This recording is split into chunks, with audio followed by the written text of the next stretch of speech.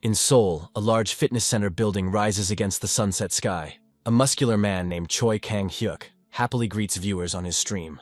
On the table in front of the camera sits a delicious fried chicken and a can of cold beer for the popular mukbang. The streamer happily bites into a crispy chicken leg and prepares to wash it down with a drink. He continues to greedily consume food in front of the monitor in his small room. A close-up of his tense arm with its bulging veins reveals a man obsessed with sports. The man drinks beer with pleasure, recalling the events that led him to such an obsession with training. He had suffered terrible injuries in the past that made it difficult for him to even walk normally. These serious injuries were received while serving in a special forces unit. To recover, he had to undergo rigorous physical therapy and painful manual therapy sessions. After that, he tried many types of activities and began to diligently study the rules of proper nutrition. Now this fitness enthusiast sits in front of the camera and guiltily eats junk food. With tears in his eyes, he blames everything on the sudden onset of the global pandemic. Strict quarantine restrictions and the loss of clients weighed heavily on the gym owner. He had to become a streamer to pay for the upkeep of 5 halls, but the profits were still catastrophically insufficient. The man puts on a cheerful smile, asks viewers to subscribe to the channel, and says goodbye until tomorrow. As soon as the broadcast ends, his face is distorted by intense stress and deep fatigue. Looking at the empty food box, he regrets the calories he ate and the inability to exercise after drinking alcohol. With a heavy sigh, Kang-hyuk decides to take a little rest, recalling his recent conversation with his doctor. At the appointment, the doctor told him with a serious expression that the hair loss that had begun was caused by severe nervous tension.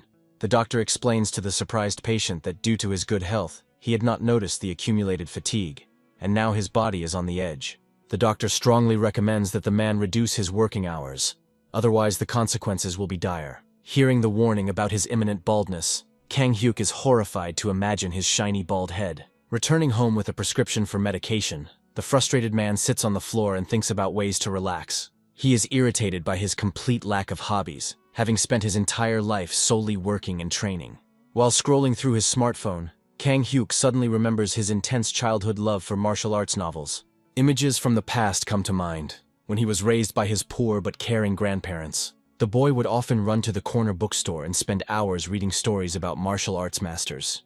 Remembering his grandfather's grumbling about this, the man notices familiar titles of old works on the screen. He warmly looks through the list of popular books by a famous author and rejoices at the masterpieces he finds. His attention is drawn to a completely new story about a Shaolin Temple acolyte, and he decides to do some reading. The plot captivates him from the very first pages, bringing a wide smile and genuine delight to his face. Reading turns out to be so captivating that Kang-hyuk doesn't tear himself away from the screen even while working and eating.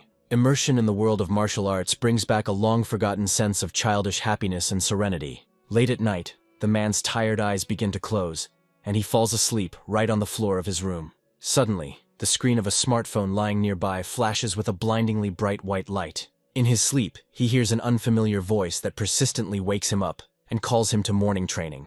A frightened Kang-hyuk suddenly jumps out of bed and sees a man in traditional clothes in front of him. The man looks around in complete bewilderment and notices the shaved head of his interlocutor. A small, chubby monk waves his arms in panic and shouts about the risk of being late for class. Kang-hyuk looks at the child in shock and does not understand where he came from and why they shaved him so much. The monk claims his seniority, but when Kang-hyuk rises to his feet, he turns out to be a huge, muscular man, 180 centimeters tall. A man with a serious face grabs his interlocutor by the shoulder and asks about possible vision problems. A tense Kang-hyuk frowns and tries to figure out how an intruder could have entered his home. Looking around the spacious, traditional-style room, he is horrified to realize that he is in a completely strange house. In complete bewilderment, he feels his clean-shaven head and notices that he has transformed into a little boy. The frightened hero panics over the loss of his hair and compares his surroundings to old TV series sets. His eyes widen in shock as he recalls the name Mu Jin from the martial arts novel he recently read. The boy looks sadly at his small palms and mourns the loss of his hard-won muscles. The roommate smiles good-naturedly and attributes the events to a realistic dream from reading for a long time. His friend urges him to hurry up to avoid being late for class, and Kang-hyuk obediently agrees to follow. The former coach considers his new acquaintance a nice guy and runs out into the yard with him. The children run through the courtyard, bathed in the morning sun, and the main character decides to simply enjoy this unusual dream. Suddenly, they are met by a frightening, muscular instructor with a fierce face who loudly scolds them for being late for their first training session. The stern man hits the ground with his stick and orders the latecomers to quickly line up with the rest of the students. Kang Hyuk looks at the formidable teacher with admiration and is amazed by the incredible realism of the events taking place. The instructor commands to begin the lesson with a horseman's pose, which an experienced trainer will immediately recognize as a regular squat. Many young novices struggle to maintain their position and sweat profusely from the intense exertion. The protagonist is horrified by the incorrect technique and understands the inevitability of imminent knee injuries in children. In his past life, he was a professional weightlifter and knew all the intricacies of lower body exercises very well. He recalls a past life where trainers often focused only on the upper body and missed the point of the workout. The inner fitness trainer starts screaming at the sight of students' unnaturally arched backs and legs spread too wide. The boy can't stand it any longer and loudly declares to his instructor the importance of the lower body for any martial arts. He adds about the need to maintain balance in the legs to successfully execute any fighting stance. Kang Hyuk simply cannot stand by and watch children perform exercises incorrectly without proper posture. Even realizing the unreality of the dream that is happening, he boldly calls the teachers ignorant people with no knowledge about training. The neighboring students look at their classmate Moo Jin in shock and ask fearfully about the reasons for his behavior. The angry teacher points his finger at him and loudly scolds him for his impudent chatter during an important lesson. 3 grown men sternly order the boy not to look for excuses for his weakness and to return to his place immediately. The student flinches from the powerful energy of their shout, but still decides to stand his ground until the very end. He gathers his courage and firmly declares his duty to point out to his elders their obvious mistake. The hero recalls his past work with inexperienced clients and decides not to give in to the threats of the stern masters. A menacing teacher, his face darkened with anger, asks the boy about his doubts about the correctness of Shaolin training.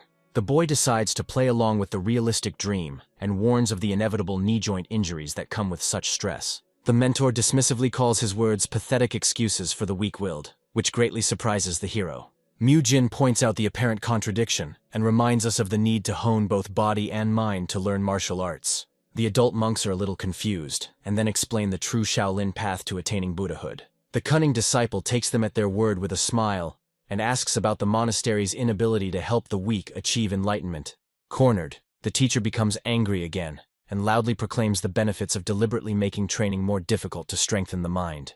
The monks add seriously about the weakness of the human spirit and the need for difficult trials to protect against evil. The boy asks about the possibility of training the spirit only at a young age, which causes confusion in the adult monk. The inner voice of the hero in the form of a muscular man points out the futility of destroying the body for the sake of future training of the spirit. The other young students begin to whisper about the strangeness of these words, and the teacher mentally calls the guy a brat. The hero points his finger at the adult monk standing behind him and questions his training and lack of enlightenment. The mentor is furious at the insolence of a small student who dared to discuss a first-class novice. The angry teacher screams loudly, and his eyes begin to glow with the rage that fills him.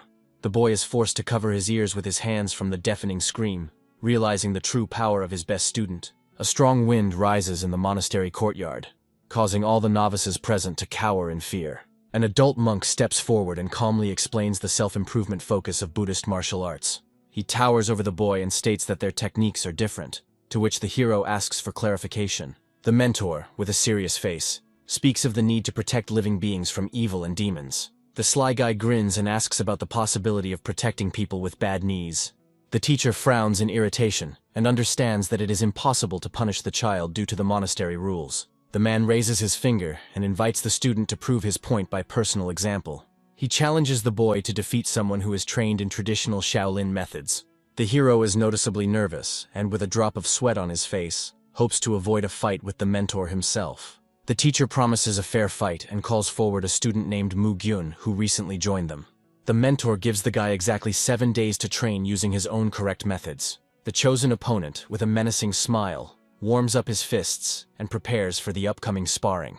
The hero looks at his enormous opponent in horror and understands the absolute unfairness of such a fight due to the difference in weight categories. Moo Jin realizes that the mentor is only pretending to be kind and actually wants to suppress his will. The young man is angry with the old monk and mentally calls him a very unpleasant person. The teacher smiles contentedly and hopes that the impudent student will finally stop arguing. The protagonist accepts the challenge and promises to show the results of his training in exactly 7 days. The mentor walks away and thinks that the boy himself chose the most difficult path for himself.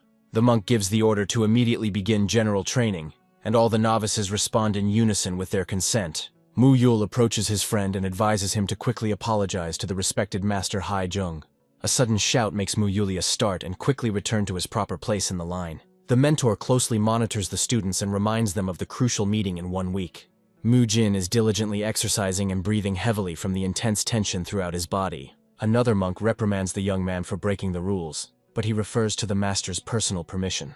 The senior mentor orders the boy to be left alone, as the previously made promise must be strictly kept. Mu Jin smirks as he tells the other students that their poor methods will soon ruin their knees completely. The boy continues to provoke those around him and talks about responsibility for the health of such young people. The teacher tries his best to ignore the caustic remarks, and continues to loudly recite the sacred prayers. After 2 hours of morning classes, Mu Jin is very hungry and dreams of a hearty, healthy lunch. The young man freezes in complete bewilderment at the sight of his portion of food and cannot believe his eyes. In front of him is a typical Buddhist menu, which consists exclusively of simple vegetarian foods. All the other novices calmly begin their meal, while the protagonist is in shock from the lack of protein. Mu Jin looks at the meager side dish with disgust and realizes the gravity of his current situation. The young man is very surprised that in his strange dream he can clearly smell things. He recognizes the pleasant aroma of food, even though the plate contains only vegetables. Mu Jin is angry that he is forced to eat only grass against his wishes. A boy shouts loudly about child abuse and is reprimanded for talking. He angrily tells those around him that after a hard morning workout he can't eat only vegetables. The other novices jump up from their seats and demand that such strong disrespect be stopped. One of the monks is about to teach the impudent fellow a lesson, while the hero himself is perplexed by their sudden rage. Mu Jin grits his teeth in anger and insists on the need for protein to exercise effectively. The young man is worried that without proper nutrition, all his morning exercises will be useless. Director Hyun Moon, who is responsible for all food at the Shaolin Temple, enters the dining room. The man smiles good-naturedly and notes that the young man looks very hungry. The teacher offers to take more, but Mu Jin refuses and says that there is enough food. Hyun Moon decides to be generous and offers the guy to choose some other side dish. The protagonist suddenly asks the chef if he has protein supplements or regular chicken breast. Everyone present in the hall is completely horrified and perplexed by such strange words. A tablemate asks Mu Jin with concern about the state of his mental health. The guy continues to insist on the importance of protein in achieving his specific goals.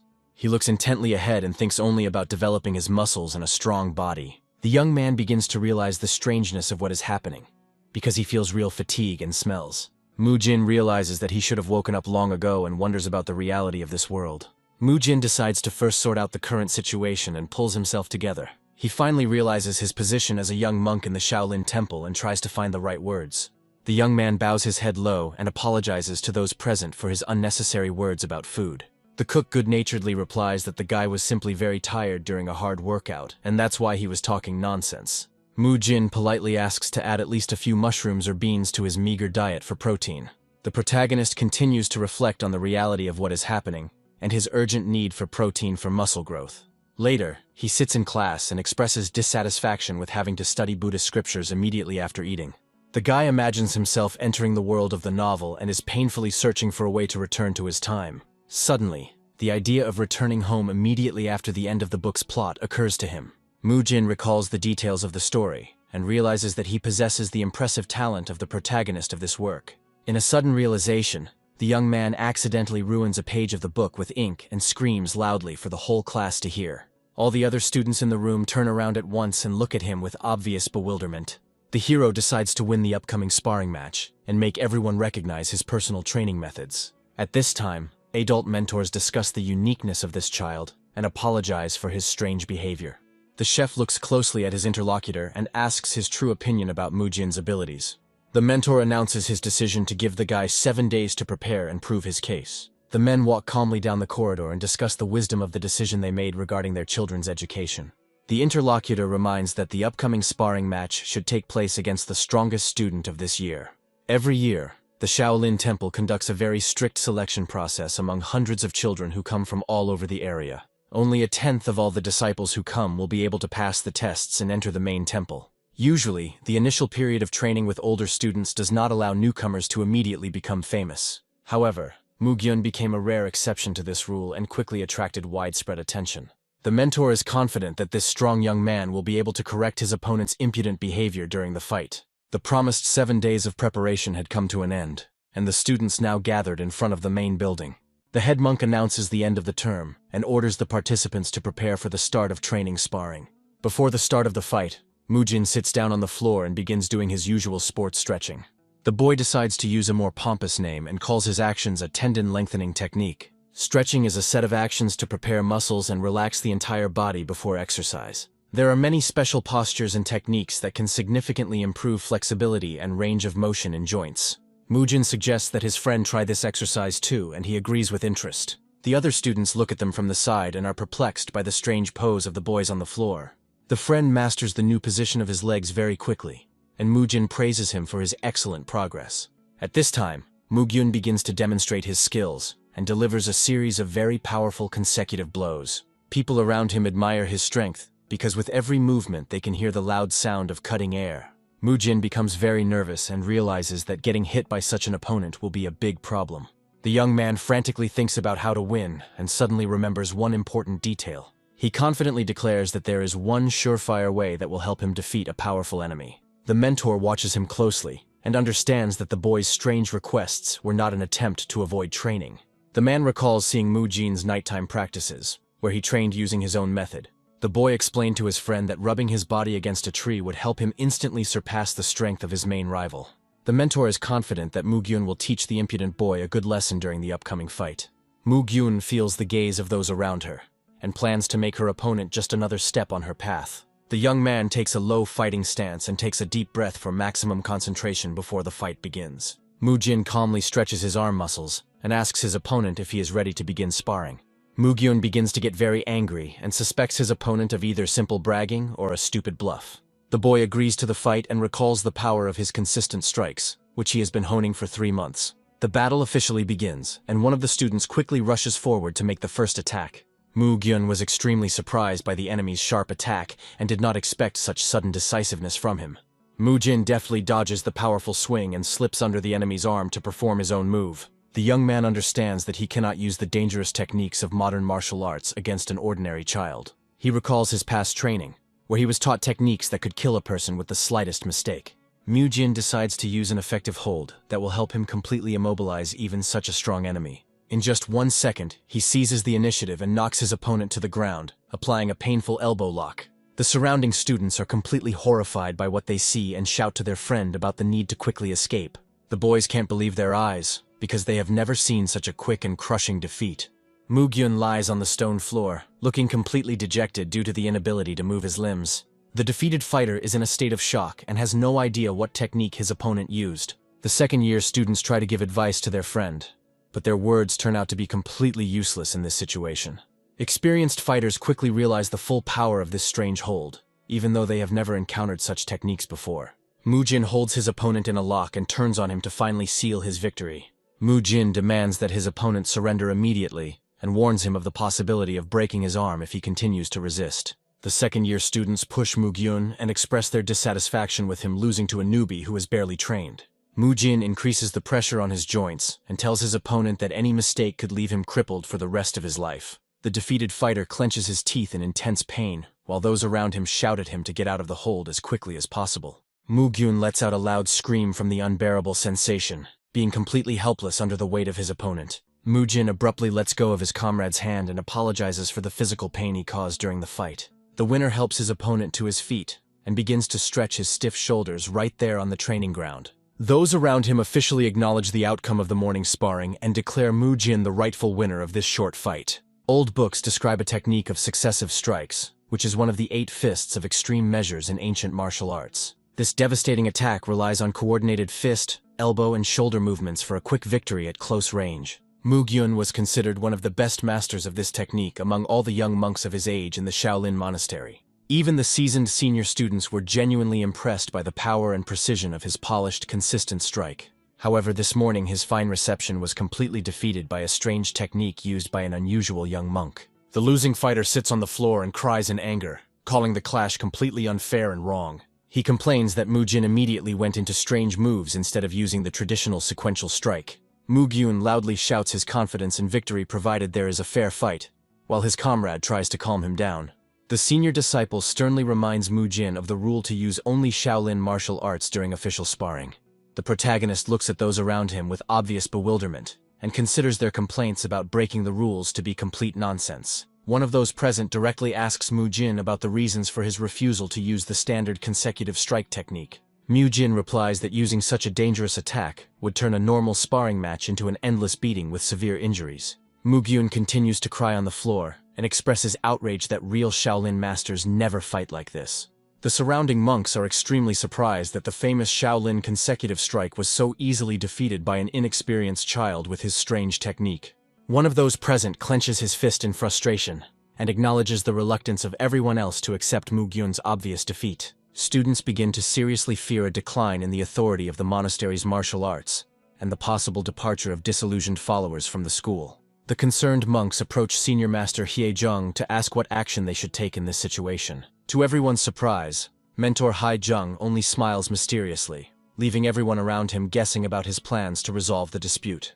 The senior monk calmly calls Mu Jin over, and the young man politely responds to his teacher's appeal. Haejung asks Mu Jin about his motives, and receives confirmation that the unusual technique was used to preserve the enemy's health. The mentor approves of his student's actions and declares that Mu Jin remained true to the true path of Shaolin and deservedly won this sparring match. The other monks are shocked by Mu Jin's quick admission of rightness and do not understand the reasons for their strict leader's sudden leniency. Haejung explains that Mu Jin's technique was more effective than a traditional strike only because of his current opponent's weakness in combat. The teacher reminds us of the highest goal of martial arts as victory over evil and promises to personally demonstrate the true essence of Shaolin techniques. The mentor speaks of true power to defeat any demon and gives the order to immediately bring a huge boulder to the training ground. Two strong monks with great difficulty roll a massive dark stone into the middle of the courtyard, under the watchful eyes of everyone present. Mu Jin and the other students watch the action with excitement, anticipating the rare opportunity to see the legendary move performed live. Haejung approaches the stone and urges everyone to watch closely to see the full power of the consecutive strike they are learning. The elder monk lunges forward and delivers a crushing blow with his fist right into the center of a huge stone boulder. Under the powerful impact, the stone instantly shatters into many small fragments under the influence of the master's crushing internal force. The students, amazed by what they saw, loudly discuss the incredible strength of their mentor and hope to achieve the same mastery through persistent training. Mu Jin looks at the result of the strike with shining eyes and realizes that this is what real martial arts should look like. Mu Jin imagines the true power of martial arts, which is capable of cutting a path through a huge mountain. He dreams of the power of a single swing of his sword to defeat hundreds of enemies, and of a blow that instantly explodes an opponent. One of the monks turns to Haejung and reminds him of the rule of suppressing the enemy without causing him harm. Haejung looks confused, and the young disciple points to a place where only small crumbs remain of the huge stone. The next morning, a strange silence falls over the training grounds and the majestic buildings of the Shaolin Temple. The Arhat Hall leader named Hyun Seong asks doubtfully about a child named Mu Jin, defeating Mu Gyung with just one move. Haejung confirms her teacher's words and calls Mu Jin an extremely unusual boy during their tea party. The mentor notes the student's impudence and recalls that the defeated Mu Gyung studied this technique much more diligently than the others. Hyun Sung suggests that his interlocutor is afraid of the boy's ability to spot fatal flaws in technology at first glance. The masters discuss the frightening possibility that the child may be a spy for a demonic cult or other hostile faction. The thought of a possible spy among the students causes great anxiety and cold sweat among the monks present. Hyun Sung doubts this theory, as a real spy would not attract so much unnecessary attention to himself. The head of the hall decides to keep Mu Jin under constant surveillance so that over time, all of his hidden motives will become clear. The interlocutor suddenly suggests that the boy may come from a famous family of martial arts masters. The monks recall Mu Jin's strange training and assume that he is simply using the methods inherited from his parents. Hyun Sung thinks the child wants to prove the superiority of his family's techniques over the ancient traditions of the great Shaolin. Master is wary of Mu Jin's growing confidence after his recent victory and is considering his next steps. Hyun Sung takes a sip of tea and offers to entrust the further training and supervision of the talented boy to Bo Gang. Haejung is very surprised by this decision and asks about the disciplinary hall, which strictly controls all the laws of the monastery. The mentor calms him down and informs him that Bo Gan himself has volunteered to help sort out this situation in the Arhat Hall. The students finish their training and are getting ready to go to rest so they can get a good night's sleep before the next day. One of the monks suddenly stops and, in fear, suggests to his comrades to go around by another route. Three friends peer warily around the corner of the building, trying to figure out what exactly scared their friend so much. In the middle of the empty courtyard they see Bo Gan, whom many in the monastery call a crazy dog and a fanatic of the rules. The monks are surprised by the night training and discuss why their fellow student is practicing the horseman's pose at such a late hour. Bogong is breathing heavily and sweating profusely, but he has no intention of stopping his grueling workout due to fatigue. Witnesses to this scene recall the master's nickname and jokingly suggest calling him the Dog of Rules for such incredible stubbornness. One of the students laughs and says that the disciplinary hall is the most appropriate place for such a stern man. Those present begin to vigorously discuss rumors about Bogang's transfer and express strong concerns about living with him. Bogang was always considered a very influential monk and strictly demanded discipline from even the most senior Shaolin disciples. Other novices acknowledge his fanatical devotion to the monastery's laws and note that such zeal is worthy of sincere respect. The defender of the laws always tried harder than others, and considered it wrong to impose rules on others that he himself did not observe. He devoted a huge amount of time to basic training and constantly subjected his knees to incredibly heavy physical strain. The master's legs are in such poor condition that without using his internal energy, it becomes difficult for him to even walk. The man ignores physical suffering and considers any pain to be only a necessary part of strengthening his spirit and mind. Bogong finishes the 30-minute exercise and says out loud the name of Mu Jin, whom he had been thinking about recently. The monk, with a predatory smile, introduces his new protege from the Arhat Hall as a very problematic and promising student. He vows to do everything in his power to bring this talented boy back to the true path of a Shaolin disciple. The appearance of the formidable Bogong in front of a group of students causes them to be truly shocked and makes them scream loudly in surprise. A former member of the disciplinary hall joyfully welcomes his new comrades and announces his readiness to begin working together. Mu Jin carefully examines the muscular body of the new mentor and compares his appearance to that of a professional soldier.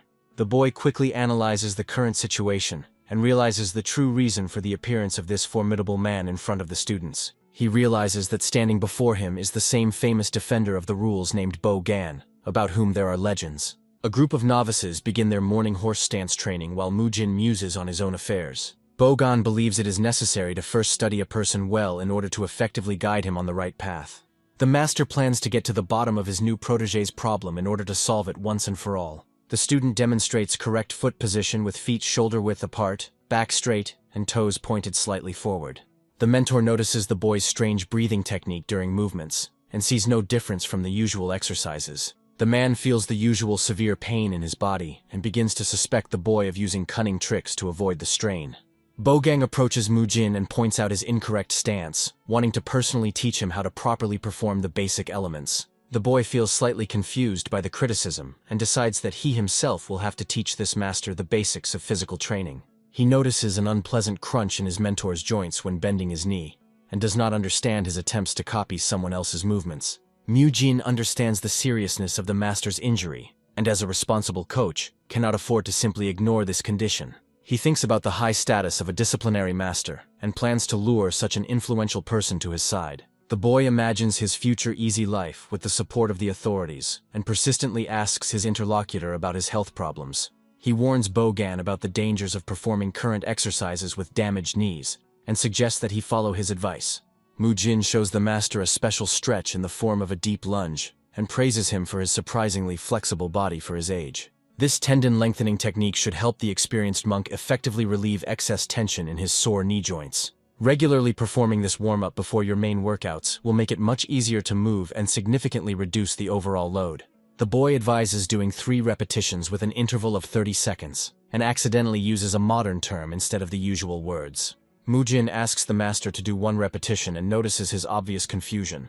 The boy begins to massage his mentor's leg, and sees that he is experiencing severe pain even from a light massage. At first, Bogong felt a lot of pain from just touching him, but soon he felt unexpected relief in his joints. Mu Jin talks about having to start the exercise over again due to a forced break during the 2nd repetition. He persistently pushes the master and insists that training cannot wait for a single extra minute. The other monks watch from afar with great surprise at the strange interaction between the child and the stern disciplinarian. Bogong is known to everyone as a true fanatic of the rules, and has the formidable nickname of Crazy Dog. This man had been relentlessly watching every student since his arrival at the temple, frightening everyone with his obsession. Those around him are amazed that such a strict monk is now training in a friendly manner with an unusual newcomer. Mu Jin suggests taking a little rest and plans to perform the current exercise 15 more times. He asks his instructor how the new stance feels, and reminds him of the poor condition of his knee joints. The boy demonstrates the technique of a mini squat with a slight bend in the legs to significantly reduce the load on the injured areas. He begins to explain the procedure in detail and asks you to first slowly assume a semi-sitting position. The second important rule is to transfer all the weight onto the hips and buttocks without putting unnecessary pressure on the knees themselves. When slowly rising to the starting position, all the main load should be maintained in the same muscle groups.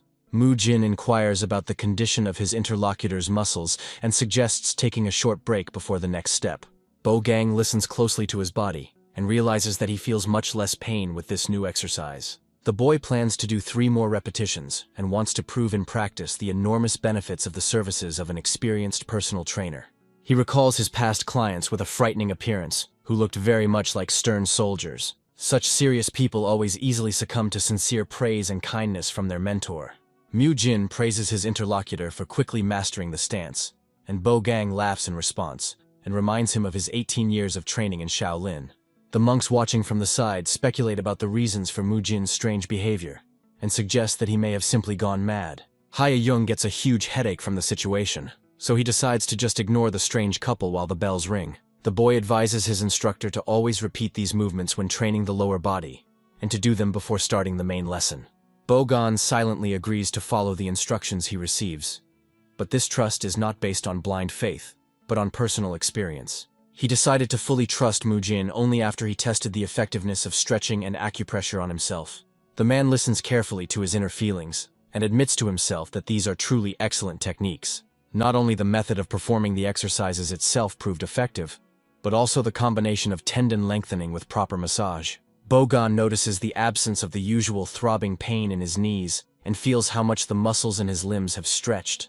The mentor asks the boy with a smile whether these unusual and effective techniques are a legacy from his family. He notes the high effectiveness of the exercises and concludes that Mu-jin's family is certainly very unusual. According to Bo-gan, these methods have been perfected over many generations, and the boy is delighted by the convenient misunderstanding that has arisen. Mu-jin recalls his suspicious behavior in the past and realizes that the answer to fix his reputation has already been revealed. The boy confirms the version about training at home, after which they both laugh happily and rejoice at the wonderful results of the training. Bo-gang clarifies that his praise only applies to knee assistants and advises not to forget the greatness of the temple's ancient arts. Mu-jin promises to remember these important words, and at this time a comrade approaches and asks about the completion of his business. The boy confirms the end of the conversation and politely asks permission to leave, receiving words of sincere gratitude in response. Bo-gan invites the hungry disciple to go ahead, but he replies that he was specifically waiting for the mentor to share a meal. Bo-gang apologizes to monk Hae-jung for his unsightly appearance, and the latter realizes that his interlocutor has guessed something. The man laughs loudly and declares that Mu-jin comes from a family of doctors, not martial artists. Bo-gang admits that his knees are in terrible condition after heavy training, and his interlocutor is surprised by his long silence.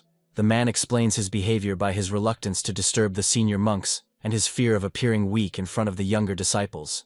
Even his longtime training comrades didn't notice anything, but Mu-jin was able to instantly grasp the essence of the problem that had arisen. The boy showed his mentor new movements, thanks to which the strain on his sore knees was significantly reduced. Hae-jung clutches his head and worries that this talented child could destroy the entire established Shaolin training system. The interlocutor asks the monk not to worry and promises to make every effort to return the student to the right path. He is confident in the authority of his elders and suggests carefully introducing the boy to the temple's traditional training methods. Hae-jung agrees with this plan and advises not to rush things in order to do everything as carefully as possible. The mentor expresses his hope for Bo-gan's help, after which it is time to begin another midday training session. Mu-jin appears very exhausted due to constant malnutrition and has difficulty enduring Buddhism lessons after breakfast. The teacher announces the completion of the consecutive strike practice and orders all students to move on to the next stage of training. He explains the importance of harmony between internal and external energy, announcing the beginning of classes on managing internal forces. 2 senior monks step forward in front of the line of students to demonstrate the correct execution of the exercise. The teacher orders everyone to take the lotus position they learned earlier, but Mu-jin is confused and tries to remember the name. The boy carefully watches the movements of his older friend and suddenly realizes what position he needs to take. Mu-jin quickly remembers the correct pose, and the teacher orders everyone to close their eyes and concentrate completely on their breathing. Students begin to inhale air slowly and deeply through their nose, allowing it to pass smoothly down the throat. The teacher tells you to continue breathing exercises until the airflow reaches the very core of your internal energy. Mu-jin is absolutely thrilled that the long-awaited day of learning real martial arts has finally arrived. The boy happily takes his position and looks forward to learning something amazing after long and tiring physical exertion. Mu-jin wasn't the only one who was looking forward to starting the first level of martial arts training after hard training.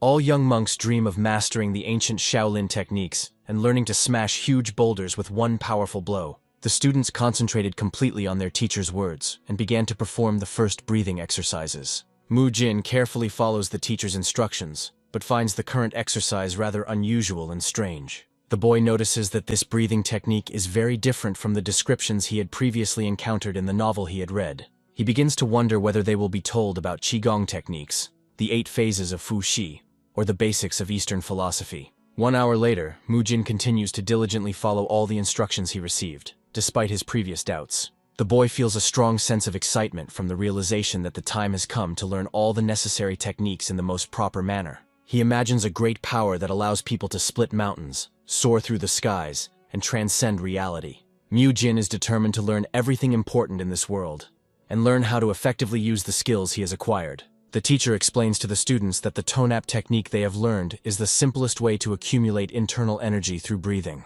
The teacher emphasizes that in order to develop the ability to feel energy, monks are required to practice this exercise every single day. Mu-jin is upset that they won't start learning advanced techniques immediately, and will start from the very basics. The teacher says that in order to master internal energy, each student must first learn to properly feel his QE. The teacher gives students special books that detail the path of internal energy in the human body.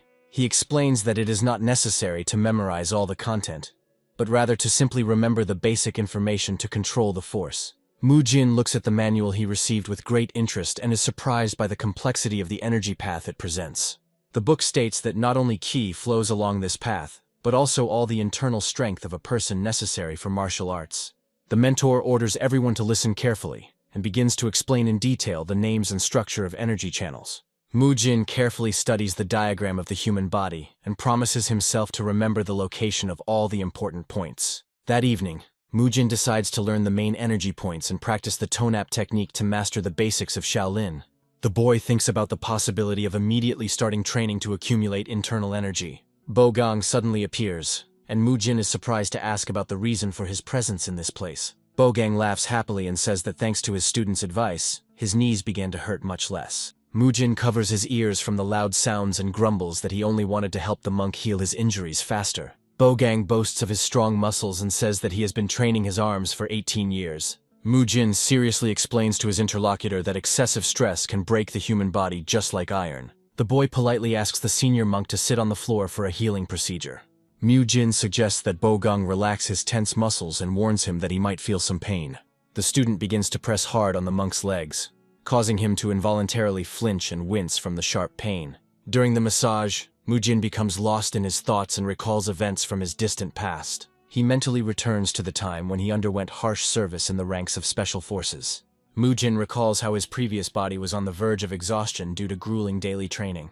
While on another mission, he suffered a serious injury that put an end to his many years of service. Due to the injury he sustained, he was forcibly discharged from the army and sent on a stretcher to a military hospital. Mu-jin recalls a period of deep despair when he sat in the rain with a cast on his arm and an injured leg. Looking at Bo-gang, the boy realizes that this stubborn monk reminds him very much of himself in the past. Mu-jin continues the massage and instructs the monk to take care of his health so as not to suffer the consequences later. Bo-gang places his hand on the student's head and says that in Shaolin, no one is abandoned because of poor physical condition. The monk smiles broadly and assures the boy that the temple will never abandon its disciple, no matter the circumstances. Bo-gang apologizes for wasting his time and asks the boy about his plans for the evening. The monk is surprised by the student's ignorance and says that someone from such a family should be able to sense energy. Mu-jin makes excuses about family circumstances and reminds himself to be careful with his words. The mentor suggests that the boy not put off his practice and begin training right there under his supervision. Bo-gang promises to perform techniques to detect nearby energy, making it much easier for the student to sense it. The boy sits down on the floor and hopes that the presence of an experienced master will help him understand the nature of his own inner strength. Mu-jin announces his readiness, after which the monk urges him to fully concentrate on the upcoming process. Bo-gang assumes a meditative posture and asks the student to carefully observe his every movement for successful learning. During a monk's meditation, the surrounding space begins to noticeably change, and the air around him seems to fill with power. Mu Jin watches his mentor closely and sets himself the goal of understanding the difference between their energy types. The student suddenly begins to see an unusual glow and realizes that this has never happened during solo training. The boy watches the powerful currents with delight and wonders if this is the legendary Kai energy. He remembers the rule that when exhaling through the mouth, one must concentrate and throw out all the evil energy from the body. When you take a deep breath, you need to draw in the pure energy of nature and direct it to the very center of your body. Mu Jin tries to follow these principles in order to finally understand the difference between his strength and Bo Gang's strength. At first, the boy doesn't succeed, and he tries to correctly combine breathing, posture, and visualization of the flows. Suddenly, he feels a real flow of energy inside himself, and his eyes widen with unexpected success. Mu Jin sees a tiny clot of light the size of a grain of rice, and considers the appearance of this small spark to be a true miracle. Bo Gang looks at his student in amazement and understands that this child will become a great support for the entire Shaolin Temple. The boy continues to breathe steadily, and gradually gets used to the new sensation of the presence of internal energy in his body. Mu Jin opens his eyes and is surprised to notice that the air around him has suddenly become much colder. Bogan stands in front of the boy and says that he has finally come to his senses after very deep meditation. The student apologizes for losing track of time, and the mentor advises him to quickly return to the dorm before lights out. The boy thanks the teacher for his support, while the teacher is amazed at the incredibly high level of his new energy. Bogang mentions the possibility of learning the Buddha's heart technique, but Mu Jin asks about learning the energy paths. The mentor is surprised by the question and reminds the boy of its origin, forcing him to quickly turn it into a joke. The teacher laughs loudly at the child's words and tells him to go inside immediately because it is late. Mu Jin leaves and angrily wonders why Bogang keeps mentioning his noble family. Early the next morning, the students gather in the square for another important training session. The boy yawns loudly and is happy that he managed to remember all the necessary paths with great difficulty. The teacher asks those children who have already been able to feel the Kai and learn all the routes to come forward. Mu Jin sees many students graduating and begins to doubt his own exceptional genius. The teacher shows a book describing the Buddha's heart technique, which is the basis of all Shaolin principles. He opens the tutorial and promises to cover the introductory part in a short period of time. The rest of the guys watch in amazement at the quick return of the group, who managed to grasp the basics in just one day. A friend asks Mu Jin about the secret to such rapid success, to which he replies with the simplicity of the initial stage. The boy begins to explain to his friend the rules of energy circulation and warns him about the dangers of an incorrect approach. Looking at his friend's confused face, Mu Jin realized that he hadn't understood anything from his words. He encourages his friend and advises him to start by simply focusing on the correct rhythm of his breathing.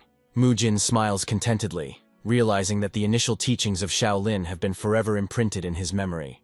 Mu Jin feels his internal energy accumulating much faster than before. He truly enjoys learning martial techniques and feels like he is growing rapidly. Mu Jin's training in breath and energy control goes very smoothly under the rays of the setting sun. The boy flinches from the unexpected cry and is surprised to see Mu Yulia in front of him. Mu Yul is breathing heavily and carrying another student on her back in a very strange position. Mu Jin descends from the rock and, perplexed, asks his comrade about the origin of this body. The friend explains that the man was severely punished, and Mu Jin hopes that his friend is innocent. It turns out that Mu Gyong was punished for climbing the mountain prematurely, but the method of his transportation raises questions. Mu Yul justifies herself by citing the victim's heavy weight and her unsuccessful attempt to simply lift him up. Mu Jin asks his comrade to wait and carefully examines the exhausted boy lying on the ground. He notices traces of dirt on the victim's face, left behind by Mu Yul's rough handling. Mu Jin's careful gaze allows him to understand that the boy was actually severely beaten by someone. He points out numerous bruises and characteristic marks on his clothes, causing genuine surprise in his friend. Mu Jin looks closely at the stranger's face and realizes that his name seems very familiar to him. Mu Gyong looks extremely emaciated and sickly compared to the other healthy children in the monastery. A strange memory of this man pops into Mu Jin's head, one that is very different from his usual thoughts. He tries to remember the details and circumstances in which he might have heard the name of this thin boy. Mu Jin decides to put aside unnecessary thoughts and asks his friend about the reasons for such a harsh sentence. Looking at the specific marks on the victim's body, the boy begins to make his first assumptions. He suggests going to the person who definitely has all the information about the incident that occurred. Mu Yul is very surprised by her friend's suggestion that someone else could have climbed the mountain before the victim. He remembers his recent opponent from a training sparring session and realizes who exactly he is talking about. The boys doubt that the weak and whiny Mu Gyong could really show such cruelty and beat someone. Mu Jin shows his ingenuity and suggests that they immediately go to the first student to find out all the details of what happened. Suddenly, one of the students loses his balance and falls to the ground with a loud scream right in the middle of training. The irritated young man expresses his dissatisfaction with being distracted from important activities for the sake of empty talk. Mu Jin responds by asking him about his behavior and reminding him of his status as the master's best disciple, who must help others. The interlocutor mockingly reminds Mu Jin of his past defeat and ridicules his attempts to appear important. Mu Jin excuses himself by citing his bad mood that day, trying to ignore his opponent's caustic remarks. The angry student accuses Mu Gyong of being weak and calling for help from the teacher after his loss. During a sudden skirmish, one of the fighters makes a sharp lunge, catching his opponent off guard. Mu Jin grabs his opponent's clothes tightly and uses a deft move to knock him to the ground. He uses an effective twisting technique, forcing a strong opponent to admit defeat in a fight again. Mu Jin confidently declares that no amount of repeated attempts will help the enemy gain the upper hand over him. The losing student screams in pain and rage, trying to break free from the strong grip of his skilled opponent. Mu Jin proposes a deal and promises to reveal the secret of his success in exchange for information about Mu Kyung's condition.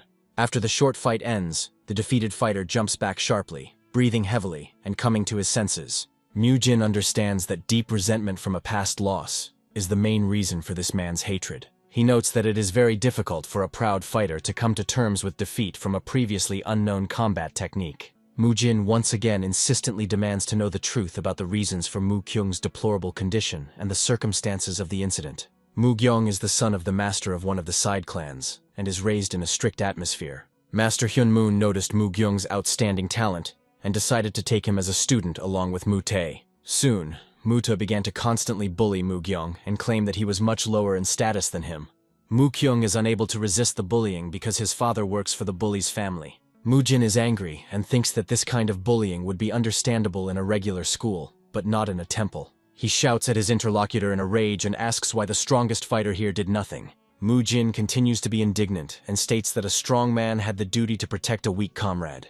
The interlocutor justifies himself by saying that there were 3 opponents and is surprised by the words about Mu Jin's incredible strength. Mu Jin becomes embarrassed and explains that the other students are simply very poorly trained compared to him.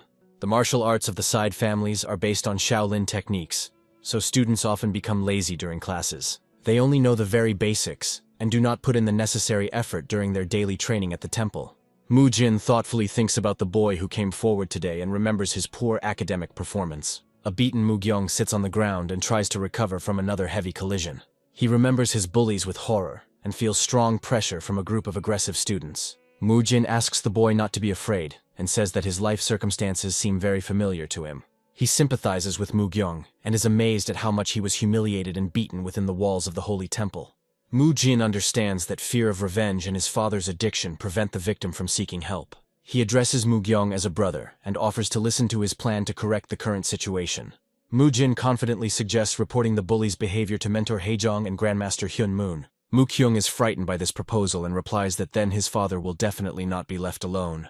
Mu Jin says that all problems will be solved if Mu Gyong becomes Janshan's disciple. A Janshan disciple is someone who continues their studies and lives right in the main hall. Disciples of side clans usually come from outside and have no right to touch those who belong to Shaolin. Everyone present immediately understands the true purpose of Mu Jin's proposal, except for one surprised child. Mu Jin explains that the lowly disciples from the side clan will not be able to threaten a full-fledged member of the sect and his father.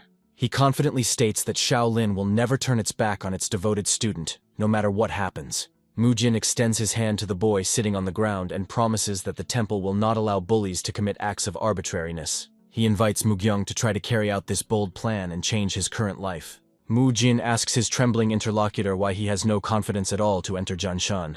He wonders if the boy really wants his father to continue working hard for a family that treats him badly. Mu Jin warns that if he surrenders, his father will have to continue to obey Mu Tae's will in everything.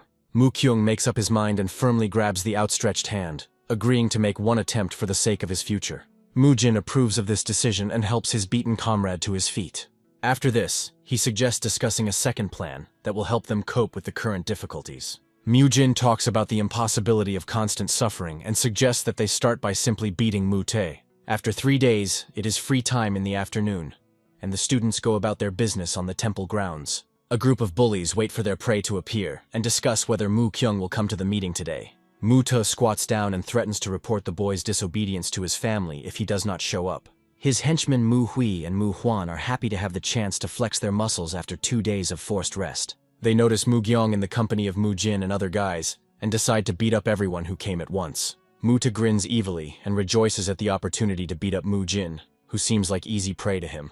His minions laugh at the folly of their enemy and remember how much his former pride irritated them. The bullies discuss Mu Kyung's past tears and promise to make him cry even harder this time. Mu Jin turns to his offenders and calmly asks if he really seemed too arrogant to them. A group of students confidently walks forward, and the surprised bullies ask if they are planning to run away shamefully. Mu Hui laughs loudly and asks Mu Jin if he really thinks he's tough after defeating that big guy. Mu Jin calls the bully closer and promises to make sure that such nasty things don't come out of his mouth again. He declares that he will fight this enemy himself, and the rest of the guys will take on the other members of the hostile group. Mu Jin points to Mu Te and says that Mu Gyong must deal with this main offender himself. He asks his comrade if he has well remembered all the lessons and techniques he has learned in recent days. Mu Gyong is extremely nervous and doubts his own strength as the enemies slowly approach them, mocking them. The hooligans surround the boy and call him a big crybaby, promising that today he will definitely not be able to escape. Mu Te looms over his victim like a dark shadow and asks him with a frightening smile if he has the courage to strike. Mu Gyong trembles with terror and cries, admitting his powerlessness in the face of his long-time and cruel tormentor. Mu Te continues the psychological pressure and threatens to kill the boy's father in case of any resistance. The image of his kind father flashes through Mu Gyong's mind, and he recalls Mu Jin's words about the only way to end the suffering. Suddenly, the guy screams and delivers a sharp blow, demanding that his loved one never be touched again. Mu Te, completely bewildered, tries to fight back and demands that his hand be released, being amazed by the unexpected resistance. He feels an incredible power in Mu Gyong's grasp, and realizes that the person standing in front of him is a completely different person. Mu Kyung's gaze becomes stern and determined, and Mu Te notices that the entire atmosphere around them has instantly changed. Mu Te is outraged by the interference in his affairs, and asks Mu Jin about his reasons for helping a weak student. Mu Jin offers to continue the conversation, but his interlocutor gets angry and accuses the guy of being excessively arrogant. He reminds Mu Te of his constant defeats and suggests that they work together to understand the true reasons for such failures. The guy acknowledges the high speed and enormous power of the consecutive strike technique, but considers these qualities insufficient for victory. Mu Jin assumes a fighting stance and challenges his opponent to test the first form of the secret technique on himself. The student successfully dodges the sharp attack and receives praise for his good reaction and attentiveness. Mu Jin announces the start of his second form attack, and his opponent finds it too easy to dodge such moves. During the second form, the boy warns that simple dodging will not be enough for protection this time. Mu Jin delivers a sudden and sharp blow from below, causing his opponent to cry out in intense and sudden pain. The defeated Mu Te falls to the ground and accuses his comrade of deception, to which he receives a logical answer about the futility of a fair fight. Mu Jin once again confirms the power and speed of his opponent's strikes, but points out their main and obvious weakness. He explains that any fighting stance reveals all the fighter's intentions in advance, even before the actual attack begins. Mu Te furiously claims that if the strike is fast enough, it will be impossible to stop even with complete anticipation. Mu Jin agrees with this statement and says that such words will only carry weight with the strongest person in the world. He adds with a smile that this rule does not apply to the average person, and he needs to look for other ways to win. The guy advises using cunning and compares combat tactics to a game where you need to confuse the enemy with false intentions. In the present, Mu Gyong tightly grips his tormentor's hand, causing him to scream in unbearable pain and shock. Mu Gyong, with a frightening smile, promises to attack with the first form of the consecutive strike technique and challenges the enemy to try to dodge. The author presents his new work entitled The Journey of the Apostles, which tells the story of a completely different legendary hero. The protagonist of this story was the greatest master of the dark arts, whose incredible swordsmanship was impossible to block or stop. Mu Jin advises using the tactic of appropriate deception in cases where the current attack speed does not allow for an effective breakthrough of the opponent's block. Mu Gyong acknowledges the complete truth of these words and wonders why he previously considered any use of cunning to be an act of cowardice. He decides to share useful information with his friend in response to the very valuable and extremely important advice he had received earlier. The guy seriously warns his interlocutor that Mu Te's numerous henchmen should never be underestimated in a real fight. The interlocutor is very surprised by these words, because up until this moment, Mu Gyung confidently claimed that he was much stronger than all his enemies. Mu Gyung explains that in the real battle, he will use his family's secret martial arts and all his accumulated skills. The heroes come to a very secluded and quiet place, which seems to them quite suitable for demonstrating true strength and skill. Mu Gyung doesn't want to get into trouble with the elders by carelessly using his unique and powerful family techniques. He asks Mu Yul to stand guard and promises to greatly surprise his comrade with the incredible power of his future blows. Mu Kyung is preparing to show his true potential so that others can finally see him in a completely different and brighter light. The young man's body suddenly begins to glow from a powerful and very rapid flow of life energy accumulated within him. With a loud and sharp cry, he makes a quick lunge forward and clearly demonstrates his incredible and frightening physical power. Mu Jin watches the series of punches carefully and compares the guy's strength and speed to the level of a very good school boxer. He notes to himself that for his young age, this fighter is definitely a real and extremely dangerous monster. Every powerful kick or punch is accompanied by a loud echo and very strong gusts of wind surrounding the fighter. Mu Gyung understands that Mu Tae's henchmen will also definitely use their special martial arts in the battle ahead of them. After completing his demonstration, the boy asks the mentor about his personal impressions of the full force he just saw. Mu Jin confirms that the young man is indeed the strongest and most gifted among all the other young monks in the monastery. However, he immediately points out the main drawback and speaks of the impossibility of free control of internal energy at this level. The young monk remains completely confident in his abilities and asks the teacher why he is hesitating and has not yet begun the attack. A young monk with a determined expression on his face rushes forward and shouts about his desire to be the first in this fight. While running, he analyzes his opponent's technique and understands the need to use a strictly defined form and style to control energy. The guy notes with a grin that the level of skill and the power of his current opponent's blows are comparable only to the skills of a newborn. He confidently declares the predictability of all enemy movements and calls the martial art he uses a technique of simple successive strikes. The enemy is greatly surprised by the young man's clever evasion and begins to realize that his opponent's previous success was not a fluke. The protagonist announces his turn to attack and begins performing a series of very fast and rhythmic movements called a Dempsey roll. He notices the enemy's attempt to protect his face and delivers a powerful and accurate punch directly to the enemy's unprotected stomach. The enraged opponent shouts a crude insult and swings both hands to deliver a crushing counterpunch from above. The young man instantly moves out of the line of attack, causing his opponent to slam face first into the hard ground with tremendous force. The victor stands over the defeated enemy and takes a deep breath, while his body continues to radiate a powerful aura of inner life energy. After a powerful blow, a loud explosion occurs, and the young man carefully watches his defeated opponent through a cloud of dust.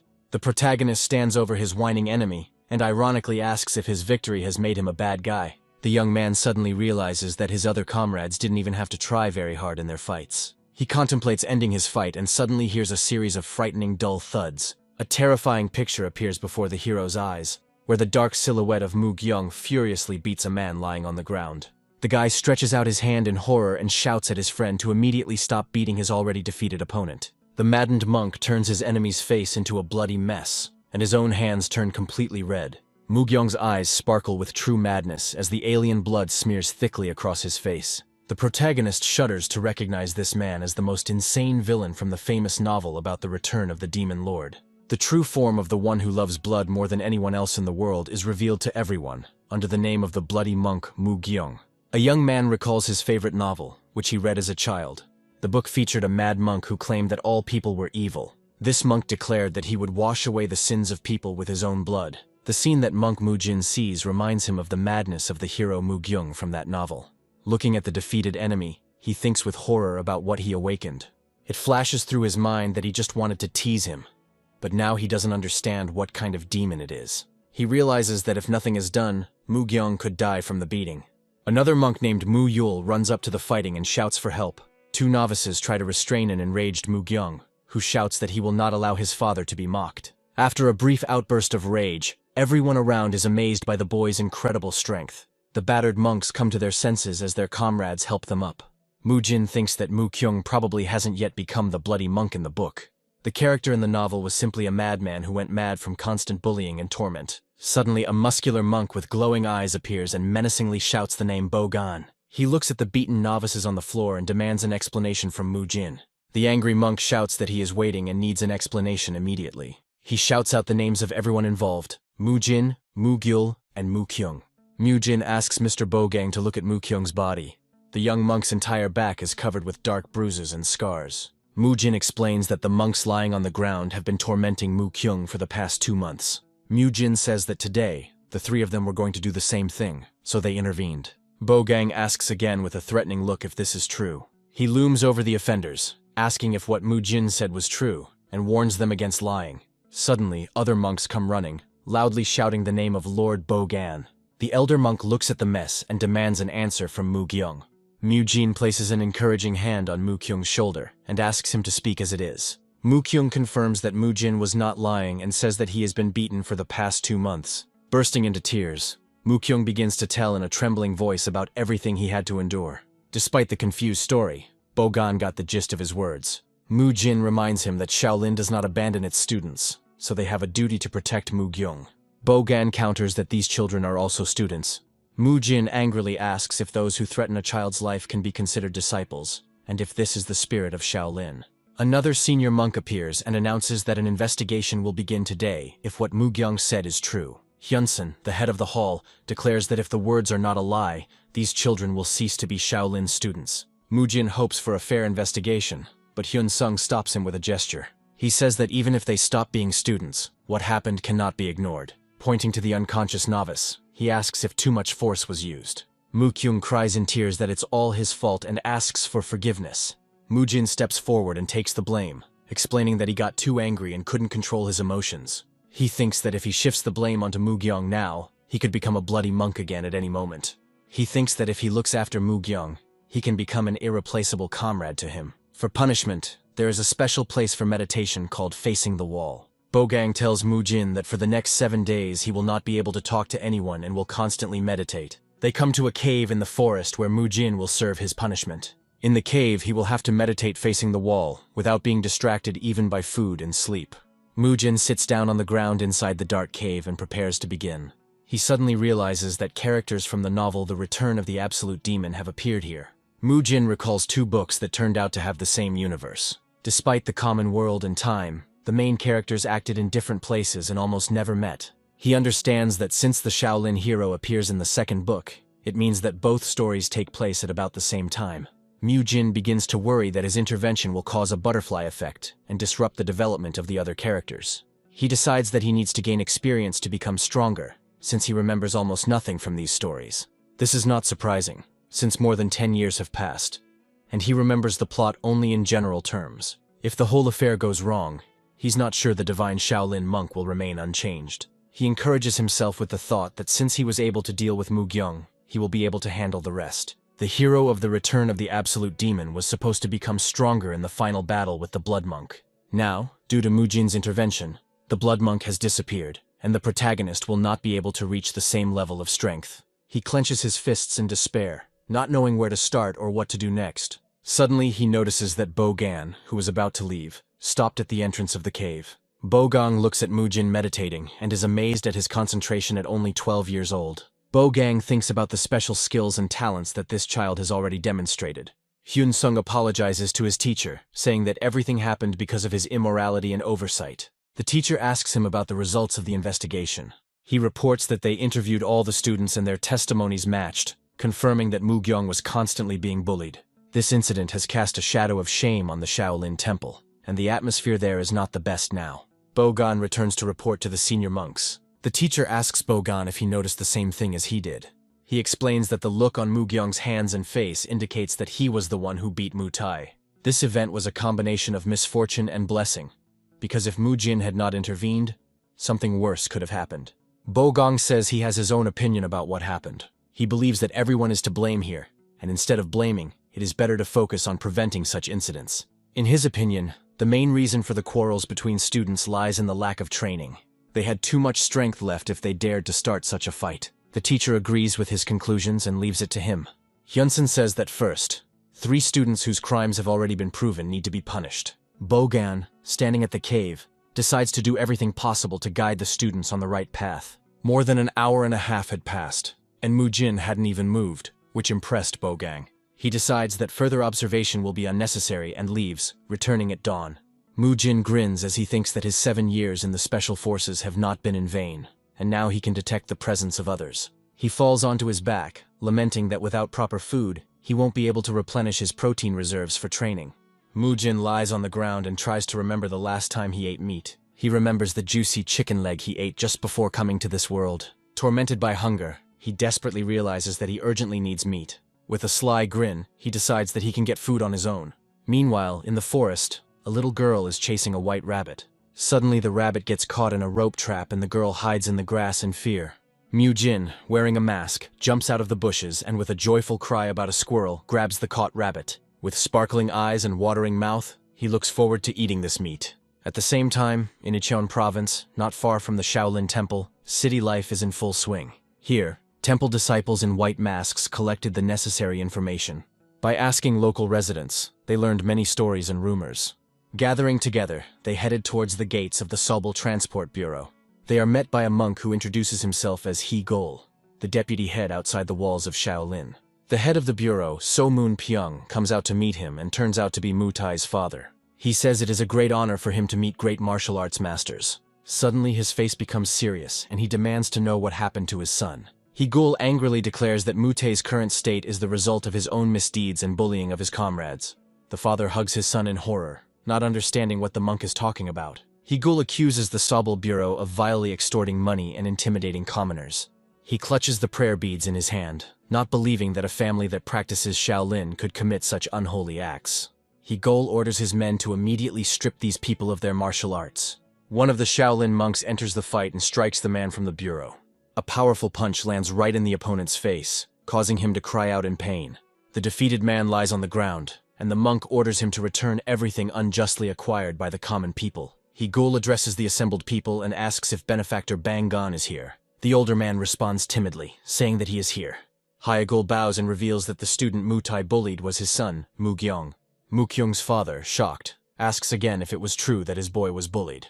Hyegol apologizes on behalf of Shaolin and promises that they will take full responsibility. In the forest, Mujin finds a useless trap made of branches and rope on the ground. He sits down and realizes that it looks like his rabbit trap from yesterday, but it is made disgustingly. He wonders who tried to copy his snares and whether other people live on this mountain. Suddenly he hears a rustling sound and notices a girl with blue hair hiding in the bushes. Frightened that she has been noticed, the girl jumps up and tries to run away. Mujin rushes after her, shouting for her to stop. The girl runs desperately through the forest and thinks that she has managed to escape. Suddenly, Mujin catches up with her and, holding out his hand, shouts that he caught her. He throws her to the ground and is surprised to realize that he has caught the girl. The frightened girl, with tears in her eyes, asks what she did wrong. Later, they sit together and the girl devours the food, causing Mujin to realize that she was making a trap because she was so hungry. The girl asks Mujin if he, as a novice monk, can eat meat. Mujin replies that he has special reasons and asks her not to worry about it. He wonders how she ended up here, since, judging by her clothes, she comes from a wealthy family. A memory flashes back to her where she tearfully begs her father not to leave her. She stands alone, thinking that she is useless, and that her very existence is a mistake. Mujin notices her sadness, and decides to change the subject since she clearly doesn't want to talk about it. He asks her with a sly smile to keep the fact that he hunts rabbits a secret. The girl asks if it is because he is not allowed to eat meat, to which he partially agrees. In return, he promises to help her return home, which greatly surprises her. He says that soon a naked monk of a certain status will appear here who will be able to help her. When she asks how he knows this, Mujin replies that he can sense his presence. Meanwhile, Bogang is indeed heading towards the cave where Mujin is. Approaching the cave, he asks for help, and suddenly a surprised girl appears from behind a tree. Bogang offers to take her home, and the girl thinks to herself that he really is naked. Pointing to the cave, he asks if she had seen a little boy there by any chance. The girl smiled shyly, understanding why Mujin asked to keep everything a secret. She replies that she was afraid to approach and did not see anyone nearby. Bogang decides that since Mujin is so good at meditating, he can afford to help this girl. He tells her to follow him down the mountain and find her house. In response to his question, she introduces herself by saying that her name is Ryu Solwa. Mujin listens and with a sly grin realizes that Bogang and the girl have left. He falls tiredly to the cave floor, lamenting that he forgot to ask the girl's name. After some thought, he decides that this is not critical, since they are unlikely to ever meet again. Meanwhile, at the temple, Bogang calls out to Mugyong, who responds in surprise. Bogang says he has something to say, and it concerns his father. He told Mukyung about everything that happened in Ichun, and that his father had been given a new job. He advised the boy to stop worrying about worldly affairs and devote himself entirely to his studies. Mu-kyung, with tears in his eyes, resolutely promises that he will do his best. He vows that he will definitely become Janshan's disciple. On the fourth day, Mu-jin recalls his Special Forces survival training, which makes hunting easy for him. The only thing he forgot was that an open fire during a hunt could expose him. He decides that after this, it would be best for him to move to another cave to cover his tracks. To minimize the amount of waste, he didn't even bother to skin the meat, but simply smeared the carcass with dirt. Although the meat wasn't super tasty, he was able to replenish his protein reserves and finally remember its taste. The beautiful dawn of the fifth day is coming. Mu-jin woke up before the morning bell and began to meditate, but not because of his own diligence. He does this because he feels like he is being watched from time to time. Bogang approaches the cave and does not expect to see Mu-jin already busy meditating. He goes inside, wondering if the boy had been like this all night. Satisfied with his concentration, he praises Mu-jin and quietly leaves him some food. He holds a bamboo container of food in his hand and thinks that forcing the child to eat only this is too much. Food is given only once a day after taking biogokdan and water. He makes up for his lack of energy by hunting, which has already become a routine for him. The solar sixth day of his punishment in the cave begins. After getting enough protein, he starts training by doing push-ups. As he continued to train his body, he realized one important thing. The breathing technique during the exercises turned out to be similar to tonap, which allows you to accumulate energy in the body. Thus, he began his own training, mixing spiritual development with fitness. He felt like his body had been cleansed, but there was still something he didn't know. He didn't know that in this world there actually existed training called Hengon. On the seventh day, the meditation comes to an end and Bogang tells Mu-jin that he has succeeded. Mu-jin hesitantly asks if he can speak yet and is answered affirmatively. Bogang reports that since dawn is approaching, they will head straight to the training ground. On the way, Mu-jin asks how Mu-gyung's case ended. Bogang explains that after the investigation, it was discovered that Bureau Chief Sobel had caused a lot of trouble. Therefore, the temple completely deprived them of all privileges, and Mu-gyung's father now works for the new owner. Bogang also adds that during this time, the intensity of Mu-kyung's morning training has increased. He says that now Mu-jin will have to participate in training twice as hard as everyone else. Mu-jin despairs when he thinks that Bogang still hasn't changed his mind. He asks for permission to train on his own, and Bogang agrees to see what happens. Mu-kyung greets his comrades with a smile when they ask him how he feels after the tough training. One of the monks admits that he almost gave up, while another boasts that for him it was just a walk in the park. The senior monk loudly announces the start of the pre-dawn training and orders everyone to take their places. Young novices are surprised to see heavy sandbags tied to their feet. Mu-jin watches them and realizes that perhaps the training was so difficult precisely because of these weights. Everyone is forced into the horseman's pose and the students are again subjected to incorrect training. The classes became not only incorrect, but also twice as difficult, causing the novices to sweat profusely. However, Mu-jin found another use for the bags and started doing his own training. He lifts sandbags, thinking that even though they have poor balance, it will be enough for his age. The other monks notice that Mu-jin is training strangely and sense the tense atmosphere on the ground. They see Bogang approaching and eagerly wait for him to scold the disobedient student. Bogang glares at Mu-jin, wondering why he is doing things his own way even though he was warned. He notices that Mu-jin is sweating more than the others and wonders if his exercises are more difficult. Suddenly, Bogang sees a faint glow around the boy and can't figure out what it is. What comes to mind is Hengon, a martial art that allows a person to display superhuman strength.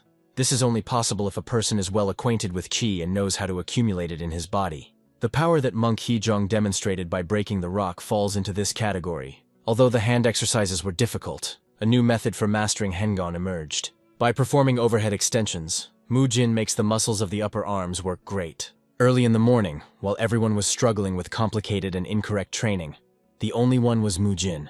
Mu-jin uses sandbags instead of dumbbells and performs lateral raises for maximum muscle work. The young man continues his training with a wide smile on his face and feels the joy of performing the exercise correctly. Several young monks look with great surprise at Mu-jin's strange posture and unusual actions. Mentor Bogang carefully watches his student's movements from behind and begins to look at him completely differently. The man is amazed by what he sees and wonders when exactly the boy began practicing the complex technique of Hengon. Mu-jin notices the interest of those around him and asks the mentors about their curiosity with a sly expression.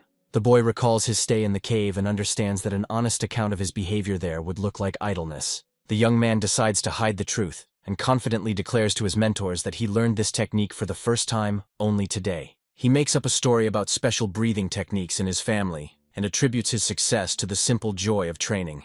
The mentor asks Mu-jin to follow him and informs him that he has one important personal request for him. Mu-jin explains to the teachers with a smile that the techniques of his family and the monastery are very similar, so he decided to take a risk and combine them. Master Bogang seriously reflects on the fact that the Hengong technique usually requires many years of practice and is almost inaccessible to new students. The man understands that after mastering the basics, people usually move on to more complex stages to save time and effort. He recognizes the incredible talent of the boy, who was able to master a complex mental technique in just a few days after starting training. Quickly learning these basics will allow Mu-jin to accumulate internal chi energy much more effectively and significantly increase the power of his future techniques. Bogang is confident that success at such a young age will guarantee the young man incredible heights in the study of martial arts at the highest level. The master clears his throat and turns to Mu-jin, with the intention of asking him one very important and clarifying question. The surprised monks ask the boy if he is really able to freely apply the Hengong technique during his regular classes. Mu-jin innocently confirms his abilities and clarifies that he only achieves this during family exercises. The young man politely asks permission to return to his training, and the instructors allow him to continue his studies in the training yard. Mu-jin approaches the training students and asks with surprise if they are really still practicing the tendon lengthening technique. The young man asks if it was Mu-yul who taught the others this technique, and his smiling friend confirms that he was simply sharing some interesting knowledge.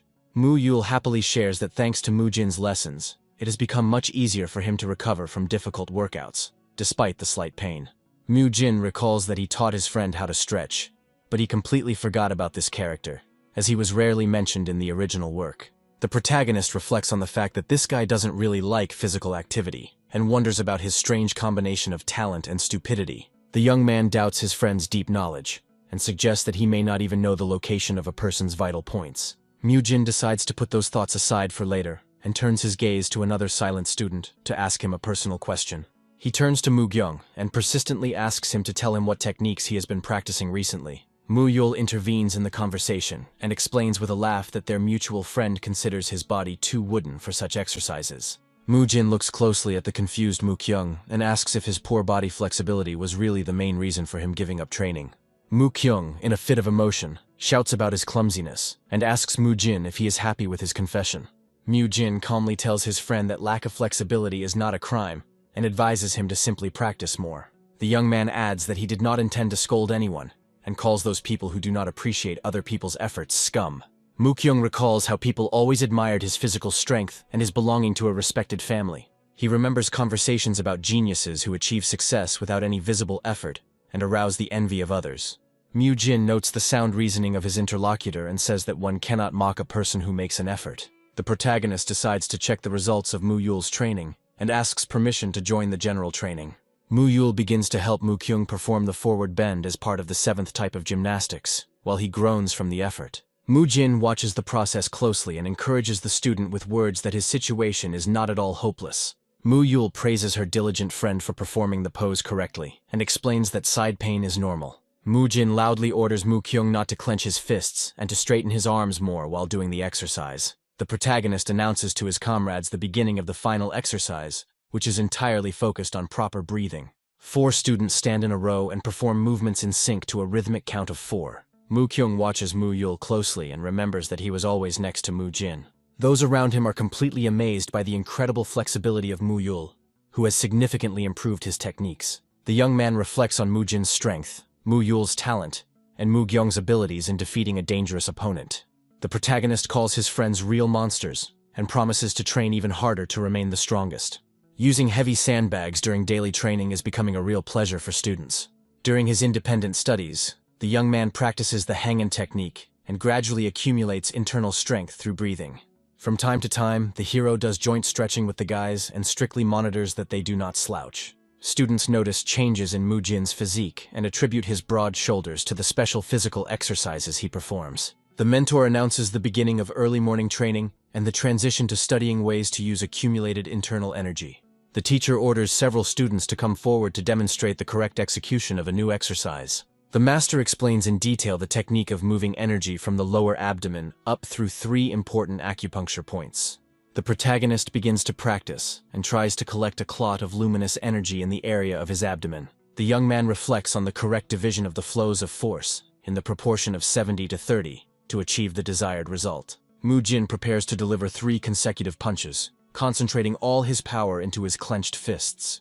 The young man makes a sharp move forward and launches a series of devastating attacks using internal energy. The hero is amazed at the effectiveness of the new technique, and realizes the possibility of strengthening the entire body through the impact on specific points.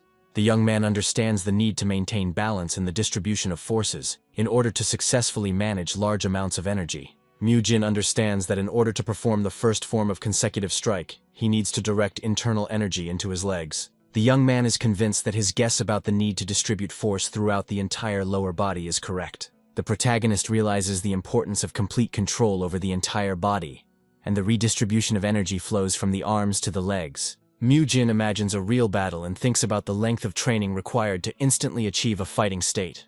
One of the students tries to replicate the movements and, in confusion, adopts a strange pose during practice. Mu-jin approaches his comrade and learns that he has completely forgotten the correct sequence for distributing internal energy. The protagonist sighs and asks his friend to tell him at least that part of the information that he managed to remember.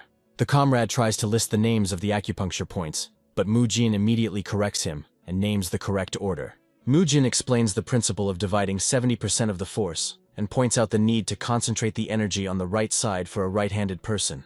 The young man notices Mu-yul's difficulty in understanding the theory and decides to explain the complex technique in simpler terms. Mu-jin touches Mu-yul's stomach and asks him to forget the names of the points to concentrate the energy in one place. Mu-yul successfully carries out the instructions and is pleased with the simplicity of her comrade's explanations. Mu-jin advises his friend to ask him again if difficulties arise due to the student's poor memory. Mu-yul immediately starts to get confused in her movements and comically asks again about the direction of the flow of power. Against the backdrop of the evening sky, it is said that Mu-jin is gradually mastering the technique of using a consecutive strike. The mentors taught the novices new techniques daily and completed the basic training course in just 10 days. After the end of the general classes, each student continued training in his own temple at his own pace. After 70 days of hard work, Mu-jin and his friends had brought their bodies to a state of utter exhaustion. A group of young people have fully mastered all forms of consecutive strikes and have significantly strengthened their endurance. One of the comrades notices the passage of 20 seconds and announces that it is time for the next step. Mu-jin asks again about squats during intense exercise with a smile on his face. The mentor observes the morning training of the novices and notes their diligence in completing the tasks. The man suddenly hears very loud breathing from one of the students and begins to look for the source of the noise. He sees Mu-jin with a huge number of bags in his hands and is amazed at his incredible endurance. The mentor notices the boy's strong muscles and sees that his body is better developed than that of more experienced students. The teacher understands the seriousness of Mu-jin's training and is surprised at how he has achieved such high results in just 2 months. The young man's words about how conventional teaching methods can lead to pain throughout the body come to mind. Mu-jin offered to conduct his exercises before the main part of the classes and asked permission to train on his own. The teacher sits alone and seriously considers the correctness of the traditional training methods in Shaolin. The man stands up to greet Mr. Hyun-sung, who notices his interlocutor's deep thoughtfulness. Hyun-sung invites the interlocutor to share his experiences and talk about the reasons for his concerns. The young novice looks confused and admits that he did not quite understand the words of his mentor Bogan. The muscular monk informs the young man of the chief monk's desire to meet him immediately. Mu-jin is angry and wonders about the reasons for the summons, while those around him whisper about his possible misdeeds. The mentor calls the boy to hurry to the chief monk, and he obediently follows him. The head of the Nahan Hall, Hyun-seong, looks serious and ponders the sudden call to leadership. Against the backdrop of the temple buildings, thoughts of the incredible successes that Mu-jin was able to achieve are heard. Bogang feels very uneasy because he didn't notice the talented student's unique teaching method in time. The master asks his assistant to take Mu-jin to the main hall for an important conversation. The man agrees with the need for the presence of the culprit of the events himself, for the final resolution of the problem that has arisen.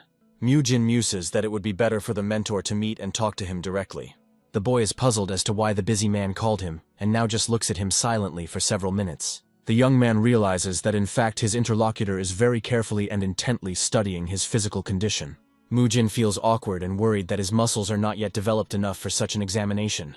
The mentor asks about the student's strange behavior, and he sheepishly replies that he was simply trying to strike a striking pose. The man laughs and remarks that they haven't seen each other since the fight incident. The boy recalls a past conflict and asks if that old story was the reason for his current challenge. The interlocutor calmly drinks tea and explains that he invited the young man to personally verify some important facts. The mentor looks closely at the student enveloped in energy and says that now he has no doubts at all. The man confirms rumors that Mu-jin's body is developing much faster than all the other students. The mentor tells Mu-jin that he didn't summon him just for praise, and asks if his rapid growth is connected to his family's special training method. The boy becomes very nervous and assumes that he will be forced to give up his personal studies for the sake of traditional Shaolin techniques. Mu-jin directly asks his interlocutor about his desire to compare the effectiveness of two different approaches, but the man denies this assumption.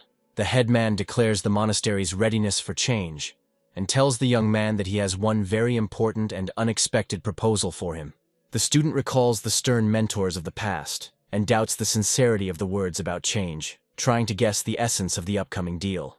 The man explains Shaolin's 1,000-year history to its ability to correct flaws and absorb the best, while Mu-jin listens with obvious incomprehension. The interlocutor takes a sip of tea and promises to consider the possibility of implementing the new method if the boy can prove its real benefits. The mentor clarifies that this refers to the young man's own current training, which causes him extreme surprise and confusion. Mu-jin is shocked by what he hears and cannot believe that the elders are seriously ready to discuss accepting his personal way of teaching. The head of the Nahan Hall, Hyun-seong, understands the gravity of the moment and prepares to make a decision that could forever change the future of the monastery. The head of the monastery decides to first try out Mu-jin's new teaching method in the Nahan Hall on younger students. If he fails, Hyun-seong will have to answer to the temple council, but he is willing to take the risk for the sake of Shaolin's future prosperity. The man hopes for the high effectiveness of the proposed method and believes that it will make their ancient monastery even stronger. Mu-jin is completely overwhelmed by the thought of having to train over 70 entry-level people. The boy fears that because of past incidents, other students will consider him crazy and refuse to obey his commands. The protagonist understands the personal benefit of strengthening the monastery, as this will help him successfully complete the plot of the novel. Despite the potential benefits, Mu-jin feels a strong reluctance to deal with the upbringing of a group of arrogant peers. Deep in the night, the junior novices sleep peacefully in their common room, unaware of the changes to come. A sudden loud command makes the boys wake up instantly and jump up in their beds in horror. Students begin to gather for class in a panic and are surprised to see that practice has started before the official bell rings. The younger novices freeze in great bewilderment and try to understand the reason for such an early awakening. The students notice Mu-jin standing in front of them in the company of his teachers and whisper that he is crazy. The head of the monastery explains to the assembled young men the need for additional warm-up exercises before the main morning training session. The boys begin to ridicule the news they heard and openly express their negative attitude towards what is happening. Mu-jin loudly orders everyone to be quiet and instantly goes into strict coach mode. The protagonist announces the start of classes using a special physical training method for his family. Hyun-seong carefully observes the young man's determined attitude and notices a real fire in his eyes. Mu-jin, with a stern expression, asks the silent crowd if they find the current situation funny. A young man with a frightening grin promises his students that after completing the training, they will lose all desire to laugh. The protagonist gestures to invite all those who doubt his skills and those who allowed themselves to ridicule to come forward. Mu-jin invites his students to spar and promises to resign as a mentor if he misses even one blow. 4 acolytes surround the protagonist and take up fighting stances, awaiting the command to begin the battle. The young man confidently orders his opponents to attack all at once and prepares to repel their simultaneous attack. Mu-jin begins to move quickly and delivers a series of powerful blows to the students attacking him. The disciples lose sight of the enemy and are greatly frightened by his sudden appearance right behind their backs. The protagonist grabs one of the attackers and declares that he is using only half of his true physical strength. The young man easily defeats another opponent named Yan Huangwon and demonstrates his complete superiority in battle. The defeated students lie on the ground, powerless, and Mu-jin stands over them with a glowing fist raised high. The protagonist turns to the others present and menacingly asks who among them wants to be next. Mu-jin declares himself a man of his word and demands that all disciples call him master during morning training.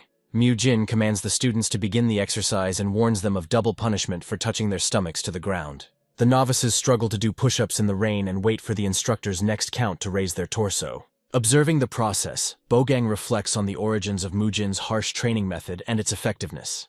The protagonist appoints Mu-gen, Mu-gyung, and Mu-yul as his assistants to supervise the 70 newcomers.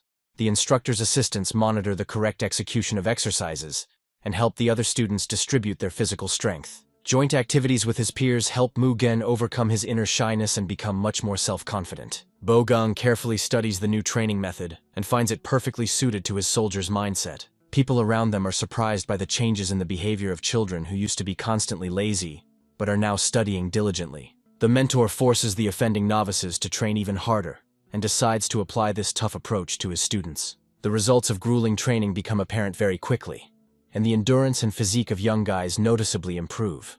The senior monks were initially skeptical of Mujin's methods, but the young man politely inquired about the progress of his special request. Experienced mentors began to trust the young man after the first results appeared, and showed him the finished equipment on the side. The protagonist is presented with a homemade power rack, a wooden bench press, and a set of heavy weight plates. Mujin is a little worried about the wooden parts of the structure, but decides to use sandbags and logs as additional weights. The constant training of 70 novices took too much energy, so the mentor had no time left for personal development. To solve this problem, the young man ordered the production of special equipment that would allow him to train effectively right on the temple grounds. The main character is completely delighted by the thought of his future exercises and imagines how much the muscles of his chest and thighs will grow. After 4 months of hard work, 13-year-old Mujin's body changes dramatically and becomes incredibly muscular. Now the young monk is able to lift a barbell with a total weight of about 90 kilograms, demonstrating an astonishing increase in physical strength for his age. After performing 12 heavy sets of regular squats, Mujin drops the heavy weight to the ground and takes a deep breath. Mujin proudly examines his muscles and notes that his total weight in the 3 main exercises now amounts to about 230 kilograms. The young man smiles contentedly and understands that, with each repetition calculated, the result can reach 300 kilograms, which brings him daily satisfaction. The protagonist continued to live a full life and train diligently with other students until the onset of autumn. Time passed unnoticed, and the first snow was soon replaced by fresh spring greenery on the mountain slopes. During this period, exactly 20 young students decided to leave the walls of the Shaolin Temple and go home. Among those leaving were children who, for various reasons, were unable to master martial arts sufficiently within 1 year.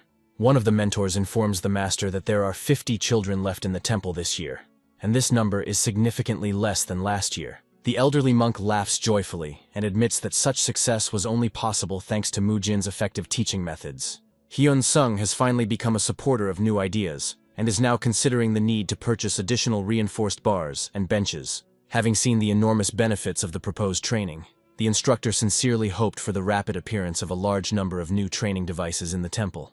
Even in the Great Shaolin Temple, there were certain financial restrictions on the purchase of new training equipment. Mentor Hyun-seong hopes for the exams to begin soon and believes that the students' successful results will help find a way out of the situation. The upcoming mountain test will be the final one for the new students and will serve as the basis for selection into the ranks of permanent followers.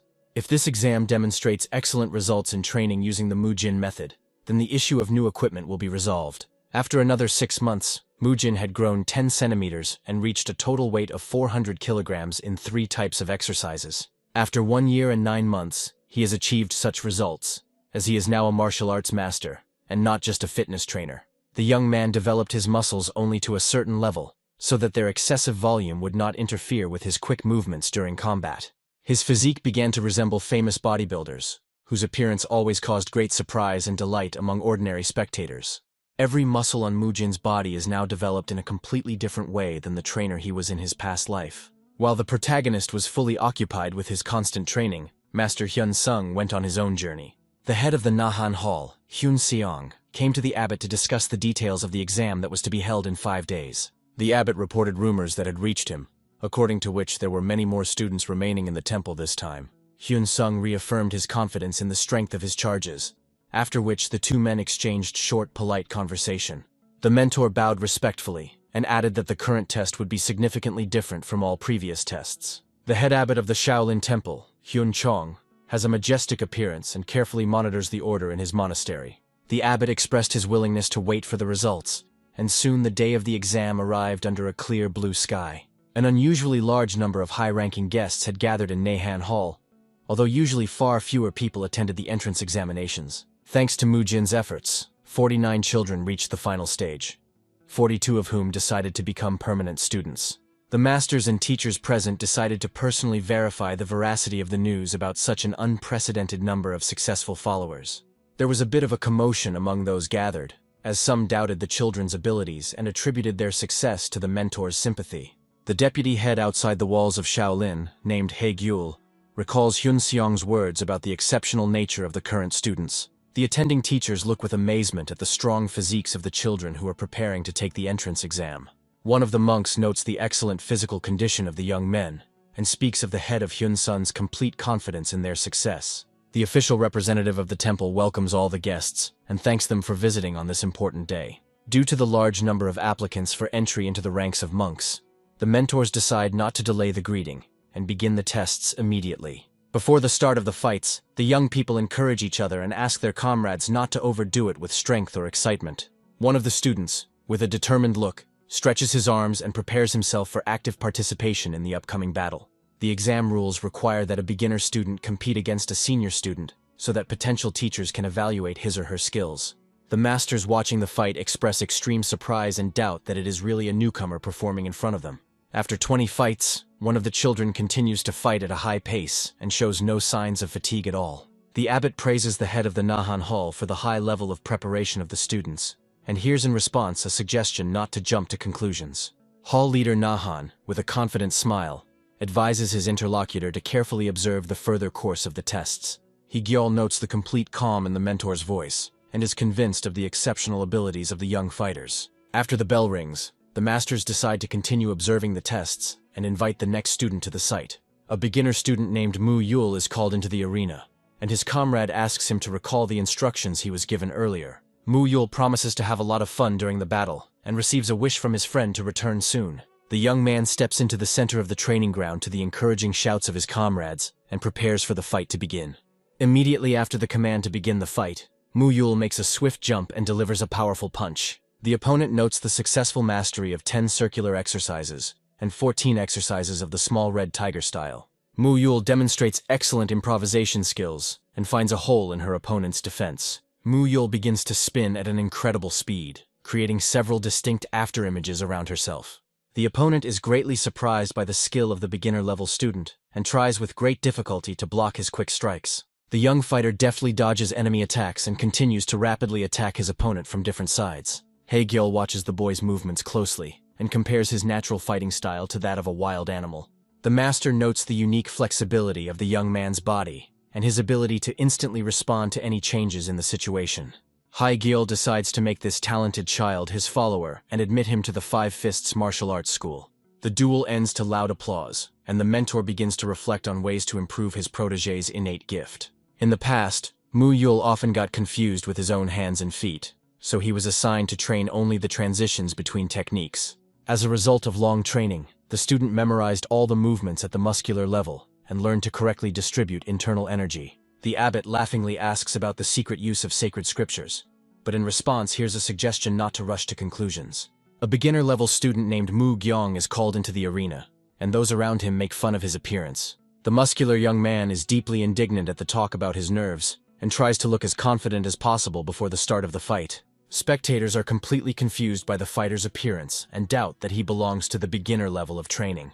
The young monk's enormous height is 186 centimeters, which causes genuine surprise in everyone present. Mu Gyeong recalls 2 years of difficult training and prepares for a decisive victory in the upcoming fight. After the command to begin the battle, the fighter quickly rushes into the attack and vows to himself never to lose. Mu Jin discusses his comrade and notes that this strong guy's body used to be clumsy and hard as wood. The instructors first focused on developing flexibility and stretching, and only then allowed the student to build impressive muscle mass. Thanks to his persistence and constant training, the young man turned into a real attacking tank with impenetrable defense. The referee of the fight begins to experience serious difficulties, and realizes that he can no longer restrain his strength against such incredible power. Mu Gyeong's opponent realizes the danger of his situation, and decides to immediately increase his internal energy to continue this grueling duel. Mu Gyeong launches a swift attack and delivers a powerful punch straight to the opponent's body, demonstrating his superior physical strength. Spectators admire the intelligence and strategy of the young fighter, who is the only one among the novice students capable of fighting on equal terms with a senior in rank. Master He Dam, known as a follower of the Buddha's hand technique and the holder of the secrets of the immovable diamond, joins in to watch the fight.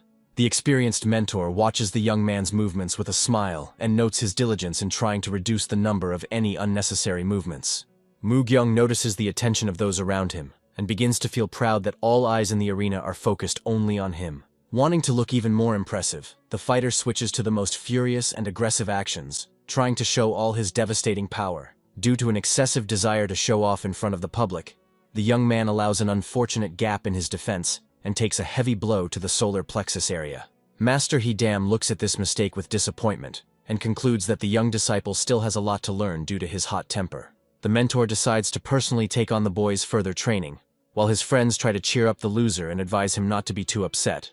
Mu-jin announces his intention to return soon and passes the turn to the next participant in the duel, named Mu-gyung. The young man has still not recovered from his previous skirmish with other students and needs constant training to suppress his inner madness. During battle, Mu-gyung displays incredible skill and utilizes an endless variety of combat techniques. Those around him are amazed by the fighter's deep knowledge and wonder how many more secret techniques he has mastered.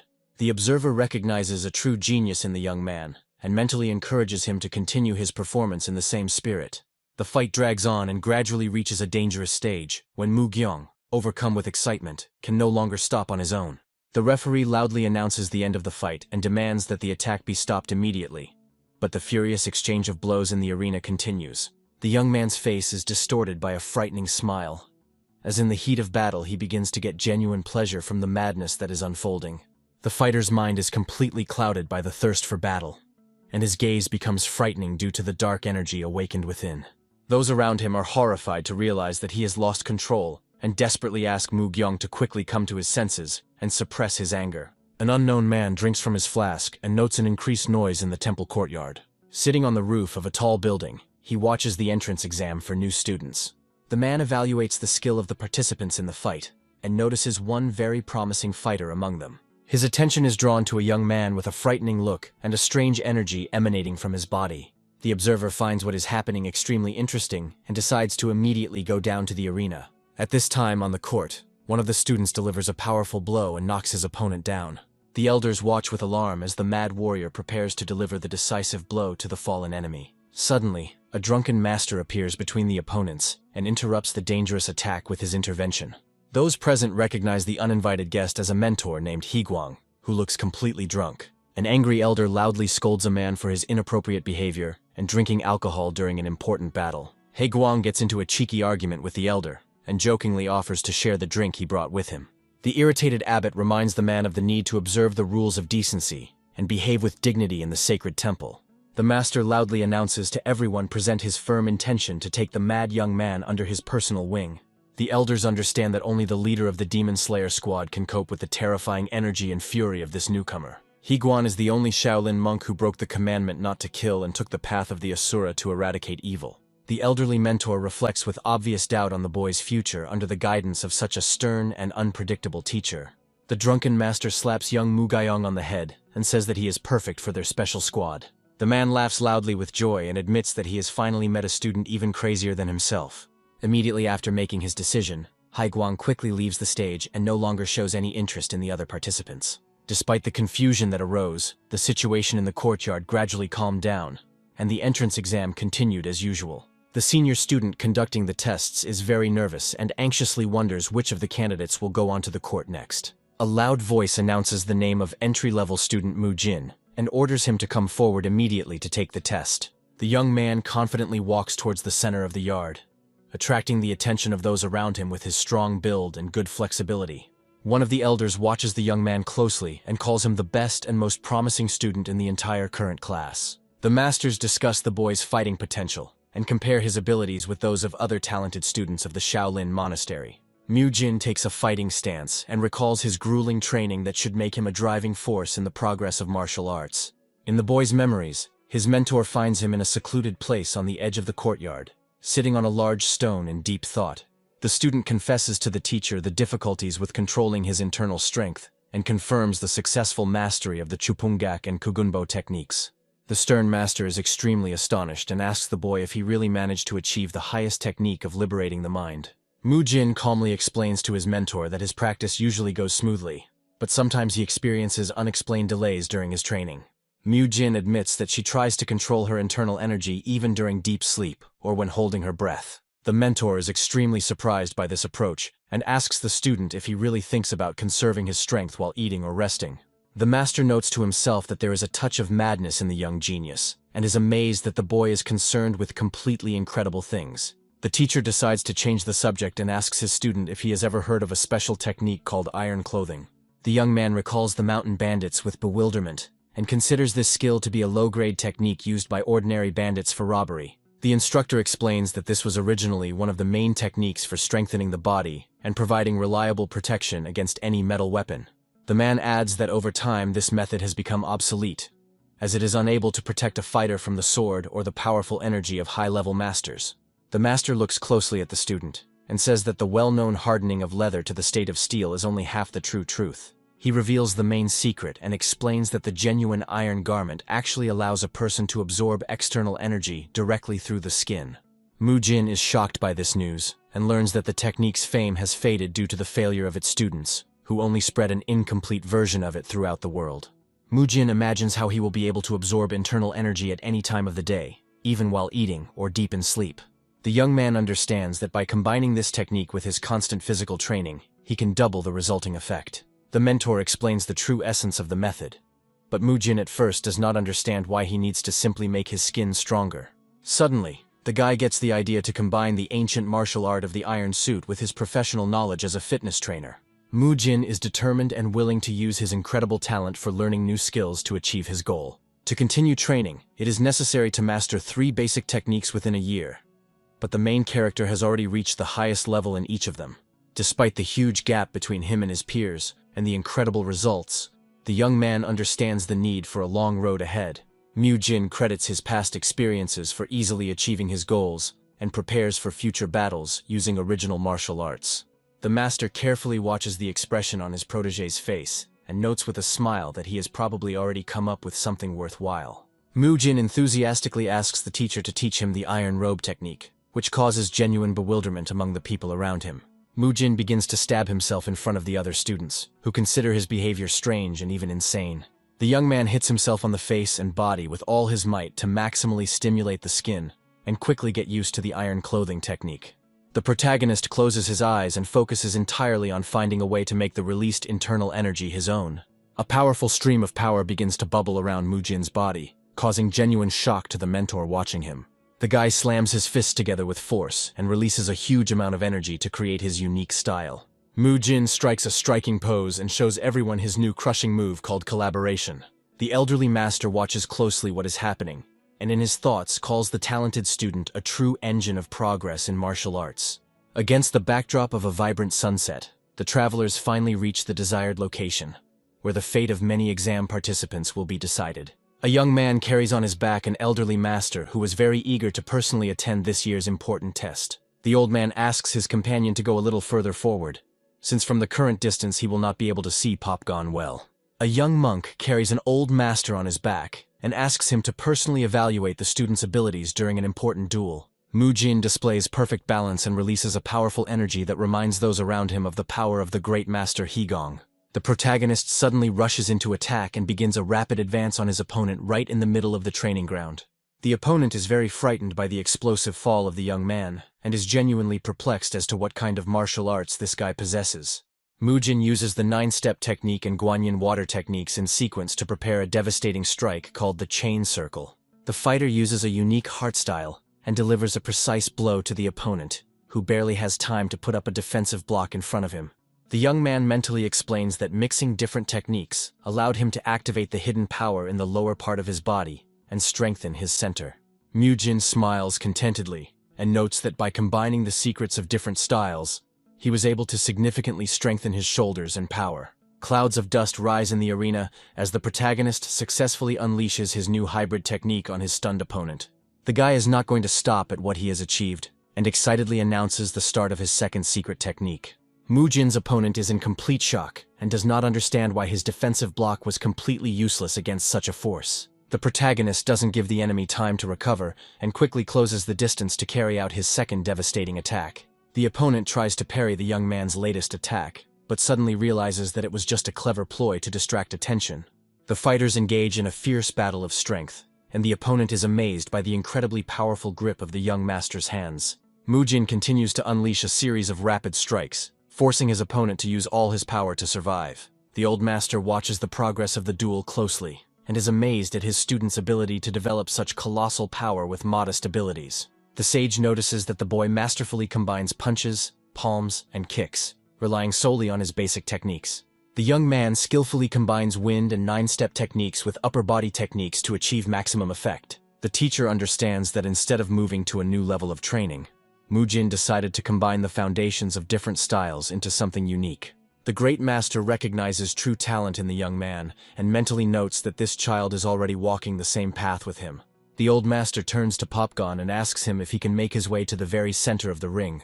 The fighter realizes the true essence of martial arts, and an enthusiastic and frightening smile appears on his face. The young man recalls his long training sessions and understands that he never had the opportunity to show his full strength before. During sparring, the hero enjoys the opportunity to fully concentrate on the battle and not worry about his opponent's injuries.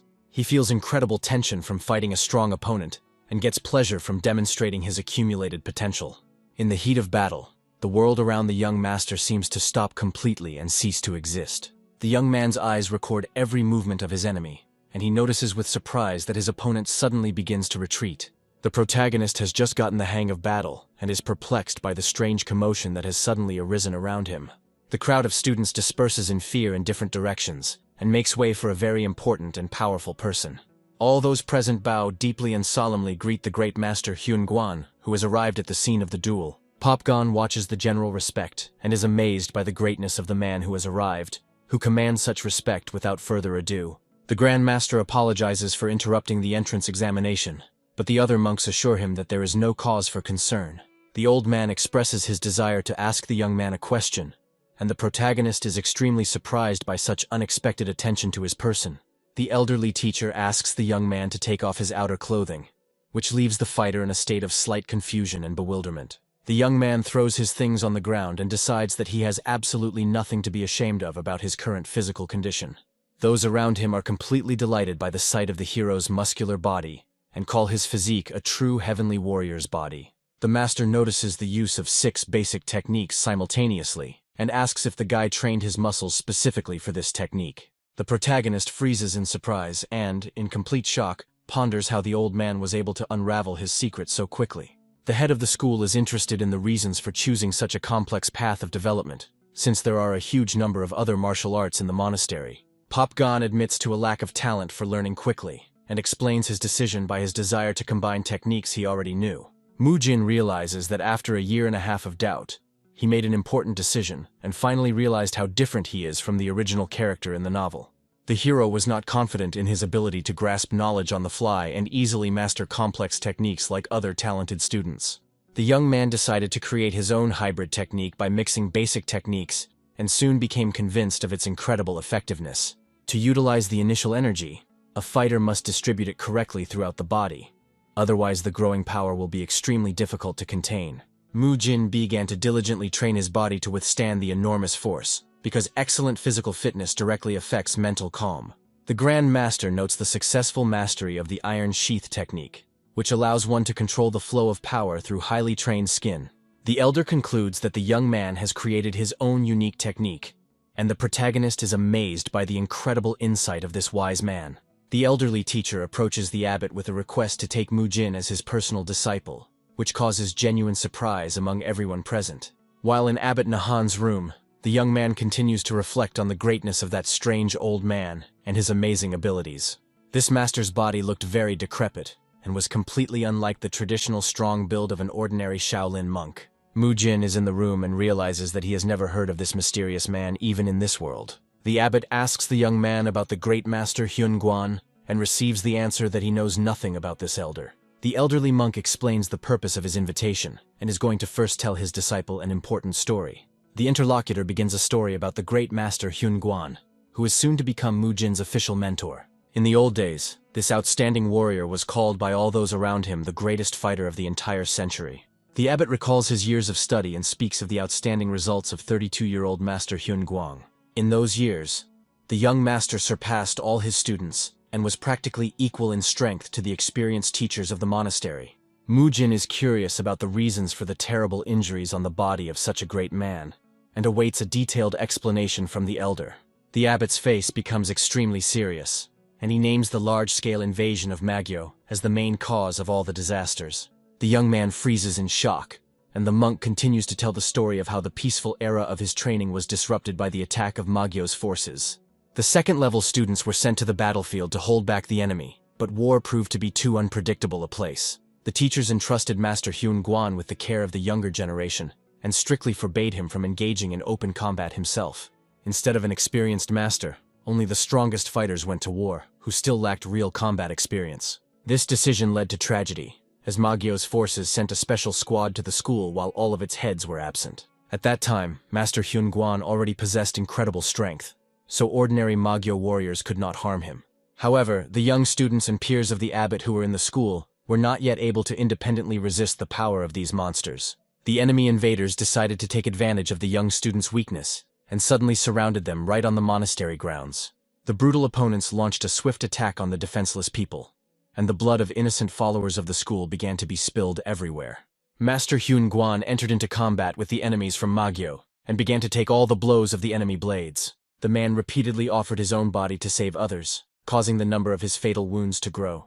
The rector sadly reflects on how the school's fate would have been different if he had been saved at the cost of the lives of other students. Mujin asks his interlocutor for information about Master Hyun Guang's grave condition, and receives confirmation of his suspicions. The young man offers his help in treating the victim, and asks about the possibility of completely healing the old master. The abbot of the monastery is extremely surprised by the young man's bold proposal, and cannot believe that he has the necessary skills for treatment. Mujin asks for a chance to prove himself, as even the greatest healers of the past were unable to help Master Hyun Guang. The young man honestly admits the impossibility of fully restoring the internal damage and returning the master's body to its original form. Despite the serious limitations, Mujin claims that there is a high probability that the master will regain his ability to walk independently. The protagonist reminds those present of Pop Gun's recent knee problems and hints at his successful experience in treating them. The witnesses to the conversation begin to understand the essence of the proposed method, and hopefully ask the abbot about the details of the past healing. The abbot tells everyone present in detail about Pop Gan's successful treatment, and the benefits of Mujin's unique methods for all students. The abbot, greatly surprised, asks again about the veracity of the young man's words, and clarifies the details of his observations during the past exam. Mujin confirms the possibility of treating the master with a new method, but warns of the extremely serious condition of his body compared to the previous case. The abbot expresses his complete readiness to take any measures and make every possible effort for the sake of saving and recovering the old master. These sincere words come from the heart, as Shaolin warriors and representatives of various schools have always sought ways to strengthen their bodies. The school tried for a long time to cure Master Hyun Guang through trial and error, using acupuncture, medicinal decoctions, and excessive physical exercise. Previous treatment attempts had been unsuccessful, and excessive physical exertion only worsened the condition of the knees and harmed the master's body.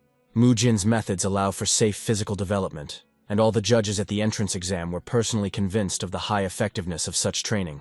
Master Hyun Guang appreciated the results achieved, so those around him had firm confidence in the young man's ability to heal the old mentor. The abbot is ready to give Mujin the great scroll at the first request, and even sacrifice himself to achieve his cherished goal. Like the great master of ancient Shaolin, the abbot expresses a sincere willingness to sacrifice his own hand to save his teacher. Mujin puts forward unexpected conditions and asks about the presence of thunder energy and extreme yang control techniques in Shaolin. After some time, the heroes go inside the building to continue an important conversation in the presence of other masters. Before the young man appears Master Hyun Gong, who is the founder of the famous teaching of the Four Dynasties. Nearby is Master Hidam, who practices the Buddha hand technique and the secret immovable diamond technique. Along the way, Mujin learns new details and reflects on the connection between the teachings of the Four Dynasties and Pop Gan's training. The masters express their complete readiness to do everything necessary to save the great mentor, and ask the young man to voice his demands. Mujin rolls up his sleeve and asks one of the people present to hit his arm with thunder energy with minimal force. The old master is very surprised by such a strange request, and does not understand the reasons for such a crazy proposal on the part of the student. A young man ponders the possibility of using neural energy to perform a procedure to cleanse the meridians of blocking toxins. Mujin asks to direct the flow of internal energy very gently without blocking the channels and without causing serious damage to his hand. The old master agrees to the young man's proposal and carefully touches his hand to begin the test. Mu Jin feels a powerful discharge of thunder energy and indignantly asks the master about his desire to burn his mentor alive.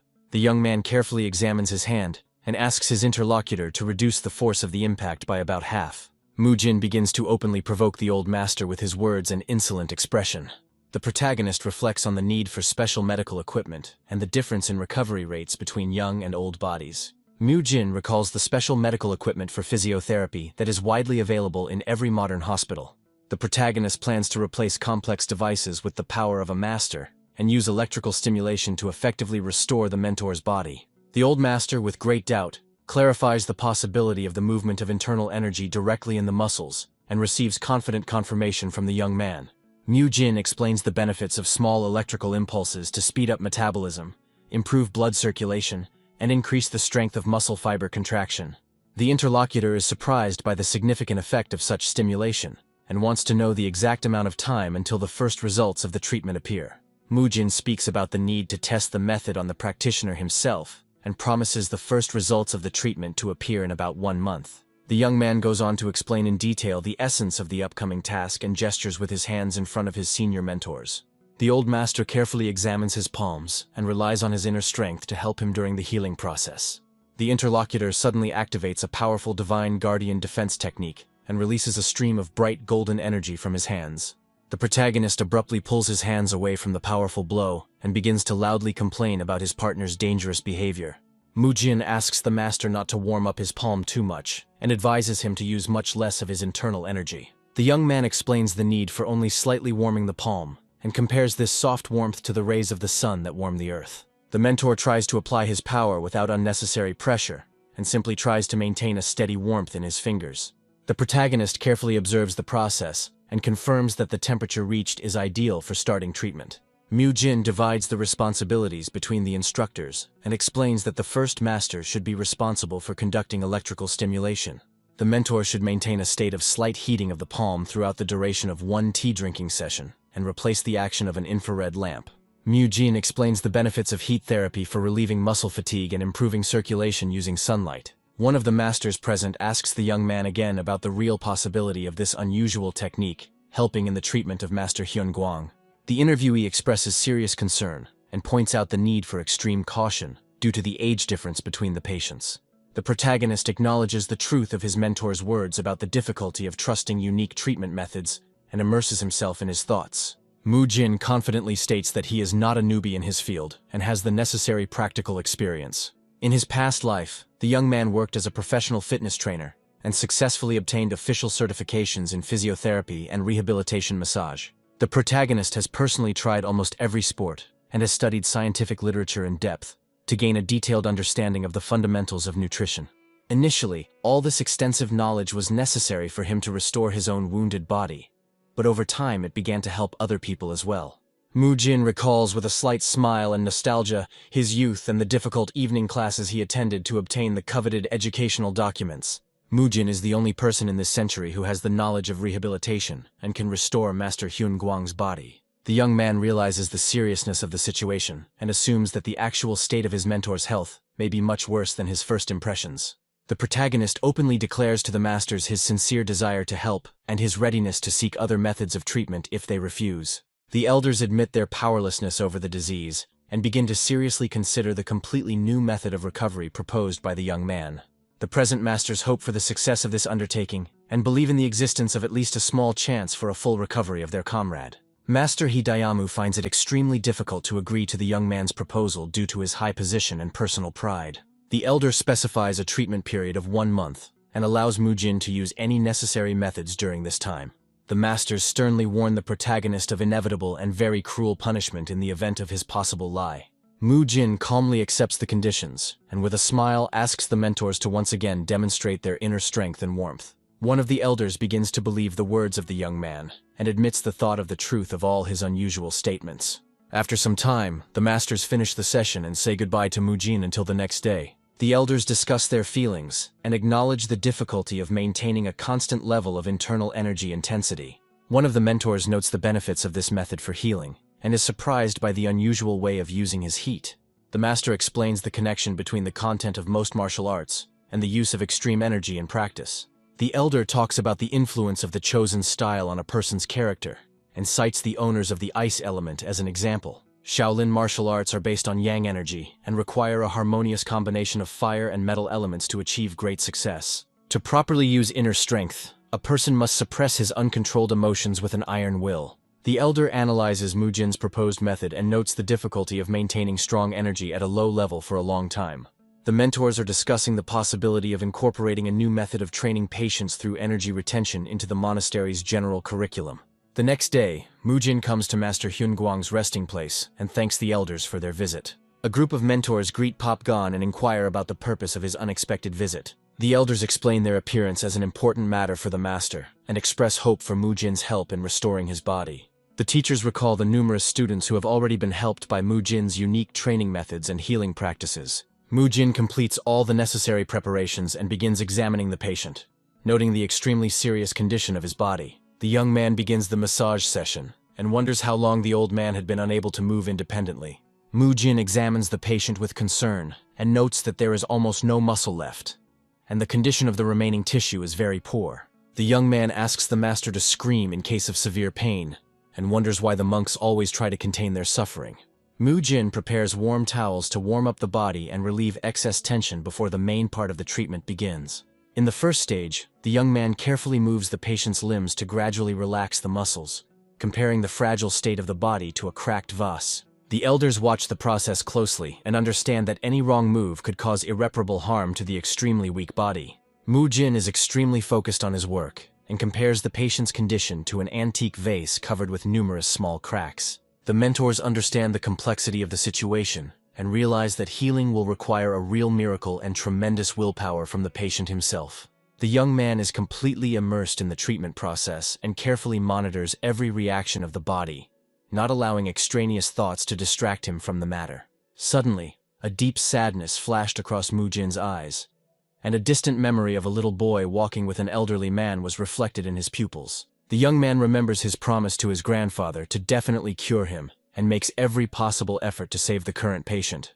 Mujin continues to massage the emaciated patient's legs and wonders about the suffering this young man must have gone through. The young man does his work with a very sad expression on his face, and beads of sweat run down his cheeks from intense physical and emotional stress.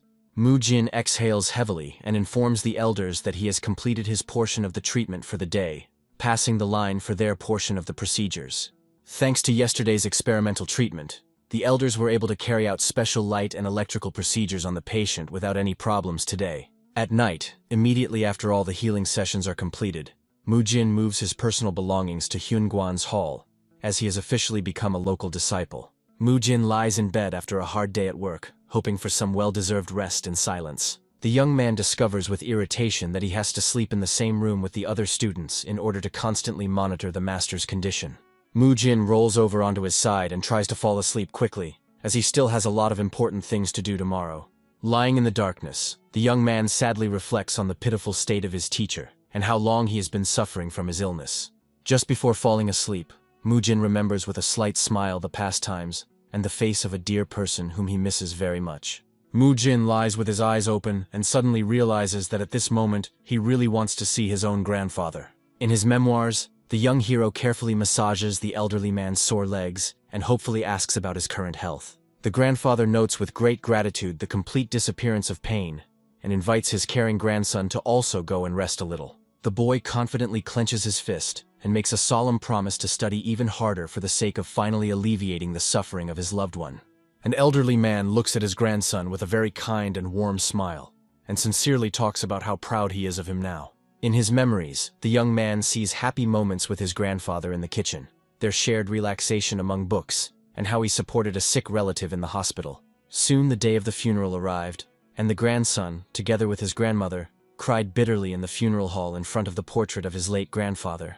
A young man in a black suit recalls with tears in his eyes that during those difficult times, all he could do was give his grandfather a massage and provide simple support. The young man closes his eyes tightly and asks for forgiveness for his weakness, because of which he was unable to help a loved one at the most difficult moment.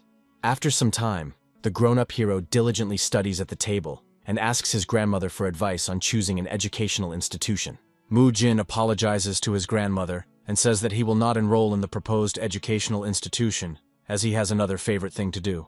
A young man studies health and exercise guides for the elderly, and then catches sight of an army recruitment poster. The young man, with an enthusiastic expression and a wide smile, decides that he must definitely try to get into the special forces. Sometime later, the grandson, in military uniform, happily informs his grandmother that he has received a stable job and the status of a civil servant. The hero tightly squeezes the hands of his elderly relative and makes a solemn promise to take care of her for himself and for his late grandfather. An elderly woman sits alone in front of a set holiday table and talks on the phone with her grandson, who cannot come home because of training. A young man in full military gear is on a mission in the forest and mentally promises to always protect his grandmother. In the locker room, a fellow soldier approaches Private Choi Kang-hyuk and asks his name. The protagonist's face is distorted by intense shock and the realization that an unexpected disaster has come into his life. A young man in a black mourning suit stands in front of a portrait of his late grandmother and experiences deep sadness from the inability to change anything. The protagonist cries and clenches his teeth when he hears that his vacation will only last 3 days and 2 nights, since it was not his parents who died, but his grandparents. The man clenches his fist in anger as he listens to the order to immediately return to the military base immediately after the funeral to fulfill his civic duty. The soldier breathes heavily while carrying out a mission and thinks with deep bitterness that all his efforts ultimately led only to the loss of loved ones.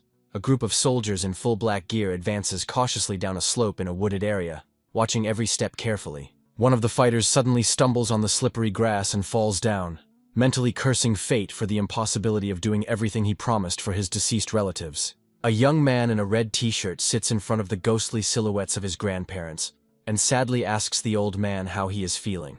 The protagonist wants to give his grandfather a massage and apologizes for not being able to take care of him earlier. A ghostly hand gently strokes the boy's head, while the grandfather mentally praises his grandson for his incredible hard work and determination.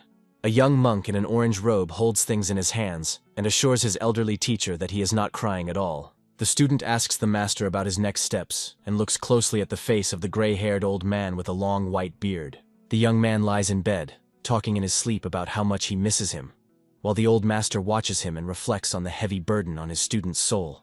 The old man looks at Mujin's concentrated face and thinks that it is precisely because of his inner experiences that the boy tries so hard to help others. The elderly teacher smiles broadly and suggests that the young man call him grandfather from now on, if it will make him feel more comfortable and at peace. The protagonist and the other monks freeze in utter surprise when they hear the master's unexpected proposal to change their formal address to a familiar one. Mujin looks at the old man with concern, confused, trying to understand the true motives behind his strange behavior or find fault in his own actions. Mujin notices the old master's warm gaze and decides to obey his unusual request without question. The other monks become enraged by the young man's informal tone and begin to loudly scold him for his disrespectful attitude towards the teacher. The old man calms the angry students and asks Mujin to continue the massage as he hesitantly calls him grandfather. The master laughs sincerely and admits that such an address greatly lifted his spirits, while the young man looks extremely puzzled. Later, the protagonist is carrying a heavy stack of papers and is very surprised by a sudden remark about the need to quickly get a haircut. The old master tells the young man that his hair is not very long compared to ordinary people, but he has been walking around like this for a long time and it is time to cut it. Another monk smiles and apologizes to Mujin for being so busy with training and treating the master, suggesting that he finally go and rest. At night, the protagonist frantically sorts through stacks of books and scrolls in search of the necessary information, but is disappointed to realize that there is nothing there.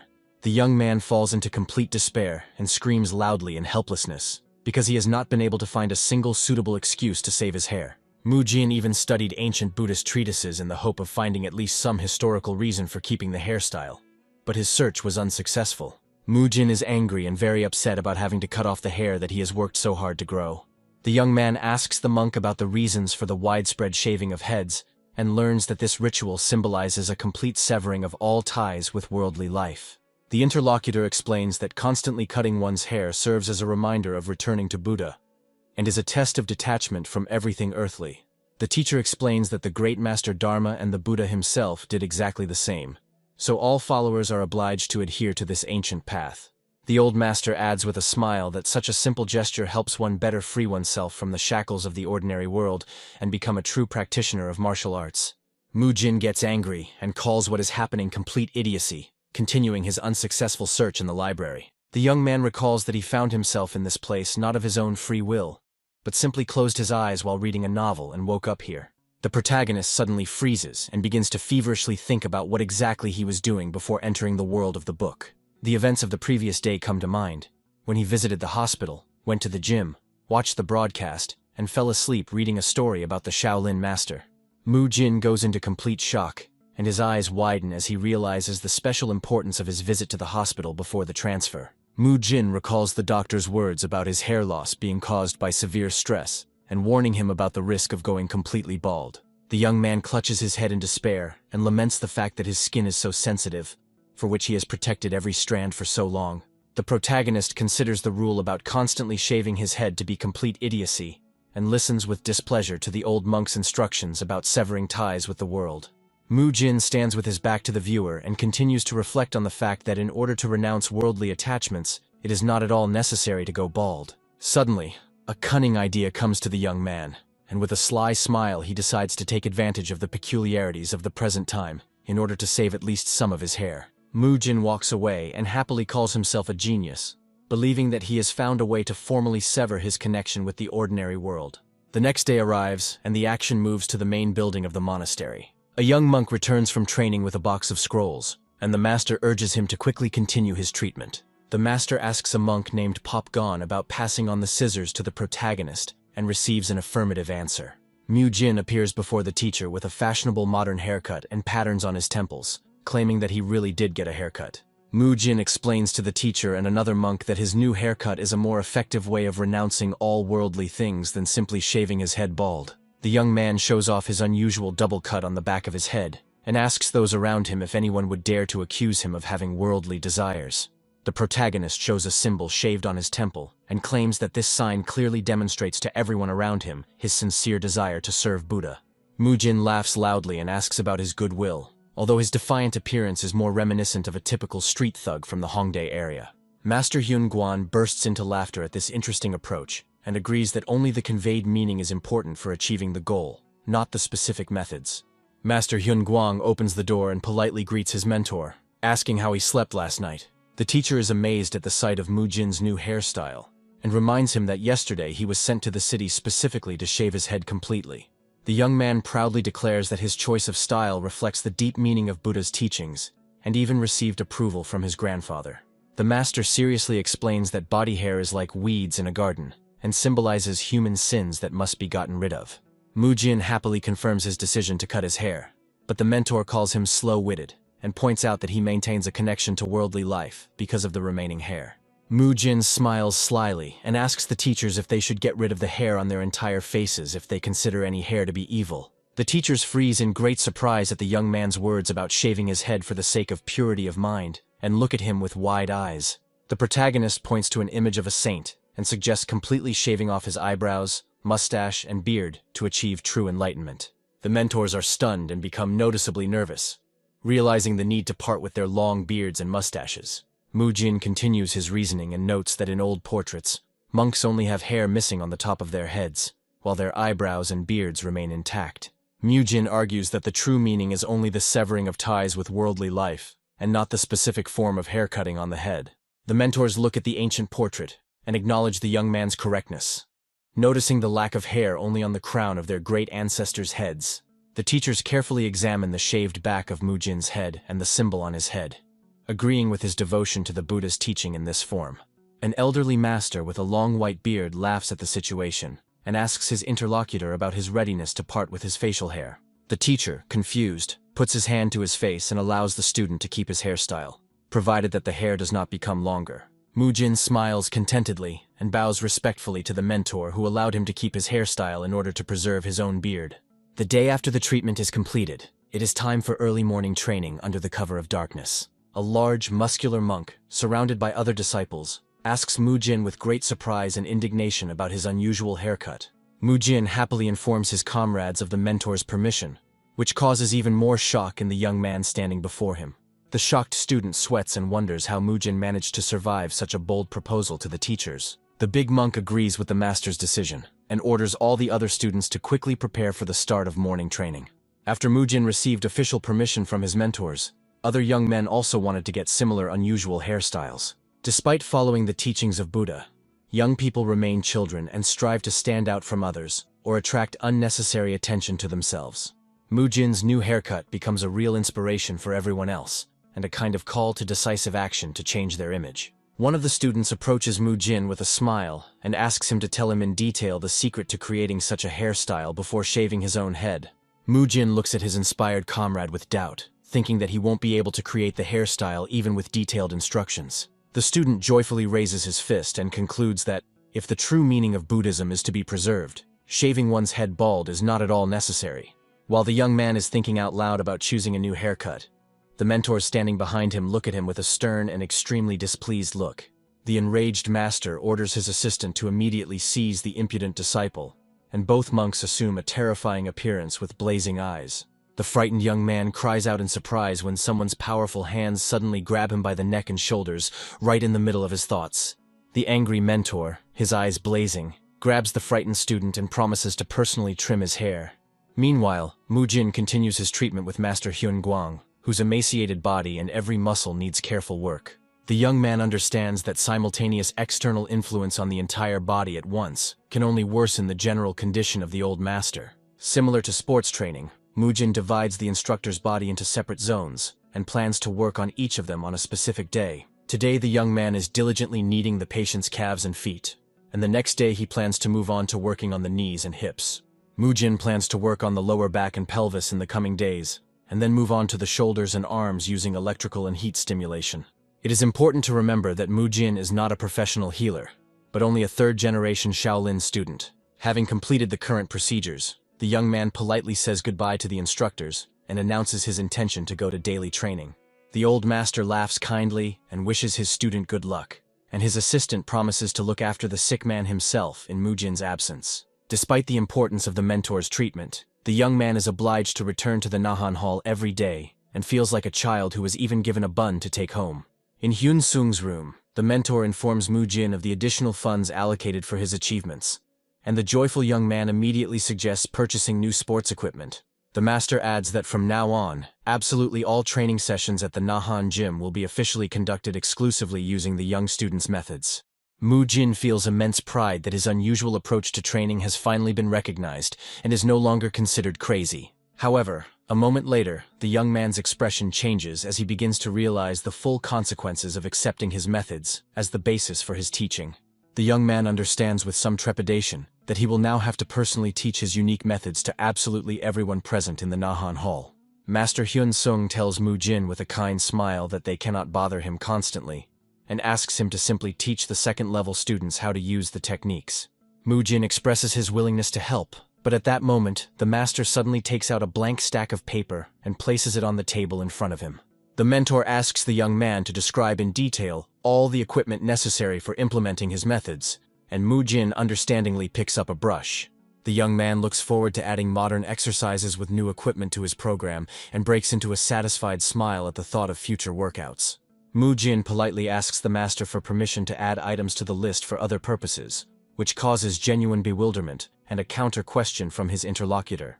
Mujin explains his desire to add equipment specifically for his grandfather to the list, and Master Hyun Sung is surprised to ask Master Hyun Guang's name. The mentor expresses concern about the harm physical exercise can cause to the elderly man, but the young man reassures him of the therapeutic purpose and completely different functionality of the new exercise machines. Mujin is seriously considering special classes that could really help Master Hyun Guang restore his failing health. A young man decides to introduce a system called Pilates, which in the modern world is often perceived as a simple fitness program for maintaining a woman's figure. The young man recalls the true purpose of these exercises, which were originally created for the effective rehabilitation of wounded soldiers and to compensate for the lack of physical activity. Mujin imagines himself helping Master Hyun Guang perform exercises that are perfect for his current condition. Mentor Hyun Sun allows the young man to act at his own discretion and assures him of support from the medical pavilion. Mujin enthusiastically prepares to make a list of the necessary things for Pilates practice and raises her brush over the paper. The young man suddenly freezes in great confusion and wonders about the possibility of creating modern instruments in the present day. The young man understands the difficulty of the task, since most Pilates equipment is made of rubber, plastic, or other modern materials.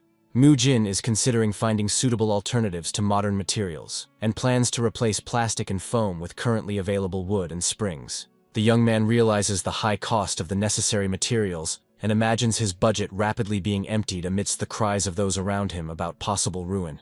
After 2 hours of hard work, Mu-jin finally finishes compiling his list and hears a question about completing the task. The young man's joyful comrades approach him and call him to go and eat quickly, noting his lateness today. Friends look with curiosity and surprise at the new hairstyle of one of those present, and ask about the reasons for the disappearance of his hair. Mu-jin remembers the stern mentor Hidamu and realizes that his friend was sent to study under this strict master. The injured young man cries bitterly and covers his face with his hands in helplessness, and Mu-jin sympathetically asks him to hold on. Mu-jin asks Mu-yul about his progress, and receives a joyful assurance of complete well-being in response. Mu-yul enthusiastically talks about his desire to dedicate himself to training, but his words only cause Mu-jin to sigh heavily. The deputy head of Shaolin, He-gol, is deep in thought and pondering the correct way to train his new protege. Mu-yul squats down and watches a small ant crawling on the ground with a cheerful smile. The mentor bitterly realizes that his student instantly forgets 10 old lessons after learning 2 new techniques. The teacher understands the need for change. Otherwise, his unique 5-fist technique will disappear due to his student's poor memory. He-gol looks at the kind-hearted face of the smiling young man and realizes that because of his gentle nature, she cannot even raise her voice at him. The teacher addresses Mu-yuli by name and asks him with a serious expression about his previous teaching methods. Mu-yul, with a wide smile, tells the mentor about the help Mu-jin and his other comrades gave him in training. He-gol remembers Mu-jin with surprise as a gifted youth under the patronage of Master Hyun-gwang.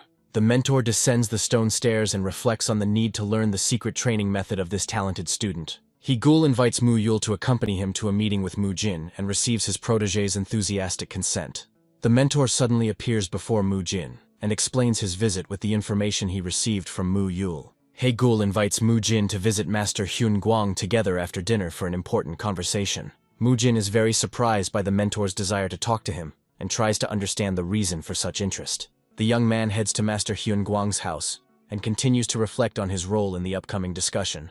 Mu-jin enters the room and politely greets the old master, who calls him a cheerful boy. He-gul stares at Mu-jin silently and intently, causing the boy to feel very uneasy and think about a possible mistake.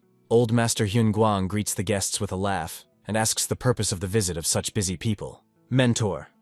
He-gul announces his desire to discuss a certain matter with Mu-jin, much to the old master's surprise. He-gul whispers to the master about the difficulties in training his protege and asks him to reveal the secret of Mu-jin's success. The teacher complains about his student's poor memory when learning the simple 5-fist technique and admits the need for help from Mu-jin. Hyun-gwang suggests asking the young man the question directly, but He-gul is deeply confused by Mu-jin's address of the master as his grandfather.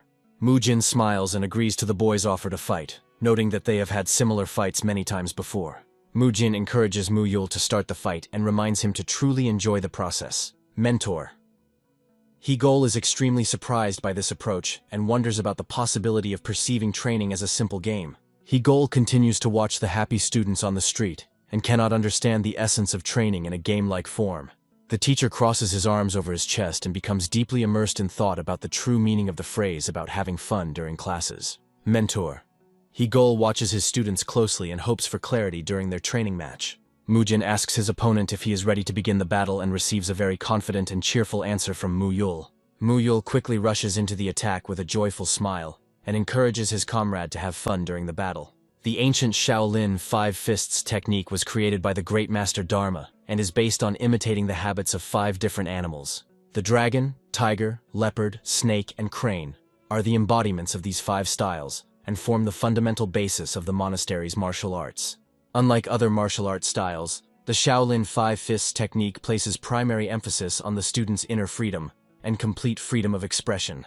This teaching is closely connected with the Taoist philosophy of non-action and acceptance of the surrounding world, which allows one to achieve true enlightenment and freedom from suffering. Despite its profound meaning, this school was long considered a deviation from the true path and was in danger of disappearing completely. For a long time, Master He-gol remained the sole heir to this unique technique and a faithful guardian who bore personal responsibility for the transmission of the ancient heritage. The old master watches what is happening carefully and calmly tells his companion that He-gol is completely unnecessarily worried about the current situation. Mu Yul displays incredible agility and talent, making him the perfect candidate to inherit the ancient five fists technique. However, the young man's excessive eccentricity and unique movements make his mentor Hegol seriously doubt the correctness of his choice. The old master continues to discuss his companion's fears and mentions his concerns about the possible interruption of the line of succession of the martial art. Suddenly, the training match comes to an end, and one of the participants suggests ending this active confrontation. Mu Jin and Mu Yul happily exchange a friendly gesture and admit to each other that they haven't enjoyed fighting this much in a long time. The old master allows Hegol to take Mu Jin and says that his duty is to help his charges. As a condition of return, the teacher asks to teach Mu Jin the five fists technique in the same way that Hegol would teach Mu Yul. This sudden decision leaves Hegol and Mu Jin very surprised, while Mu Yul is genuinely happy at the opportunity to train together. Hegol expresses doubts due to the differences between this technique and classical fighting styles, but the old master reassures him and speaks of the undoubted benefits for the student. The mentor reminds his followers that the true essence of things is always much more important than their external manifestation. Mu Jin watches his departing mentors and mentally promises his teacher that he will definitely live up to all the expectations placed on him. The next day after all these events, Mu Jin resolutely heads to the training hall to continue his martial arts training. Mu Yul smiles as he recalls their past activities together, while Mu Jin responds to his words with a clear hint of uncertainty. Master Hegol feels that solving one problem has created a new one, and he does not understand the master's desire to teach Mu Jin the five fists technique. Mu Jin notices his master's state and admits that the sudden appearance of another student could have greatly confused the experienced master. Hegol reflects on the old master's wisdom and decides to trust his experience in teaching new students. The mentor officially agrees to teach both young men simultaneously and encourages them to begin training immediately. Hegol begins demonstrating the famous five fists technique and asks Mu Jin to watch his every move carefully. The teacher decides to start teaching with the simplest style called the crane style and shows the correct position of the hands. Hegel calls Bo Hyun for a demonstration of the techniques, and he obediently steps forward in front of the other students. Bo Hyun tells Mu Jin that the teacher has already told him everything and asks the young man to watch his movements carefully. The heir to the five fists technique begins a smooth demonstration of movements and assumes a special stance on one leg. Bo Hyun makes a sharp and powerful lunge forward with both palms, demonstrating the high speed of execution of the combat technique. Mu Jin and his comrade watch the training with amazement and note the clear difference between this style and all other techniques known to them. Mu Jin understands that the crane style makes the master's body unusually flexible, and the five fists technique itself is aimed at perfect control of one's body. Bo Hyun continues to display the crane pose with a ridiculous expression, causing a feeling of slight irritation in those around him. Teacher, Hegul covers his face with his hand in despair and laments his heavy karma, while Mu Jin expresses his complete understanding.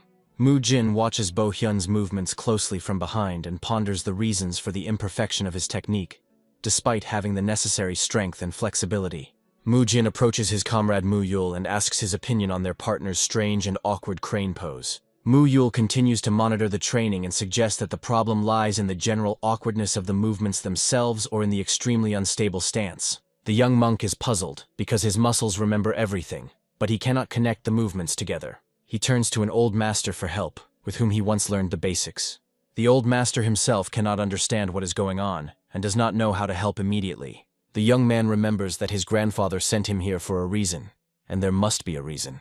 In a flashback, his grandfather asks him about the personal fighting style he created based on basic movements. The master praises him for his clever approach, and the young man thanks him for the praise. However, he warns that if you continue to increase your power, your body will eventually not be able to handle it. It turns out that Mu Jin created his own hybrid technique by enhancing the basic moves. With the help of his internal energy, he created a body that could handle this load. But as the master said, there is a possibility that the body will reach its limit. The young man understands that his grandfather is right and wonders if there is another way. The master suggests that he start with the diamond fist style, and a book appears in the air. This style is based on the cannon diamond technique, one of the techniques he already uses. The book contains secrets of controlling your own power, which will help you understand the key points of the 3 levels. The master begins to explain the complex concept of the 3rd level, but the young man does not understand where he is going. He tries to convey that it is important to understand the true essence of things, which is much more important than it seems. The young man remembers that his grandfather had already told him about this, because the true essence is most important. He thinks about the essence and imagines a crane spreading its wings, Looking at the movements of a real crane, he understands that art is created in its image and likeness. As soon as he thought about the essence of this style, it dawned on him. The young man looks at Mu Yul seriously and asks if he has ever seen a crane. Mu Yul replies in surprise that he has never seen a crane. He asks with interest whether the crane is edible, and the young man understands that he needs to combine the animal's movements with his own. Another monk watches them and thinks that it might be because Mu Yul can't replicate the beast's flexibility. The senior monk asks if his movements are incomprehensible, and that is why Mu Yul cannot repeat them. The young man objects, explaining that the technique is based on the natural movements of animals. The observing monk realizes that Mu Yul has never seen a crane in real life, and that is why he is having a hard time. The young man tells the senior monk that it is not his movements that are the issue, and suggests that he think about it himself. He explains that movements are natural only to the animal on which they are based. But for people, this body position is not something natural. The young man cries out emotionally that they must first lay down the structure so that Mu Yul's body itself will embody the movements. He says that Mu Yul won't be able to simply imitate someone else's crane movements, but he will be able to behave like the crane that he himself imagined in his imagination. The elder monk finally understands everything and realizes why the master sent this boy here. He admits that the young man easily goes beyond the rules, while he himself was focused on the standards. The natural technique of the 5 styles is passed down from generation to generation. But at some point he decided to focus not on the origins, but on the variations of the ancient elder. The elder monk agrees that the young man's words make sense, and they need to explain to Mu Yulyu what a crane is. The young man urges him to show the crane, and another monk remembers that there is a whole flock living nearby. They wonder how to bring the crane, and the action moves to the next day. Mu Jin returns to the temple and apologizes to the teacher for being late. He looks around but doesn't see anyone and doesn't understand where everyone has gone. He calls the teacher and Mu Yul, assuming that today is the day of the duels. Suddenly he hears a strange conversation and listens with curiosity. He carefully peers around the corner and sees something wonderful. Mu Yul looks with delight at the real crane by the pond and shouts that cranes are the best. 2 monks joyfully imitate the bird, performing one of the 5 fists, the crane fist. Mu Yul notices Mu Jin arriving and happily runs up to him. The other monks also notice Mu Jin, and their faces become tense. Mu Yul is delighted to pull him to look, and Mu Jin thinks what a thorn he is. Mu Jin joins the others and demonstrates the crane style, which delights Mu Yul. After seeing this, Mu Yul watched the crane for several days and nights. Mu Jin asks where they got the crane and learns that it was captured for Mu Yul's training. One of the monks asks Mu Yul if he understood everything. Mu Yul's crane is very different from the teacher's crane and Bo Hyun's crane. He repeated only those movements that he himself remembered, completely adapting them to his body. Thanks to his unique sense of smell and flexible body, he moved in harmony with the bird. His movements ceased to resemble human ones, and he recreated a style based on animal movements. He joyfully performs the technique together with the crane and eventually masters the crane fist. However, the senior monk notices that even so, Mu Yul's movements are far from ideal. The teacher helps Mu Yulyu by adjusting his hand and advising him to spread his legs wider for a perfect stance. He explains that the biggest advantage of the technique is smooth and natural movements, so Mu Yulia's crane needs some adjustments. Mu Yul is happy because the teacher admits that his movements are natural and smooth. Mu Jin, with a sense of accomplishment, says that his work is finished and he will not be coming tomorrow. The teacher happily says that they got what they wanted and wishes Mu Jin a good journey. Mu Jin thanks them for their training and says goodbye with a traditional bow. The teacher asks Mu Yul to accompany Mu Jin, to which he happily agrees. One of the monks doubts whether it is time to let Mu Jin go, but the teacher says there is nothing to worry about. He explains with a smile that Mu Jin doesn't need to master all 5 fists at all. As Mu Yul catches up with Mu Jin, it becomes clear that he didn't need to master the 5 styles in the first place. Mu Jin had already determined his path and fighting style early on, and now he has only overcome another wall. An epiphany came to him while he was helping Mu Yuli, and he definitely learned something important. He started small with the red fist, and combined that technique with the golden fist. He then added a couple more basic styles, gaining extra power and reducing energy costs. He remembered his grandfather's words about the importance of finding and understanding the essence of things, and not judging by appearances. Now he needs to figure out how to combine and seamlessly blend all the styles together. He reflects that the 5 fists are used by 5 animals, and wonders about the existence of dragons. However, he decides that this is already the teacher and Mu Yul's problem, and he doesn't need to think about it. The teacher says that he will probably go and asks to tell Mu Yuli that he can rest today. Suddenly, Mu Jin stops, realizing that Master Hyun Guang had known in advance where this was all heading. The monk is amazed that Mu Jin already understands the intentions of the great master who planned all of this. Mujin sits at the table and thinks that he has been treating his grandfather for a month already. But this is not enough. He decides that it is imperative to try all possible means of treatment. He comes to the conclusion that they have no choice but to resort to extreme measures. Two monks discuss the master's treatment, and one of them doubts that his condition has improved. Another monk reminds him how he promised to punish Mujin if there were no results within a month.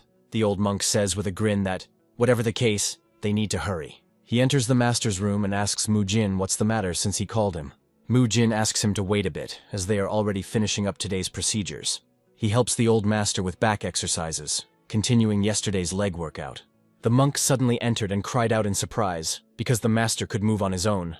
The master says that it has become much easier for him than before, and these are just light body movements. The monk who arrived was in shock, because in the master's state even such light movements were practically impossible. He remembers how the master used to breathe heavily, just lying on the bed and could not move. In the next room, the monks are discussing with surprise that the treatment has borne fruit, since the master was able to move independently. One of them happily says that the treatment is indeed producing results, just as Mujin promised a month ago. The monks admit they were wary at first, but the method proved effective. They decide to ask Mujin to come as soon as he finishes his treatment, so that he can tell them everything himself. Despite the visible results, Mujin was not completely satisfied with the work done. He decides to talk to them frankly, because he promised that his grandfather would be able to walk on his own.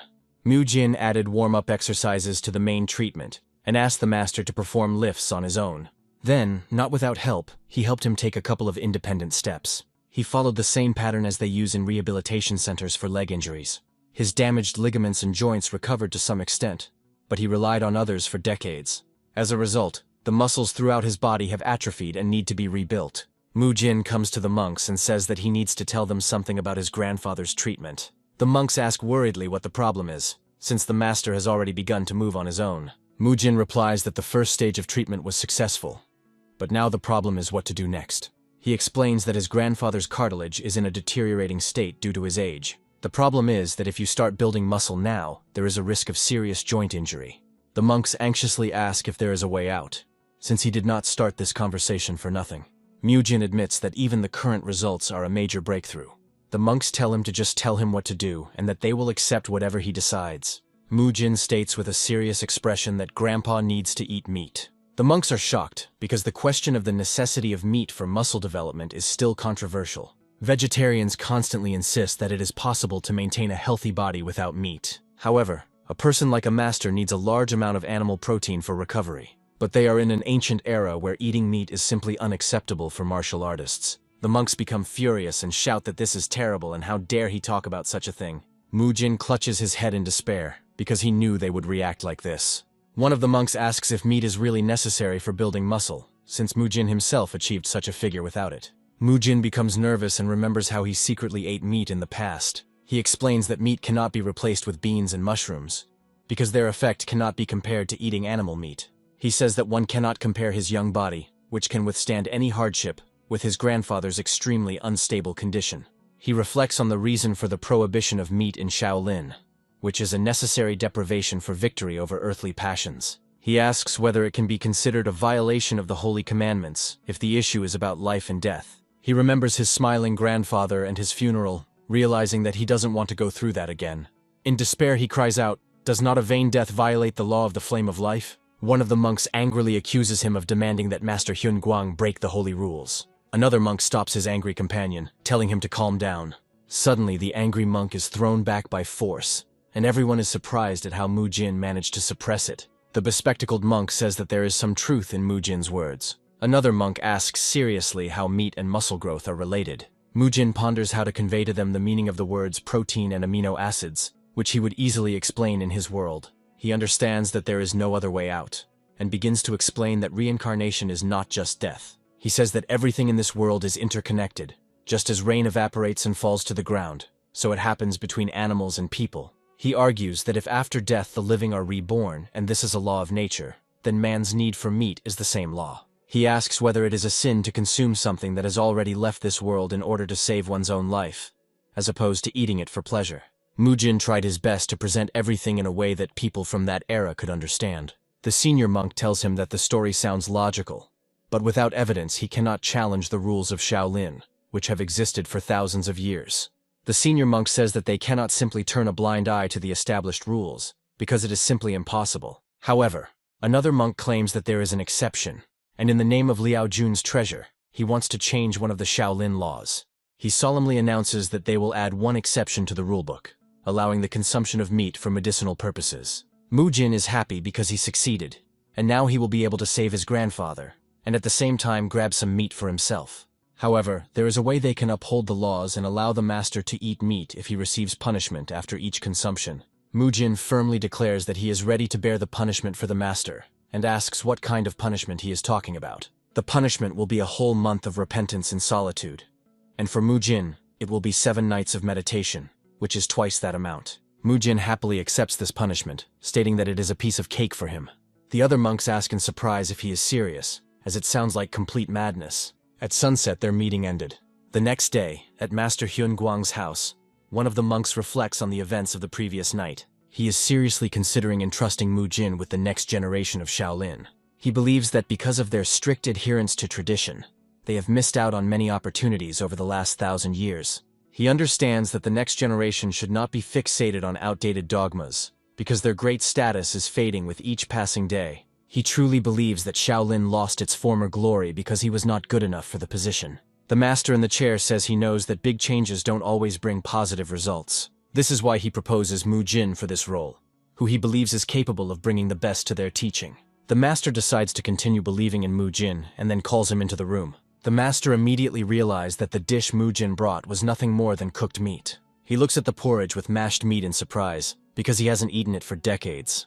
The master had no choice but to accept this, because he believed in Mu Jin.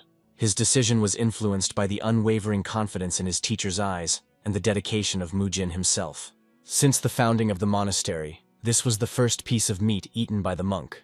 Over the next 7 days, Mu Jin explained the principles of training to Bogang. Once Bogang was able to repeat the technique, Master Hyun Guang gradually became accustomed to eating meat.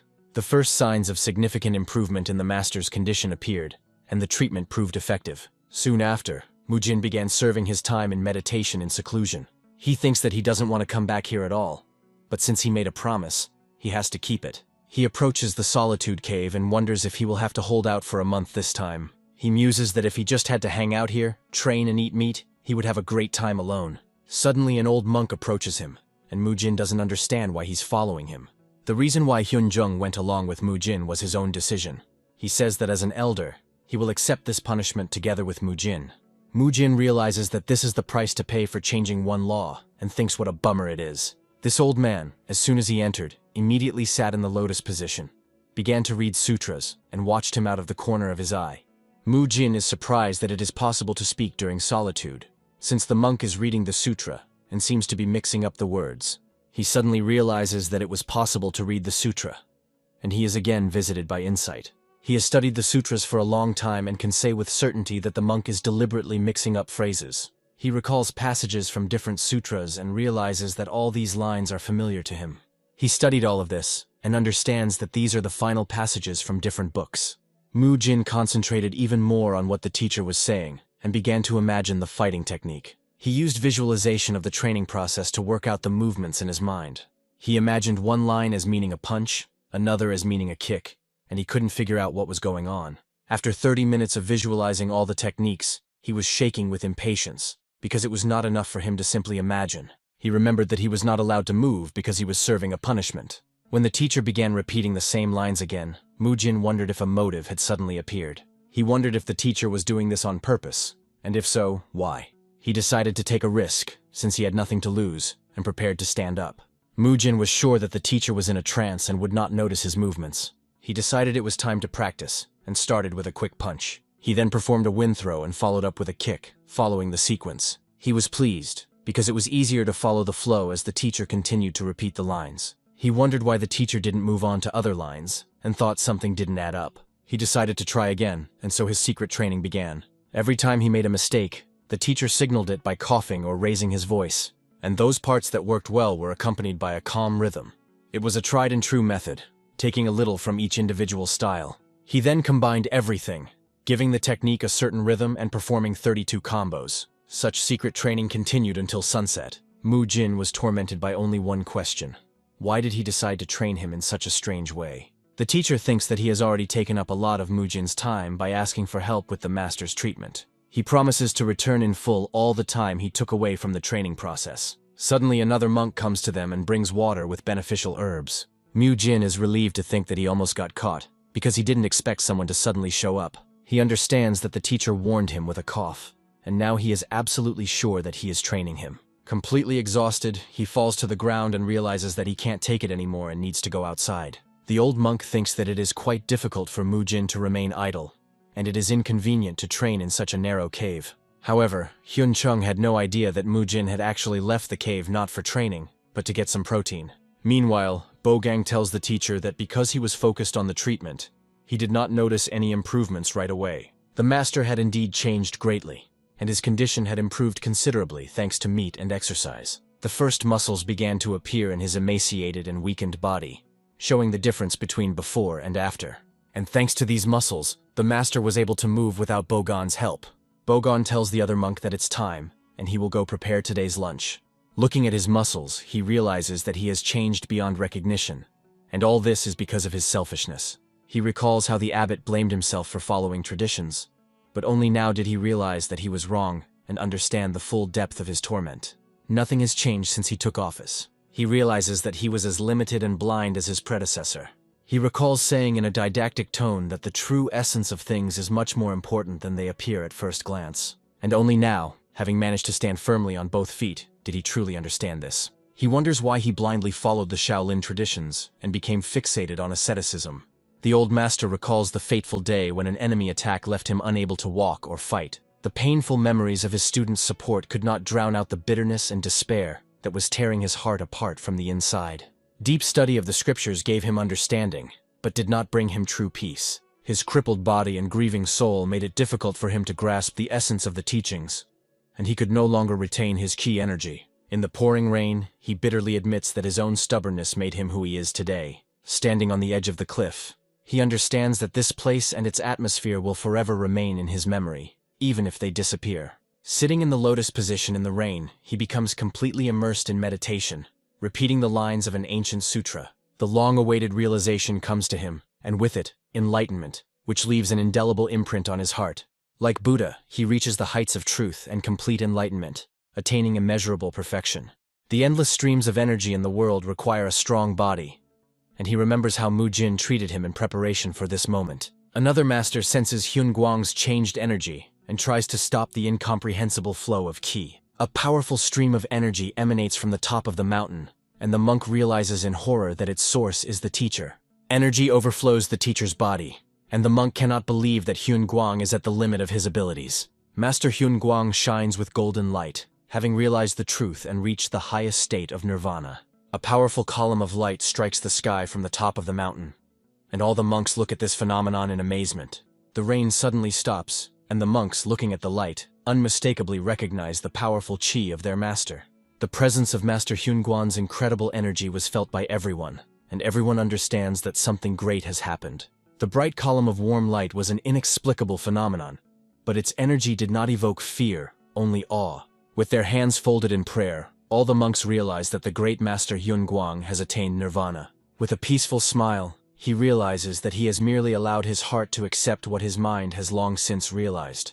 One of the monks asks with surprise why a master who has attained nirvana does not strive for final enlightenment. The floating master explains that unfinished business prevents him from leaving yet, and thanks Mujin for his transformation. The great master confidently walks towards his students, and first of all asks where Mujin is now. He is informed that the young man and his mentor are undergoing purification through meditation, and the master nods in understanding. A messenger comes to the meditators in the cave and asks the teacher and Mujin to immediately complete their prayers and return to the temple. The mentor notes with displeasure that there are still 10 whole days left until the end of their punishment. The monk messenger adamantly conveys the order to immediately stop the meditation, which causes amazement in the teacher. The old mentor indignantly asks who dared to interrupt the sacred process of repentance, not knowing the full importance of the situation. The messenger reveals that this is an order from Master Hyun Guang himself, leaving Mujin and the master in complete shock. The old man cannot believe what he has heard, and anxiety creeps into his heart at the thought that something bad could have happened to the master. Returning to the temple, the excited young man shouts at the teacher, but he calmly replies that he can hear him perfectly well. The mentor looks at the master's meal with bewilderment, but he only explains that he is trying food that is beneficial for the body. The old monk doubts whether one who has attained nirvana should care about the flesh, but the master points to the muscles that have appeared thanks to food. As he leaves, the mentor assumes that Mu Jin didn't like the food, but the young man assures him that that's not the case at all. The cunning mentor jokingly suggests that this is why the young man locked him in the cold cave, but Mu Jin sheepishly denies it. They are met by another student, and Mu Jin notices that he looks suspiciously cheerful and happy. The young man admits that the urgent call made him worry, but now he sees that their concerns were in vain. Mu Jin enters the room, and the mentor is perplexed by what is happening, judging by the master's good mood. The young man's gaze falls on the sumptuous feast, and he asks whether such worldly pleasures do not hinder the attainment of enlightenment. The wise master at the table makes it clear that he will say no more, and invites Mu Jin to join the meal. Mu Jin screams in despair, trying to understand what kind of madness is happening around him. The satisfied face of Master Hyun Guang, who claims that he is simply taking care of his health, gives the young man an eerie feeling. The mentor suggests that the master explain everything himself, preferring not to interfere in this strange conversation. The old master proudly shows off his muscles, pointing out the benefits that eating meat has brought him. He explains that he ordered them to be taken out of the cave because he believes that they have nothing to repent for, and that imprisoning benefactors in a cave is a bad thing. Having learned about everything that happened, Mu Jin completely stops understanding anything, wondering how one can achieve nirvana and gobble up meat like that. Bogong reminds him of his unfinished business and says that he has obtained all the tools he asked for. He announces that from now on, Mu Jin will be able to continue his training right here in the temple. The young man looks at the newly created gym in amazement, not believing that such a thing is possible in this era. Confused, Mu Jin happily agrees to explain to the other monks how to use some of the exercise equipment. He looks back on his modern gym and realizes that sometimes you have to go back to basics. Another monk asks Mu Gyun and Mu Yul why Mu Gyun is not with them and learns that he is in extra training. Mu Gyun complains that Mu Jin has already been released from captivity, but another monk asks him not to say that. Mu Jin approaches them and enthusiastically asks them to explain how to use the incomprehensible exercise machine. It turns out it's a tire, or as Mu Jin called it, a sangyoryong, combining the words rubber and wheel. With a sly grin, he offers to show how to use this equipment for training. He wonders if they took steel and wood as a base and then melted natural rubber on top. The young man easily lifts a heavy tire and rolls it, demonstrating the exercise. He explains that the tire apparently weighs about 150 kilograms, and this type of training distributes the force evenly. Mu Gyun looks at him doubtfully, and Mu Jin suggests that he try it himself since he asked. Mu Jin warns Mu Kyung not to use his internal energy, threatening to hit him on the back of the head 10 times. A joyful Mu Yul runs up to the young man to ask him his own question. The young monk explains that he was simply having fun on the new playground, as he did not know the purpose of the exercise equipment. Mu Jin watches in amazement as Mu Yul easily jumps onto the 3-meter-high horizontal bar. The young monk's incredible flexibility and acrobatic feats demonstrate that he has fully mastered the 5-fist technique. Mu Yul's movements are reminiscent of a monkey, and Mu Jin can't remember a similar style among the 5 fists. It becomes clear that Mu Yul himself comes up with everything that he lacks for perfection. Besides wheels and horizontal bars, there was a lot of other stuff on the site, including even special equipment. This equipment is more suited for CrossFit than a regular gym, but it is quite sufficient. Mu Jin feels a surge of strength and understands that now she will be able to keep her body in excellent shape. The young man builds his career in Shaolin step by step, hoping to soon become a master. Changes also appear in the master's treatment, and Mu Jin examines the new bar with interest. The modern name for this tool, a massage roller, is used for Pilates and warm-ups. Using a roller, you can massage the inner and outer thighs, as well as the pelvis. Grandpa is in severe pain, but Mu Jin explains that it is a muscle-stimulating treatment. At first your muscles will hurt, but if you practice these exercises constantly, the pain will gradually go away. The master decides that all students should try this instrument on themselves to experience its benefits. The old master asks Mu Jin how his own training in martial arts is progressing. The young man demonstrates the increased control over his internal energy that he developed in the cave. Mu Jin rejoices at the results of his training, and the wise master watches him silently and thoughtfully. Mu Jin looks with concern at the weakened master, who seemed to have foreseen this outcome. Suddenly the young man is handed a mysterious map and a letter, leaving him completely bewildered. The master recalls his recent study of the 5 fists, when the boy first learned the art of combining styles. The master's creepy grin and his abruptly changed character make Mu Jin wonder if the meat is to blame. In a cruel memory, the defeated student begs his mentor for mercy, but he remains adamant. The merciless teacher, standing over his fallen students, shouts that without severity they will never learn anything. The sinister grin of He Guang, the leader of the Demon Slayer squad, does not bode well. Having achieved stability through grueling training, Mujin focuses entirely on his internal energy. The young man takes the letter from Master Hyun Guang and heads towards the Demon Slayers without hesitation. Despite the many trials he has gone through, the boy is nervous, remembering the creepy leader of the Demon Slayers. Before the huge gates of Shaolin, Mujin is tormented by doubts about who this mysterious He Guan really is. The stern mentor warns his men that he has not brought them here for a warm-up, and demands their full commitment. The demonic grin and the order to bite everyone leave no doubt about the seriousness of his intentions. In a furious fight, one of the fighters does not have time to react to the enemy's lightning-fast attack. An unexpected blow from behind catches the monk off guard, leaving him no chance. The fighters whirl in a deadly dance, demonstrating incredible agility and skill. Surprise and fear are visible on the monk's face when his staff is stopped a centimeter from the target. The powerful fighter unleashes a barrage of impossible-to-dodge blows on his enemies. An entire group of monks is defeated with one swift and precise movement. Looking at the mountain of fallen bodies, the winner realizes with disappointment that he will have to deal with them all. Charged with a blue aura, the monk delivers a crushing blow to the ground. The enemy flies into the air, but the masked monk calmly declares that he only needs to jump higher. A defeated Mu-gyung writhes on the ground, listening to his mentor's barbed remarks about his uncontrollable anger.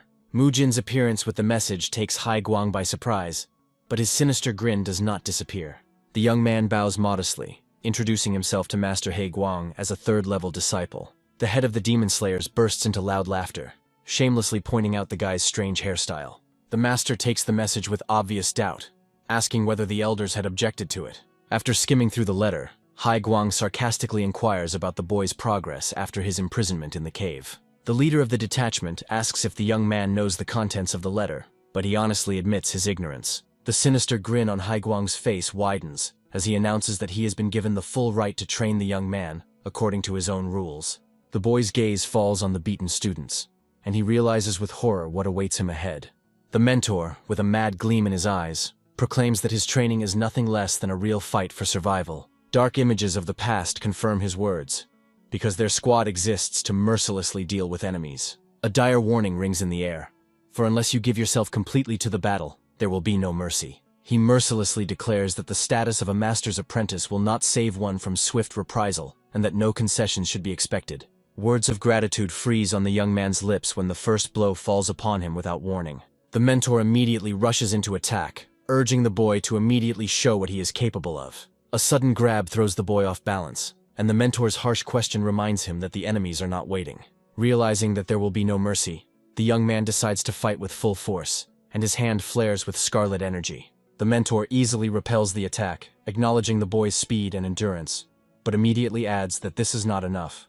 The master notes with interest that the young man has his own personal fighting techniques, which he has already managed to use. He Guang is surprised that the young monk uses a mixture of styles, as this is the first time he has seen such a thing.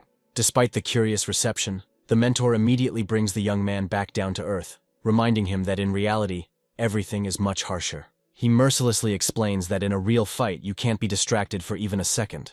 Otherwise, it will cost you your life. The master easily repels all attacks, mockingly suggesting that the young man also come up with some kind of trick. Mujin becomes increasingly irritated by his mentor's imperturbability and wonders how he was even allowed to keep his hair. Even after 4 hours of grueling training, Master Higuang had no intention of doing anything to his hair. The mentor constantly punched holes in the young man's defenses, using the most base and vile means to win. Over time, the boy adapted to his style, and the mentor noted with irony that girls didn't like it. Mujin replies with a cheeky grin that, judging by his satisfied expression, it makes the mentor happy. The master announces a short break of 15 minutes, knocking the young man out. Mujin exposes Mu-kyung's simulation of being unconscious, as Mu-kyung himself greeted him. Mu-kyung admits that he was actually waiting for the moment when the master would let down his guard, and decided to lie quietly. The guy understands that due to the endless spanking, he missed the most important thing and realized his weak points. Mujin suggests that Mu-kyung develop the most vile plan possible to defeat the master. Mujin's idea is that a guest from the province has come to visit the teacher, and it is necessary to find out what brought him here. This guest has arrived because of the imminent distribution of funds between schools, and he is only concerned about food and water. He didn't arrive alone, and Mujin decides to use his own methods against him. The young man confidently declares that they don't need to create anything because he knows one secret. Mu-kyung doubts that any secret will work against this monster. But Mu-jin confidently declares that everything will work. Mu-jin's gaze penetrates the very essence of his mentor, capturing the feeling of gratitude smoldering within. The unexpected question about the arrival of the leader of the Chubaten Hall takes the monk by surprise. The appearance of the great master Hyun Guang brings with it a note of resentment directed at Hai Guang.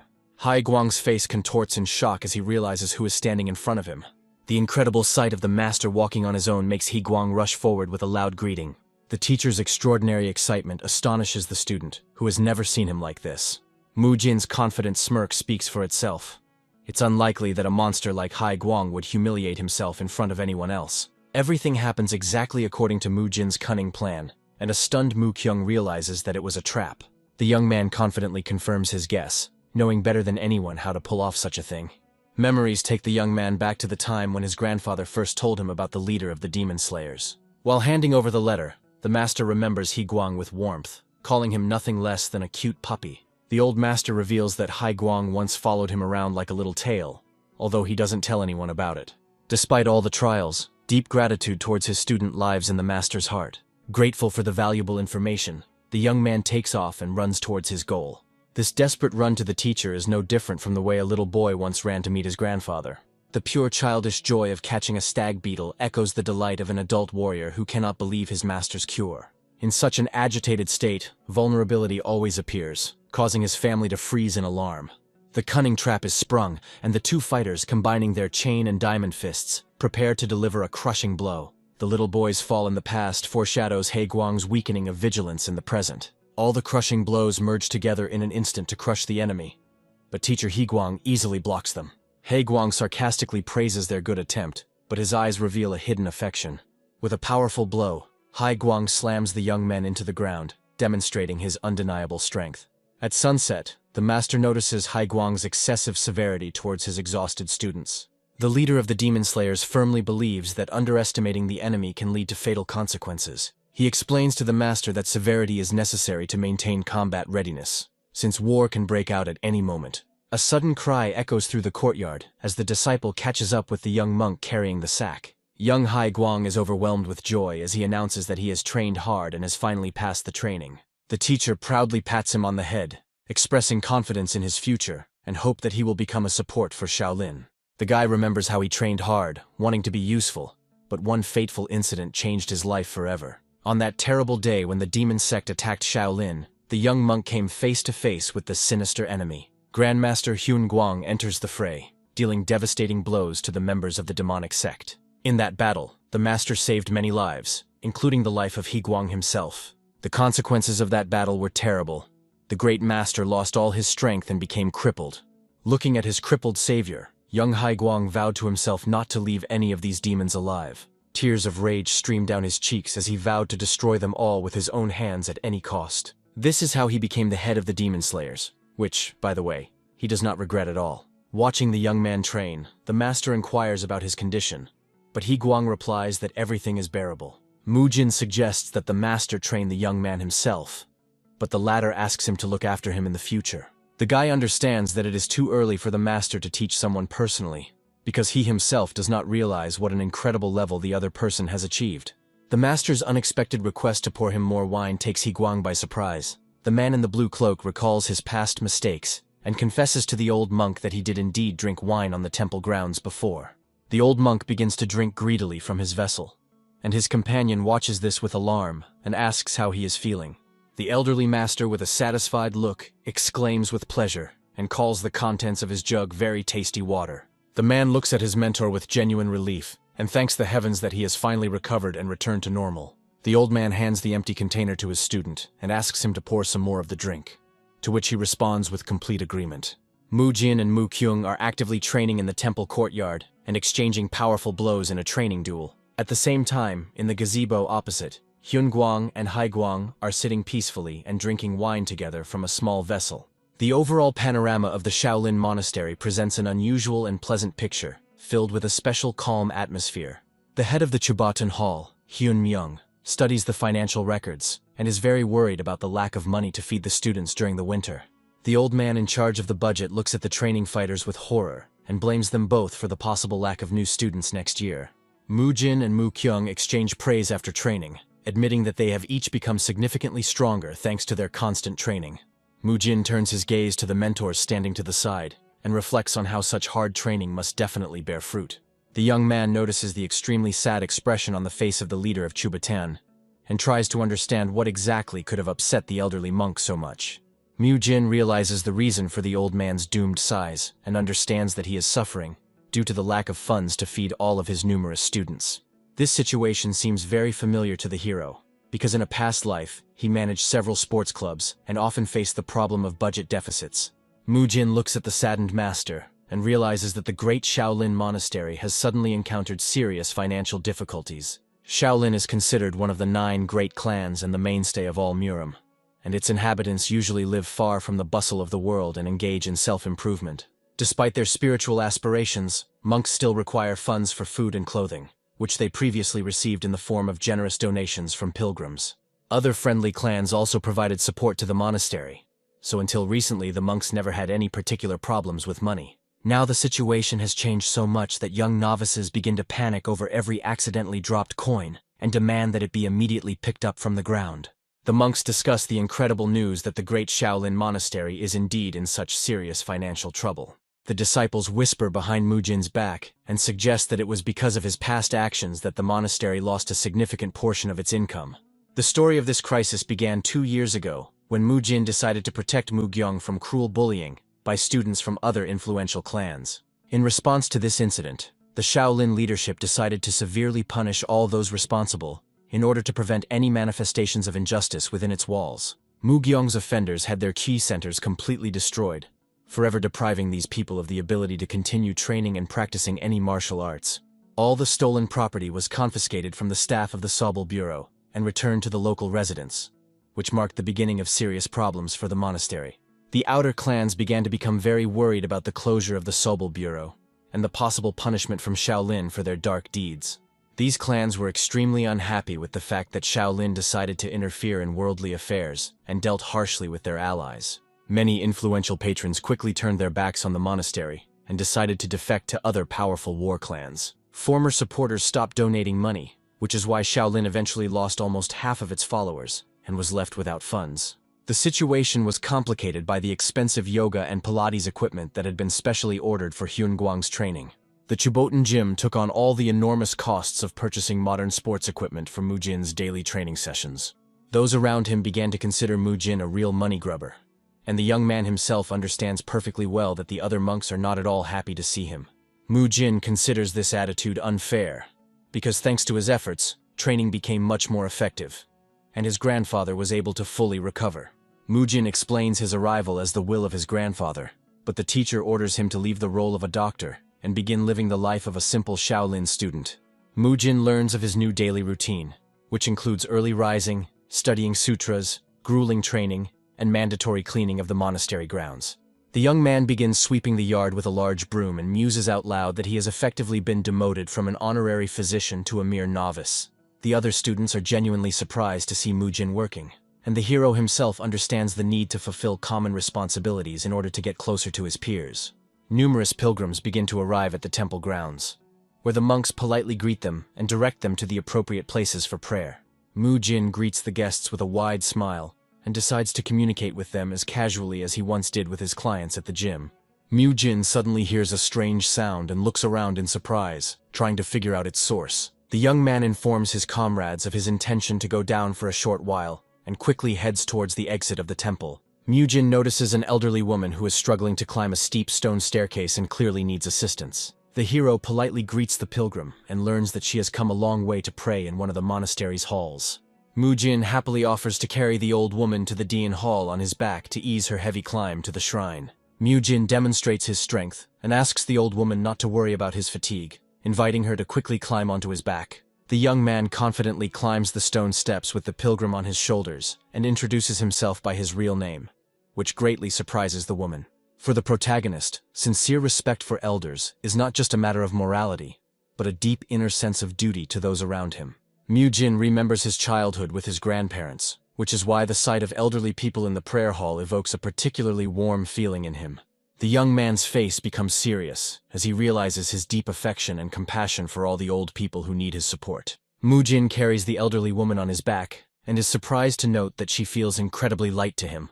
The young man notices clear signs of problems with his companion's knees and back and is genuinely perplexed as to how she was able to climb so many stairs on her own. The pilgrim very quickly finishes her prayer and thanks the young man for his help, after which she slowly walks away from the monastery gates. Tongfeng County, Hainan Province, is home to many magnificent mansions and temples belonging to the Shaolin Monastery and a large trading company. The most luxurious and richest estate in this prosperous area is owned by a famous trading company called Heavenly Stream. Inside the rooms of a wealthy estate, servants discuss the pressing business and suspicious activity of gangs from Sichuan Province. Liu Zhiguang is the head of the Heavenly Stream Trading Company and is considering the need to increase the number of people in his Cheongumdae division. A man feels very tired from endlessly studying paper reports and decides to take a short break from his tedious job. A servant enters the office and informs the master of the return of Elder Yan Gahi, whom Liu Zhiguang affectionately calls his mother. The servant confirms the woman's arrival on a palanquin with 8 bearers, after which the head of the company decides to immediately go and meet her. Liu Zhiguang quickly enters the room and asks his mother about her latest trip to the Shaolin Monastery. The son expresses great concern about his mother's poor health and asks her not to make such tiring journeys anymore. Yan Gahi smiles contentedly and reassures her son, telling him that today he doesn't have to worry about her at all. The woman talks about the medical care she received in Shaolin, which causes genuine bewilderment and curiosity to appear on Liu Zhiguang's face. The elder enthusiastically recalls the amazing master and tries to describe the unusual massage procedure he performed to alleviate her condition. Ngahi describes in detail the process of back and leg massage, which turned out to be much more effective than traditional acupuncture and medicinal decoctions. Liu Zhiguang listens to her mother's story with obvious disbelief and doubts the possibility of such a quick healing from simple manipulations. The man carefully examines his mother and notices the healthy color of her face and the absence of the usual trembling in her legs. The head of the trading company is amazed by the young man's talent and decides to personally go to Shaolin tomorrow to meet this disciple. Novice Mujin was able to ease the suffering of the elderly woman, but this good deed did not bring his heart the long-awaited peace of mind. Mujin watches the wealthy elderly woman walk away and realizes that it's not just her physical resemblance to his own grandmother. The novice clearly remembers seeing the inscription, Heavenly Stream, on the luxurious palanquin. The young man realizes that this name belongs to one of the 5 largest trading companies from the tyranny universe of the unorthodox faction. This organization is a dangerous villainous group that actively opposed the main character in the original story. In the light of day, Mujin remains calm and introduces himself to those around him as a third-generation disciple with a welcoming smile. An elderly woman and her son approach Mujin, calling him a sweet boy and asking if he is tired from the journey. The head of the trading company thanks the novice for healing his mother, but Mujin modestly replies that he only provided a small amount of help. Mujin inquires about the woman's return visit, to which she expresses a desire to pray again and undergo a therapeutic massage. The grandmother jokingly regrets the impossibility of introducing Mujin to her granddaughter, and the novice suggests that they all come together for joint prayer and meditation. Liu Zhiguang acknowledges the young man's intelligence and notes that even his own grandchildren do not show such kindness and care to his mother. Mujin looks at the man carefully and wonders if he is the former head of the trading company. The acolyte suggests that this person most likely currently occupies the position of the current head of the organization. The young man recalls details from a novel he read about the activities of a trading company called Heavenly Stream. In the original story, this organization was involved in the slave trade and was a business partner of the main villain in various criminal cases. Mujin hopes to get closer to the head of the company and find out more details about his connections with the main villain. Liu Zhiguang notices Mujin's gaze and asks in confusion if something has appeared on his face. The novice awkwardly justifies himself and says that he was simply lost in his thoughts for a moment. Mujin makes a comment about the company's CEO spending too much time sitting. The man is surprised by the young man's insight and confirms that he has a sedentary job and a love of reading books. The young man points out the pelvic tilt and slouching of his interlocutor, mentally calling this typical office posture. Mujin offers to give the company's CEO a massage after his mother's death and mentally resolves to keep his enemies as close as possible. Liu Zhiguang agrees to try the treatment methods and reflects with interest on the abilities of the young novice. The action moves to the building that is Hyun Guang's official residence. 2 monks look at the arriving guests in surprise and try to understand who exactly has come to see them. Mujin explains that he brought pilgrims with similar health problems and decided to cure them all together. Mu-jin decides to continue treating her grandfather, and receives his approval to do everything at her own discretion. The novice demonstrates special tools for manual therapy, and explains the principle of their effect on muscles. For today's class, Mu-jin is introducing a special device called a muscle enhancer. The old monk places one foot on the moving platform and begins to slowly roll back as instructed by the young man. Hyun-gwang is surprised by the effectiveness of the new exercise machine, and feels his muscles working during his first use. Mu-jin asks Grandpa to report the tension in his legs and prepares to demonstrate the next therapeutic exercise. A young man approaches his grandmother and suggests that she try out a special Shaolin exercise machine for posture correction and core strengthening. Mu-jin helps an elderly woman position herself correctly in the hollow of a wooden device to stretch her spine. The novice advises the guest to completely relax, while she makes loud exclamations from very unusual sensations throughout her body. Grandma laughs happily and notes a loud crunch in her bones the first time she uses this unusual device. Mu-jin is interested in the comfort of the elderly during the exercise, and the grandmother expresses complete confidence in his treatment methods. The grandfather talks about his long-term treatment of the young man, which causes genuine surprise in his companion due to his healthy appearance. The elderly man explains the significant improvement in his condition recently, and the grandmother acknowledges Mu-jin as a true master of his craft.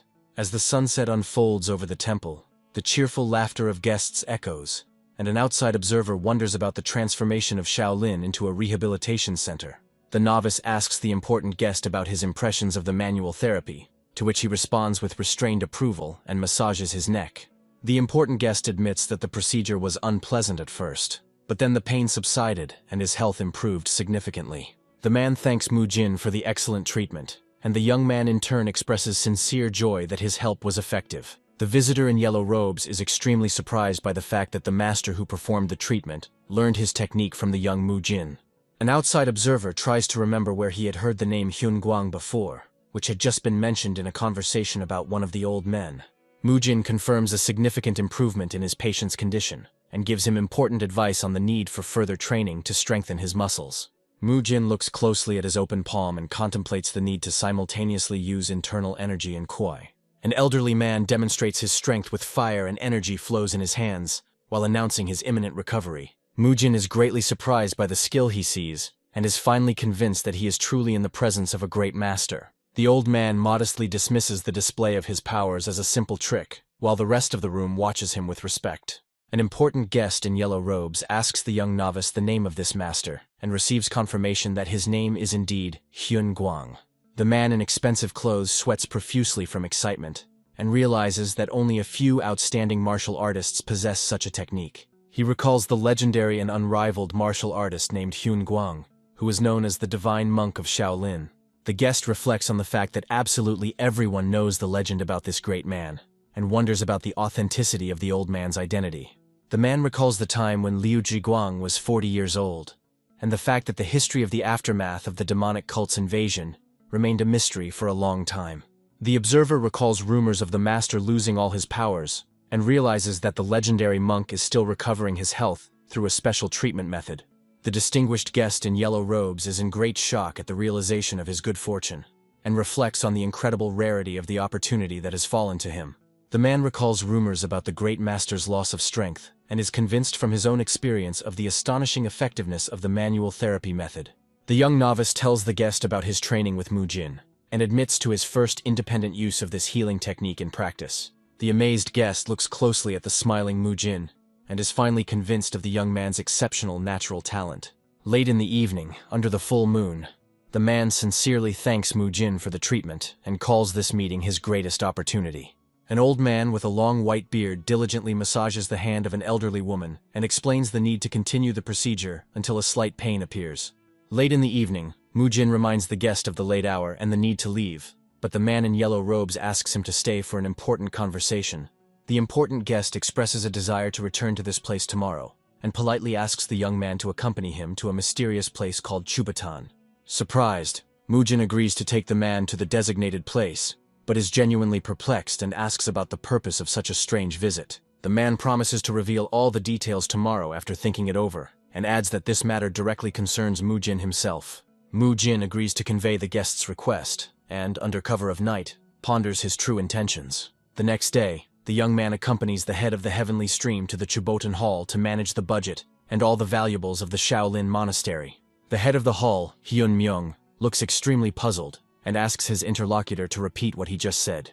An important guest calmly pours tea into cups and prepares to voice his business proposal to the head of the financial department. The man suggests that Hyun Myung combine the powers of the heavenly stream and Mujin's talents to open a large health resort. Hyun Myung looks at the boxes containing 100 gold bars and is amazed that the donation amount exceeds the annual budget of the entire Shaolin monastery. The noble guest confesses his desire to give even more gold and thanks her for healing his mother, which the best healers in the Celestial Empire could not cope with. The head of the financial hall asks his interlocutor to explain in more detail the true purpose and necessity of opening a joint health resort with Mujin. The man points out the uniqueness of Mujin's treatment methods and notes that there are many people in the world who cannot be helped by conventional medicine. The guest sincerely wishes to open a new hospital, so that the talented young man can effectively help all those suffering from severe and incurable illnesses. Hyun Myung sternly states that Shaolin does not exploit the talents of its students for profit, and mentions the opening of a hospital in Dongfeng County. The head of the financial hall looks intently at the guest, and asks if the new hospital will be available only to rich people.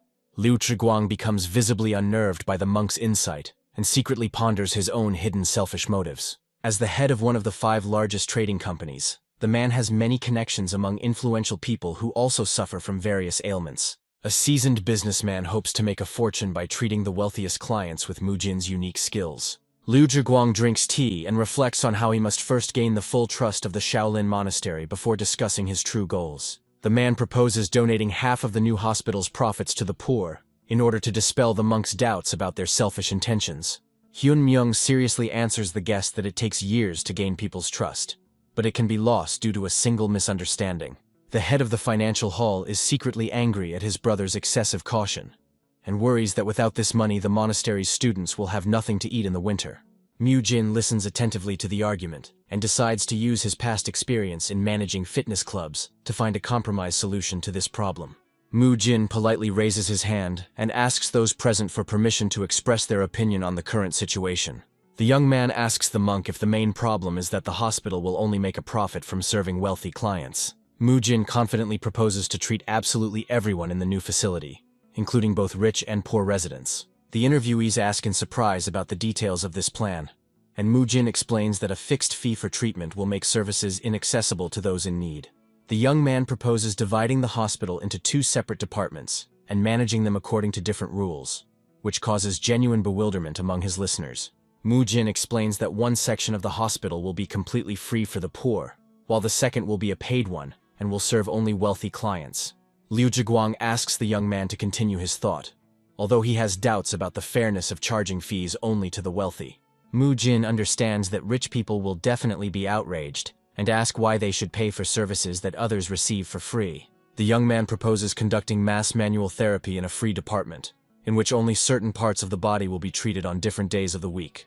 In the private department, patients will receive comprehensive treatment that combines traditional medicine with special therapies using internal QI energy. Mujin cites the example of modern gyms, where you can buy a regular membership or pay extra for private lessons with a trainer. The listeners are extremely surprised by the young man's deep knowledge and wonder whether such practical advice is really being given by a simple novice.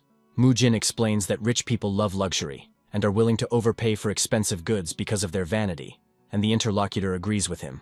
The young man is confident that wealthy clients will choose a paid branch with a personalized approach to feel superior and status. The old monk becomes enraged and scolds Mujin for suggesting that the Shaolin disciple exploit human vanity for profit. Mujin directly asks the head of the Chubatan Hall what exactly he is so afraid of in this situation. The young man notes that by using the money of the rich to help the poor, others might accuse Shaolin of greed and obsession with material goods. Mujin reminds him of his plan to treat all segments of the population, and asks if the monk's dissatisfaction is simply due to fear of other people's opinions. The angry old man looks at the student intently and asks if he really decided to question the sacred ideals of their order. The young man accepts the possibility of losing trust when using wealthy people for selfish purposes, and acknowledges that his mentor is right. The old monk admits to his deep concern about public opinion and the current reputation of their holy order.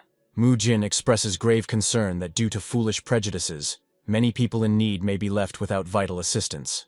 The young man, smiling, recalls the noble goals of Shaolin and speaks of the absolute superiority of sincere intentions over any formal rules. The head of the hall unexpectedly admits that his student is right, which causes the young man genuine surprise and instant confusion.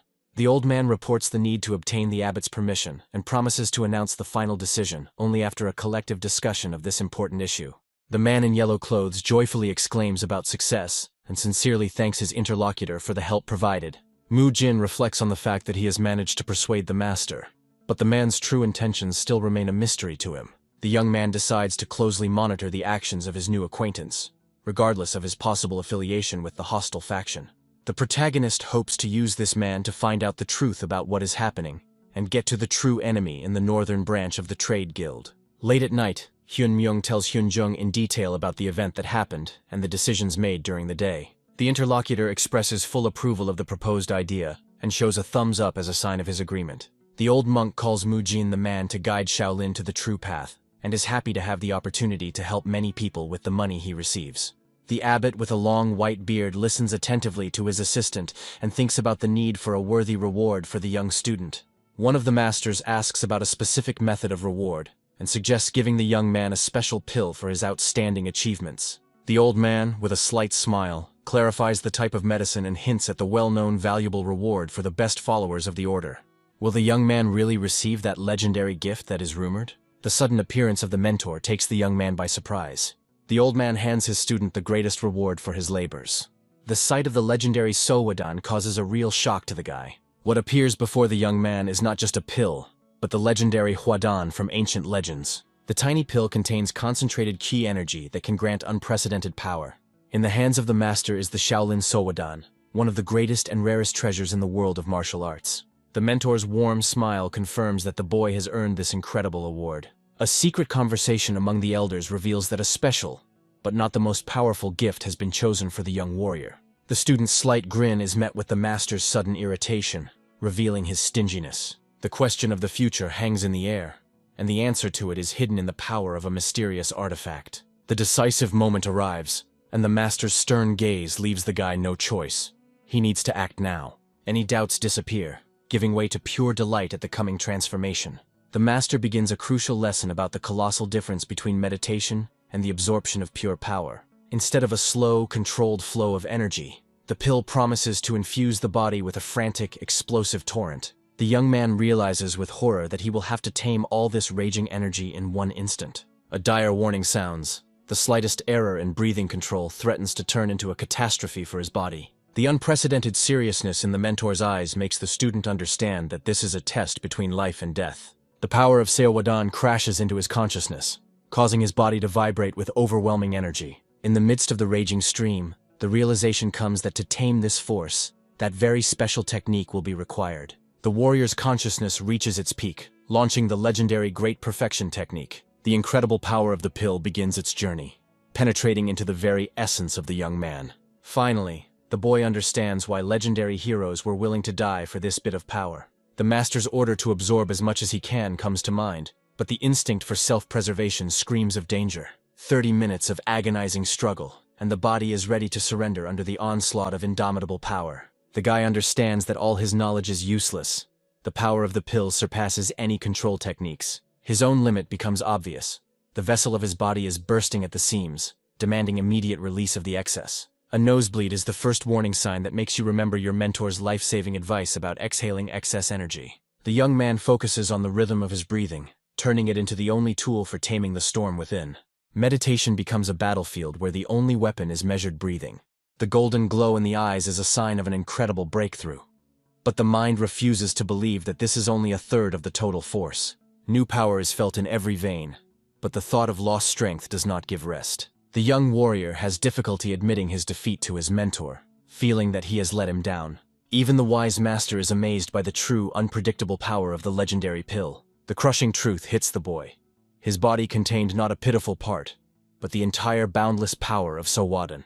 It turns out that the young man's survival was not his merit, but a real miracle, secretly created by his mentor. It becomes clear that the mentor never left the student for a second, secretly capturing the precious energy he exhaled. With each breath the student took, the master imperceptibly returned his lost strength, pushing him time after time beyond the limits of what was possible. The fatigue on the master's face was the price he paid for using an incredibly complex technique, because he could not let such power go to waste. The acquired power turns out to be not a gift, but a curse. A wild, untamed energy threatens to tear the body apart from the inside. Hyun Guang calmly informs that the raging chaos within Mujin was foreseen, and now it is time for the next stage of his cunning plan. The student's face was frozen in a silent question about the impossible. But the mentor already knows the path to salvation through special training. The great master reveals the main secret. To tame the storm within, one must find absolute peace by mastering the art of equanimity. Hyun Guang takes Mujin to a roaring waterfall, a place where he must find silence amid the deafening chaos. Icy streams of water become the young warrior's first test on the path to mental balance and complete control over his strength. It turns out that this method is designed to tame the fierce yang energy that their longtime rivals are famous for. The main paradox of this training is that in order to control the most furious force in the universe, one must find absolute peace. There are many paths to peace, from reciting mantras to happy memories, but for Mujin, the harshest one was chosen. The whole difficulty comes down to a simple, but almost unattainable goal: to maintain calm in the soul when a storm is raging around. 2 hours under the icy stream were just preparation, and now the mentor orders to release all the pent-up rage in one movement. The blow, charged with the unbridled energy of Sowadan, falls on the rock with such force that the waterfall itself shakes. A grueling 2-hour workout under the onslaught of water finally pays off, restoring the young man's control over his raging energy. Mujin's new power is so great that now the boy is able not only to withstand, but literally cut the mighty flow of a waterfall in two. The student's proud gaze meets the master's, and at that moment, words become unnecessary. Behind the mentor's stern exterior lies genuine joy and pride for his incredibly gifted student. A silent connection arises between them, stronger than any vows or promises. After 2 days of silence, the air is once again filled with tense anticipation. A new, even more serious test lies ahead. The young man must set out on a dangerous journey, but he will not be alone. 2 experienced monks will become his faithful companions and protectors. Meanwhile, a conspiracy is brewing in the shadows, and mysterious figures are preparing their own plan, directly related to the organization of the heavenly stream. The elder's instructions sound like both a blessing and a command. The time has come to show the world what their best student is capable of. Mujin vows to his teachers that he will return victorious to save all those in need together with Shaolin. His eyes glow with unshakable confidence that his mission will be the key to saving all of Shaolin. In the eerie silence of the night, the mysterious Mrs. Solhyun receives a signal that it is time to act. After leaving the sacred Songshan Mountain, the young warrior finds himself at the gates of Dengfeng County, where his true adventure will begin. The city's bustling streets, as if taken from the pages of ancient legends, greet the traveler with an atmosphere of future achievements. Images of heroic deeds flash through the boy's head, from clashes with bandits to fights in noisy taverns. The imagination conjures up the rescue of a beautiful stranger and the decisive battle with evil, fueling the thirst for adventure. Finally, reality exceeds all expectations, and the young man delightedly realizes that his own story is just beginning. The week flies by, and intriguing rumors begin to spread throughout the city, attracting everyone's attention. Local residents are surprised to hear the news about Shaolin monks who suddenly opened a hospital in the city. Bewilderment gives way to suspicion. Have the ascetic monks really decided to engage in worldly affairs for the sake of profit? The interlocutor's grin dispels any doubts. Of course, Shaolin's help is free, and this opportunity can't be missed. A friend's caustic remark about the sudden inspiration at the word free only egged on the cunning traveler. Tired legs from carrying an endless load becomes the perfect excuse to personally test rumors about miracle cures. The strange treatment system, where each day is dedicated to a specific part of the body, only heightens curiosity and fuels interest. Mujin's cunning plan begins to take shape, dividing aid into something accessible to everyone and something exclusive to a select few. The new health complex receives its own name, and each of its wings has its own unique and important purpose. The left wing of the estate is being transformed into a stronghold of mercy, offering free treatment and rest to all those in need. There are also places for meditation and training, so that monks can maintain harmony between spirit and body. The right wing, intended for the rich and powerful, promises inner energy healing and luxurious care, providing financial stability for the mission. The whole difference between helping the poor and the rich was hidden only in the glitter of gilding, while the essence of the healing technique remained unchanged. The young monk, hiding his true power, humbly introduces himself to the first patients, ready to begin his mission. The whispers behind his back do not escape the warrior's sensitive hearing, but he only holds back a grin, not showing it. Ignoring the idle gossip, Mujin gets straight to the point, demonstrating his professionalism. The patient's eyes show skepticism towards a new method that promises healing without the usual needles and decoctions. The very first touch brings not relief, but piercing pain, causing the man to cry out in shock. Mujin calmly explains that the hellish pain is just a mirror reflecting the true, neglected state of his muscles. The young man promises that the torment will soon give way to relief as soon as the tense muscles and fascia are released. Although the method seems barbaric, the doctor's unwavering confidence makes the patient grit his teeth and endure. The excruciating pain really does subside, and it is replaced by a new, even more intriguing stage of treatment with the magic bar. Simple yet precise instructions help the patient use the roller correctly, initiating a deep healing process. With each movement, the stiffness disappears, and the man is amazed to realize how this simple, yet ingenious technique works. An incredible feeling of lightness and warmth spreads through the legs, exceeding all expectations and eclipsing the effect of acupuncture. Surprise gives way to admiration, because no one could have imagined that Shaolin monks possessed such unusual techniques. In the eyes of the healed man, Mujin transforms from a simple monk into a great master, who came down from the mountains to help ordinary people. Gratitude grows into a sense of duty. The world must learn about the generosity and incredible gift of this noble healer.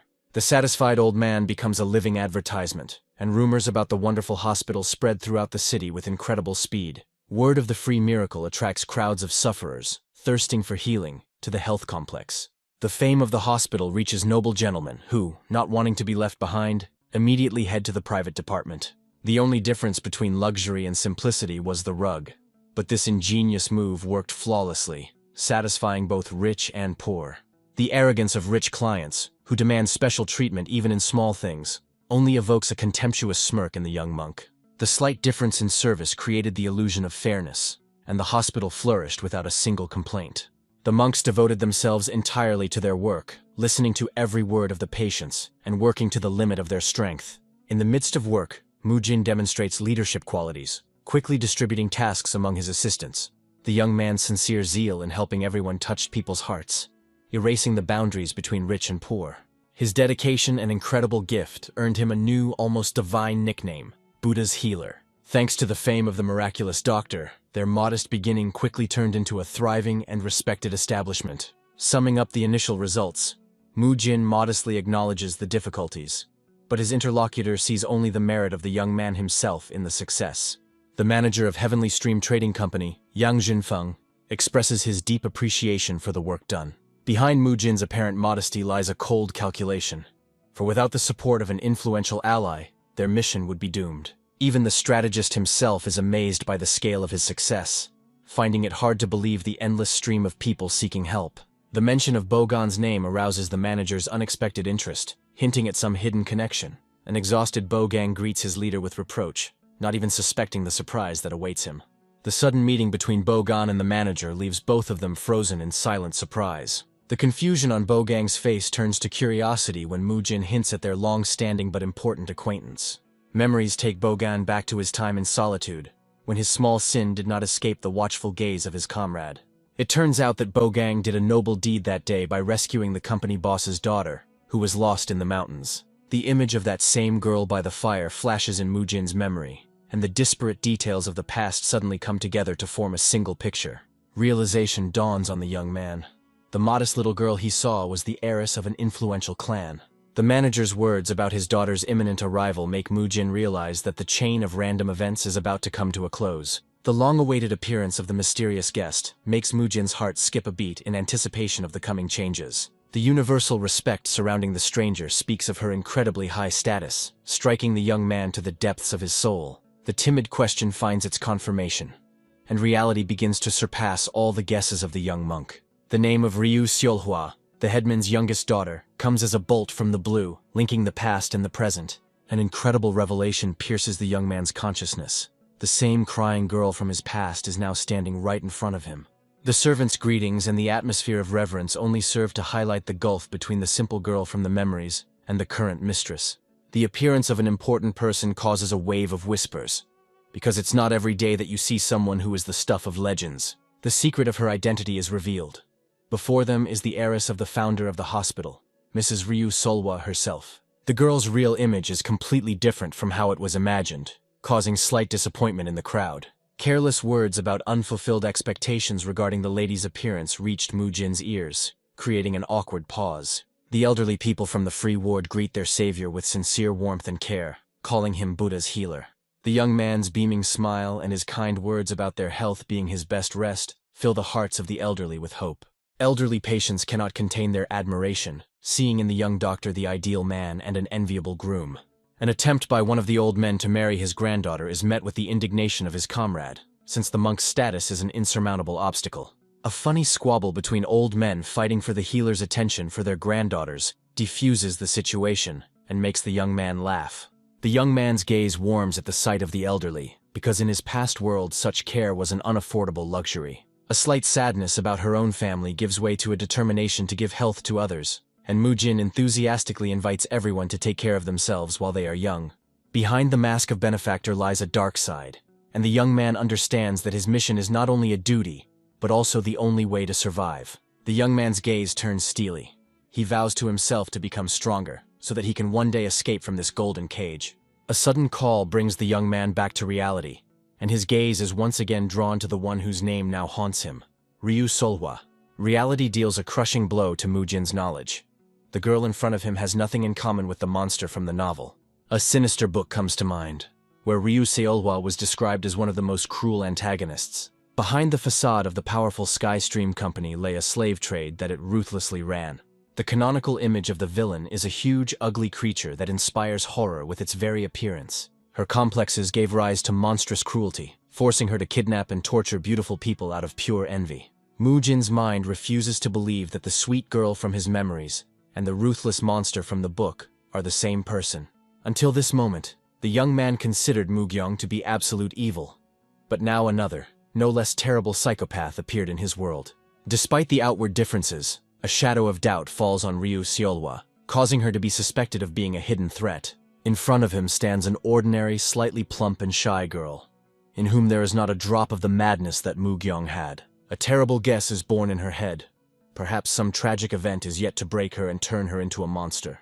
Observing the grateful patience, Mujin comes to the conclusion that the company is now clean, which means that evil will either come from outside or is already brewing within. He decides to use his current authority to figure out what's going on, while there's still time to change things. The first to come under suspicion is Ryu Solhwa, whose shyness and awkwardness seem too suspicious. Hong So-hee's maid gently but firmly scolds her mistress for being inappropriately familiar in public. The mistress's address to the maid as a sister causes puzzled whispers, because such behavior is unthinkable for their circle. Hong So-hee reminds her protégé that as the future head of the heavenly stream, she must conduct herself with dignity. Ryu Solhwa sheepishly apologizes, realizing that her simplicity could harm the entire family's reputation. Fear of public speaking and the fear of disappointing her father torment the girl, causing her to doubt her abilities. The faithful maid tries to cheer up her mistress, reminding her that helping her father in his new business is the best way to earn his approval.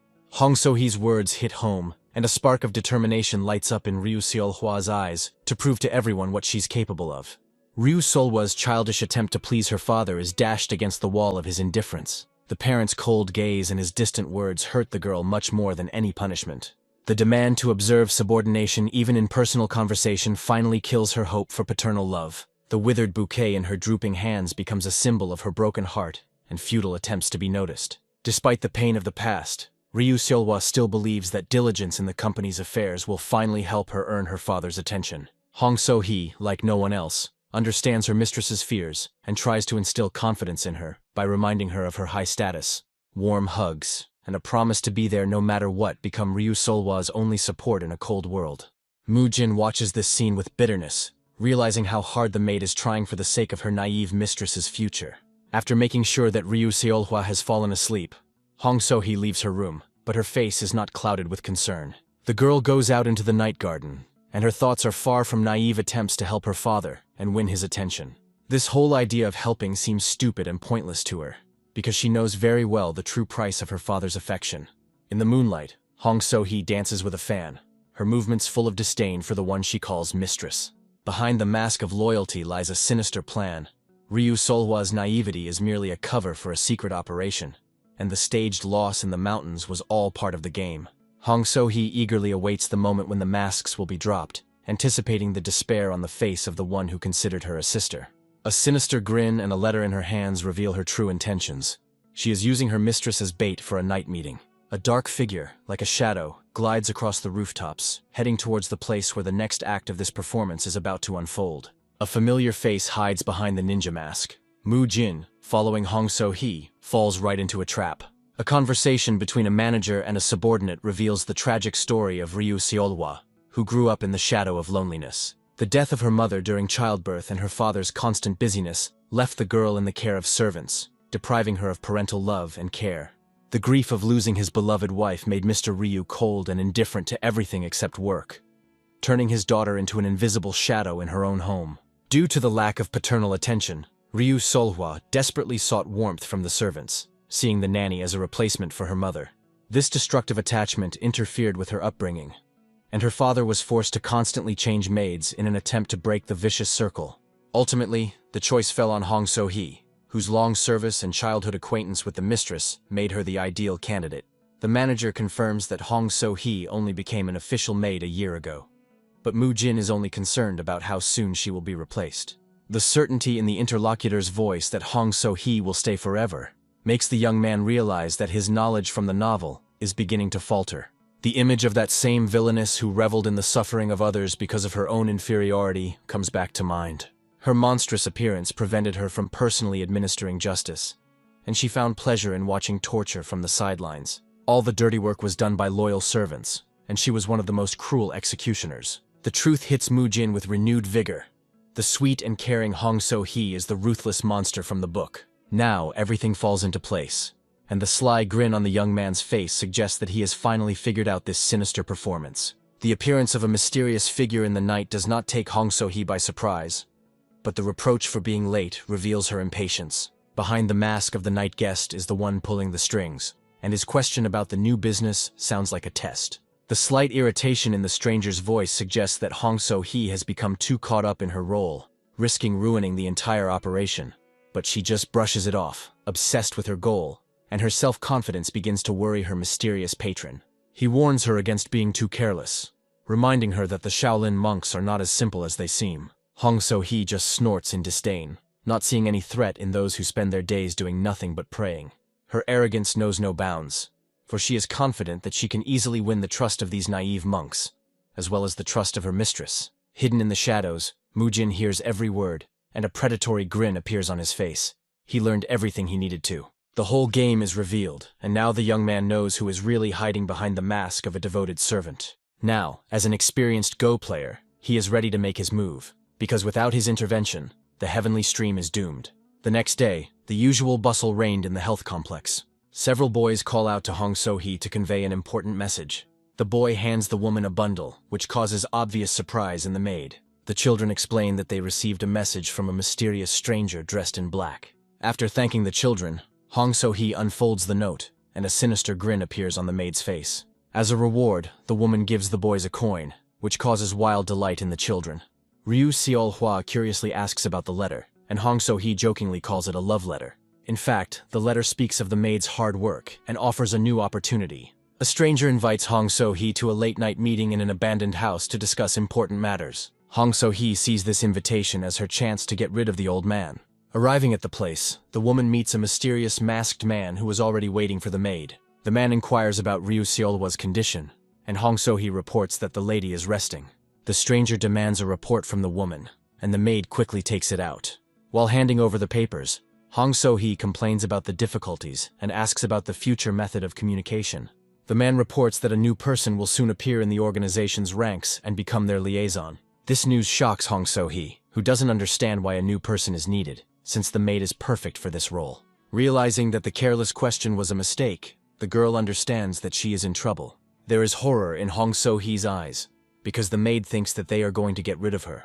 A stranger, without warning, delivers a powerful blow to the woman's face. Hong So-hee, surrounded by dark energy, is sent flying backwards from the crushing blow. Rising from the ground, Hong So-hee is shocked to recognize her attacker. Mu Jin takes off his mask and the maid angrily asks how the monk knew about this place. The young man calmly confirms that he deliberately lured her here to talk.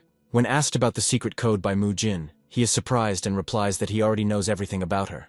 It turns out that the young man got all the information about Hong So-hee from the novel The Story of the Warrior Emperor Sado. Realizing that her secrets have been revealed, the woman prepares for battle, because she cannot let him go alive. Hong So-hee's face contorts with anger, and she charges with a scream. Mu-jin only smirks, suggesting that she see for herself the difference in their strength. The battle begins, and the young man is glad to finally have the opportunity to test his new strength. Mu-jin understands that if his opponent doesn't fight at full strength, he will easily defeat her. Realizing that this is her first real battle, Hong So-hee puts all her fury into her strike. The young man easily dodges and, using an aikido technique, throws the maid over his back. Hong So-hee cries out in pain from the powerful impact with the ground, unable to get up.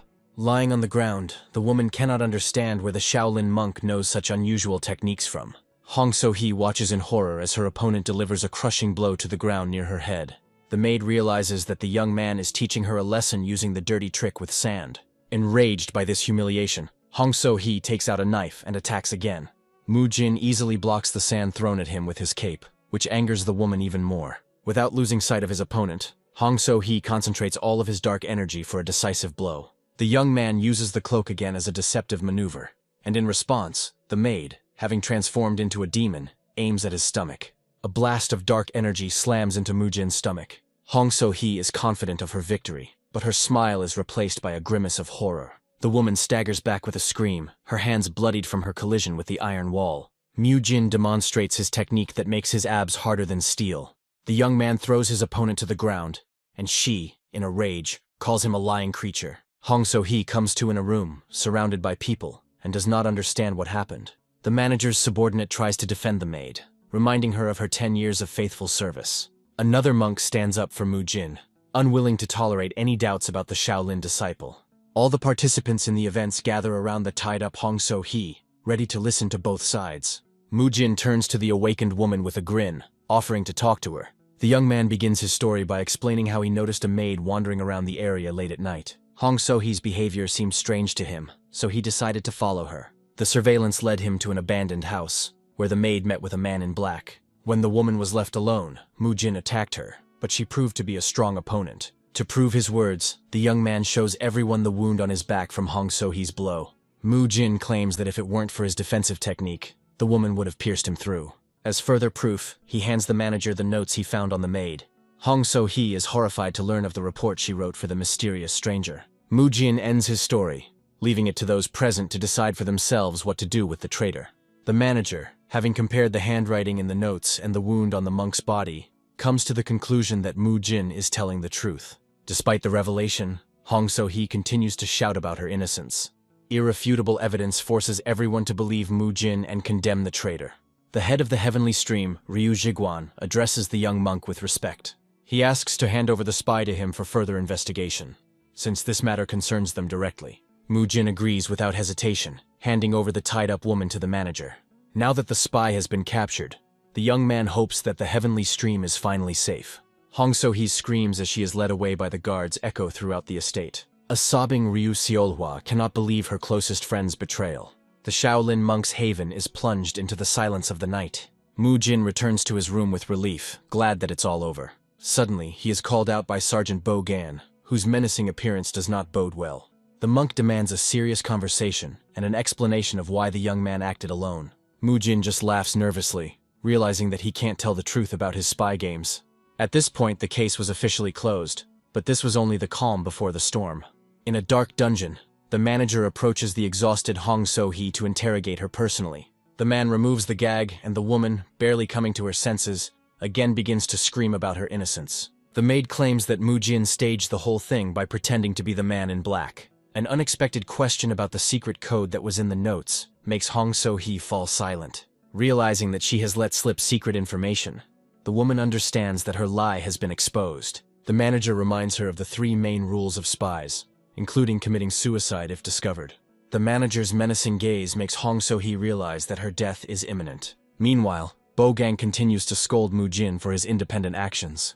The young man humbly apologizes, explaining his actions by the urgency and spontaneity of the situation. But this is not what angers the sergeant, and he grabs Mu-jin by the shoulders with force. Bo-gan explains that this world is much more dangerous than it seems at first glance. It is full of strong and cruel people, a collision with whom could be the last. The monk shouts in rage that if the spies had turned out to be martial arts masters, the young man would not have left alive. Mu-jin is surprised that he is being scolded not for insubordination, but because of concern for his life. The foreman just wants the young man to learn to rely on his comrades. The young man holds back his emotions, seeing something more than just anger in the stern monk's eyes. The image of his helpless parents flashes through his mind, and Bogang realizes that there is genuine concern reflected in his eyes. The next day, shocking news of Hong So-hee's death spreads throughout the estate. The manager informs Mu-jin that the woman died during interrogation at the hands of her accomplice. He also notes that thanks to the report given by the young man, they were able to confirm the servant's betrayal. Mu-jin is surprised why the manager is sharing such confidential information with him. Ryu Jiguan, for his part, doesn't understand why the monk doesn't see a more serious problem here. The manager is confident that Mu-jin is not just a genius, but a person who is able to see the essence of things. Amazed by the young man's wisdom, Ryu Jiguan decides to trust him completely and tell him everything. He admits that cooperation with Shaolin was dictated not only by business interests, but also by another, more important reason. That was why the manager called Mu-jin again to reveal his true motives. The manager begins his story about the second reason that led him to cooperate with Shaolin. Even before the hospital opened, Ryu Jiguan, while reviewing reports, felt that something was wrong. While checking the documents, he noticed that the data from different departments generally matched. However, one detail bothered him. The price of one of the items was greatly inflated. Suspecting something was wrong, the manager ordered his men to secretly investigate the matter. The strange behavior of the local branches led him to the idea of collaborating with Shaolin. Until this point, Ryu Jiguan had relied only on his intuition and vague guesses. But the exposure of the spy, orchestrated by Mu-jin, finally convinced him of the correctness of his suspicions. The manager thanks the young man because he saved him from great trouble and confirmed his fears. Mu-jin modestly replies that he simply did what he had to, but he is interested in the problems with the local branches. The young man understands that the danger is still not over, and he needs to come up with a new plan. If the root of evil is not destroyed, the fate of the heavenly stream may repeat the tragic ending from the novel. The first obstacle was Hong So-hee, but now there is another, more difficult figure in the way. Mu-jin turns the conversation to young Mrs. Ryu Seolhwa, inquiring about her condition. The manager reports that the investigation began immediately after Hong So-hee's exposure. But so far, no evidence linking the girl to the conspiracy has been found, and she is under house arrest. Mu-jin agrees that Ryu Seolhwa must be punished for her carelessness. The young man comes up with a new plan and proposes his idea regarding the lady to the manager. Mu-jin reminds that after the recent incident, a serious problem has been discovered at the hospital. While treating one of the patients, he realized that they had only been treating men up until now. Mu-jin explains that even in today's world, a coach's touching of a woman can be misinterpreted. In their world, where there is a strict separation of the sexes, this becomes a serious moral issue. The elderly woman was able to undergo treatment only because she was old enough to be Mu-jin's grandmother. But if the conversation turns to the treatment of a young and noble lady, everything could turn into a scandal. An imaginary scene in which a husband catches a monk treating his wife clearly demonstrates the possible consequences. The enraged husband, without understanding the situation, is ready to pounce on the scoundrel. Mu-jin understands that the consequences for him could be unpredictable.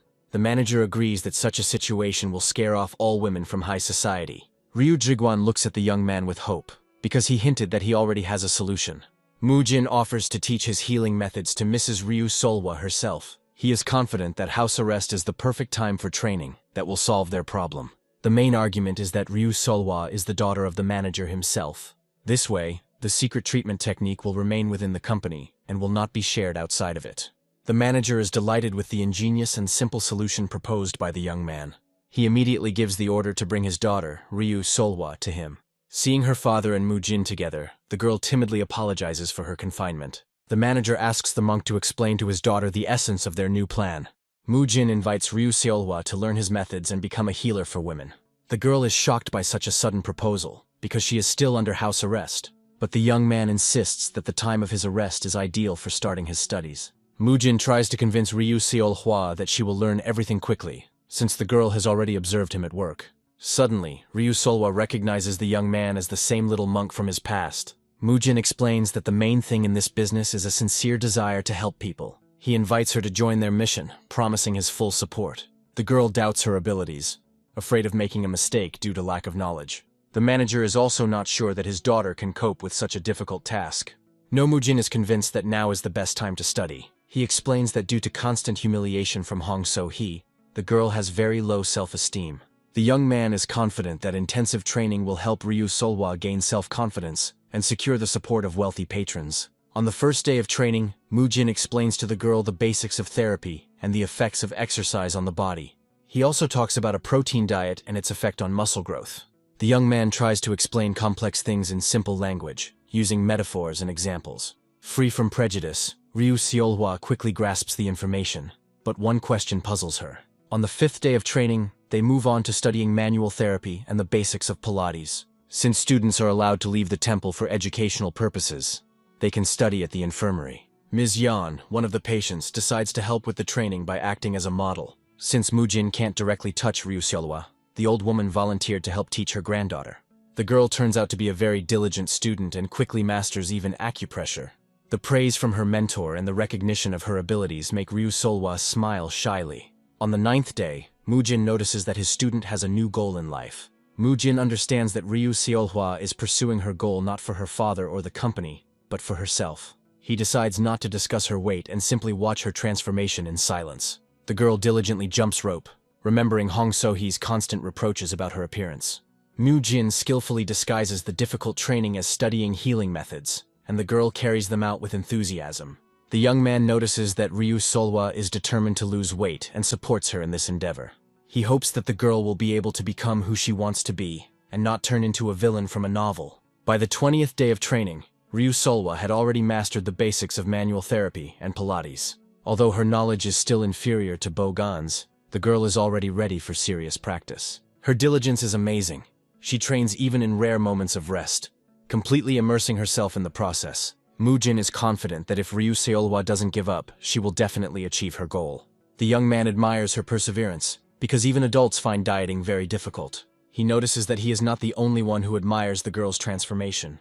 Ryu Jiguan, touched by the change in his daughter, secretly thanks Mujin for his work. But the young man misinterprets the generous reward, taking it for an attempt at bribery. He happily accepts the money, thinking about how much protein he can buy with it. Mujin suggests to the manager to expand their business and open branches in other provinces. He is confident that the opening of new hospitals will help even more people. And for him, this will be a chance to gain more freedom and track down the conspirators. They begin to discuss where it would be best to open the first branch. Mujin, with a sly smile, suggests Nanchang in Jiangxi province, as that is where the next clue lies. The manager is surprised by Mujin's choice, and asks why Nanchang. The young man explains that this territory is neutral, and does not obey either Shaolin or other clans. Ryu Jiguan admires the monk's knowledge of geography, but suspects that the city has its own nuances. Mujin confirms that this is better than opening a branch in a foreign territory, since Nanchang is the closest neutral city to them. In fact, the young man had another, more compelling reason, because he had not yet met the real villain. According to the novel, it is in Nanchang that a demonic sect will rule in the future. The Path community was the very sect that did all the dirty work for the heavenly stream. Drug production and human trafficking were their main source of income, and turned the company into a villainous organization. Chief Bogong wonders who will run the hospital in Dongfeng during Mujin's absence. The young man proposes Bogon himself for this role, since he had been in the shadow of his mentor for a long time.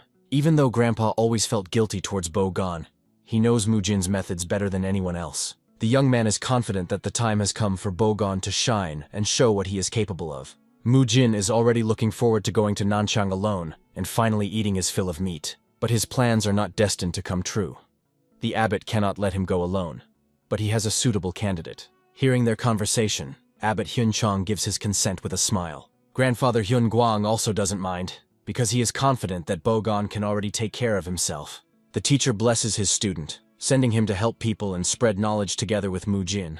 All the preparatory details were agreed upon in advance, not without the help of Mujin's experience in managing fitness clubs. As he bids farewell to Ryu Seolhwa, the young man humbly apologizes for his teaching abilities. The girl sadly learns that he is leaving for Nanchang tomorrow morning. Mujin regrets how little time he got to spend with Ryu Seolhwa. The girl remembers how the young man saved her as a child and protected their company now. The fear of becoming attached again to someone who might leave her makes the girl keep her distance. Mujin reassures her with a smile, promising to return from his business trip. He asks her not to be lazy and to be ready to test her knowledge upon his return. As a sign of their promise, they link their little fingers, and the young man is glad that he was able to motivate her. Now all his thoughts are occupied by the upcoming trip to Nanchang. The horse-drawn carriage is ready, and the driver promises to deliver them in 4 days. Mujin realizes that after Hong So-hee's exposure, his enemies will not leave him alone. Meanwhile, an unexpected guest from the central branch appears in the manager's office. The visitor turns out to be a monk from Shaolin, who is most likely the one who initiated the fall of the heavenly stream. We are talking about Ryu Jiguang's second son, Ryu Solho. Mujin is eagerly awaiting his arrival, but his companion doesn't seem to share his enthusiasm. He is looking at a new location, which is supposed to be their second branch. The young man regretfully thinks that it would have been better to go alone, since his mentor had already managed to tire him out. The driver wakes up Bogon, but he only hits him with a stick in displeasure. The old man tries to justify himself by saying that the driver said we would be there soon, but we haven't arrived. But Bogon doesn't care about such trifles, and he, lounging in the carriage, declares that he will sleep. Mujin looks at his companion in anger, not understanding why he is forced to travel with this man. 2 days ago, an incident involving Heguan occurred in the heavenly stream. The abbot is worried about rumors of bandits in Nanchang and is worried about Mujin.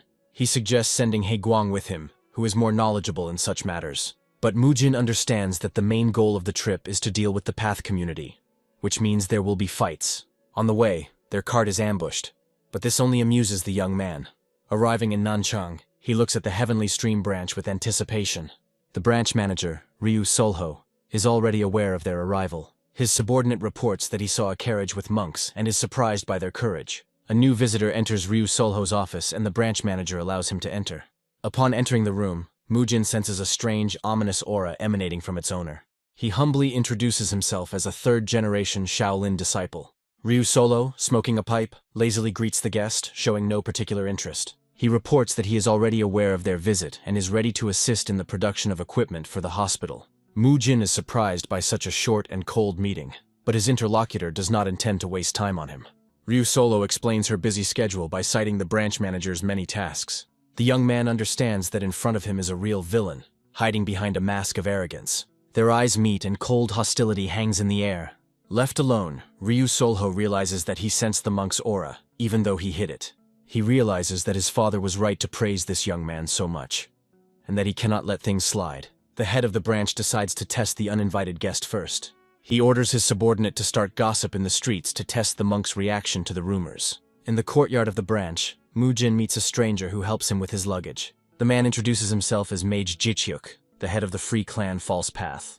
Mujin is surprised because he was warned about the danger, and this man seems quite friendly. Mage Jichuuk looks at the healing instruments with interest and asks about their effectiveness. The young man explains that they could not keep this knowledge to themselves and came to share it with people. Suddenly, unexpected guests come to Mag Jichuuk. The heads of local clans burst into the courtyard demanding an explanation. Mujin understands that these people are untrustworthy and hostile. Kang Daegu, the head of the Great Swordway clan, accuses the monks of opening a business under the guise of good intentions. Other clan heads also express their dissatisfaction, suspecting Shaolin of financial problems. They demand that the monks return to their mountains, calling them sellouts. Mujin can't stand the insults and, interrupting their tirade, asks why they even think there is a fee for the service. He understands that someone is deliberately spreading false rumors. The puzzle begins to form in his head. Ryu Solho is deliberately inciting people to start an information war. The young man decides not to remain silent and declares that he does not know where they got this information from, but is ready to explain everything. He says they came here with a pure heart, prepared to be accused of greed. Mujin looks at the clan leaders defiantly, not letting them get a word in edgewise. He asks directly whether they want to deprive the residents of Nanchang of the opportunity to get healthy. The young man looms over the assembled group, demanding an answer and calling them Ryu Solho's lackeys. One of the clan leaders, unable to withstand such pressure, turns around and leaves. Suddenly, the eldest son of the head of the Great Sword Path, Kang Guowang, appears. He challenges Mujin to a fair duel to show him the righteousness of Shaolin. The young man accepts the challenge, realizing that everyone here is against him. Kang Guowang, covered in a fighting aura, prepares to attack, but Mujin only waits calmly. Mage Jichuuk can't believe that the person in front of him is only a third-generation disciple. The monk's fighting stance speaks of his strength and experience, instilling doubt in the enemy. Kang Guowang's face contorts with rage and he charges with a scream, but Mujin easily dodges. Using unfamiliar karate techniques, the young man performs a sweep, and his opponent falls. Lying on the ground, Kang Guowang can't believe he was defeated so easily. Mujin stands over his fallen enemy, reminding him that he is from a righteous sect. Bogon, watching the fight from the rooftop, realizes that his intervention was not necessary. He considers Mujin's actions stupid, because now the local clans will have a grudge against him. In the evening, while strolling through the city, the young man in his new look attracts the attention of local beauties. He understands that thanks to the wig, no one suspects that he is a novice at the monastery. The Pathways community hasn't yet captured the area, so he has time to scout out the situation. Suddenly, Mujin smells the smell of food coming from a nearby restaurant. He can hardly contain himself, remembering that he came here undercover. His main goal is to find the Path community's lair and teach Ryu Solho a lesson. The young man tries to collect his thoughts, but the sight of juicy meat makes him forget about everything. He reminds himself that he came here for information, not food. Unable to contain his hunger, Mujin hears his own stomach growling. He decides that things won't go well on an empty stomach and begins his meal with pleasure. The young man hasn't eaten such delicious meat for a long time and doesn't know when he'll be able to afford it again. He feels he deserves a small reward after all the work he has done. Suddenly, Mujin notices braised pork on the table. His grandfather's favorite dish. The fragrant dish is so tempting, and the young man greedily reaches for it with his chopsticks. Suddenly, Bogon appears in the window, looking reproachfully at his shameless student.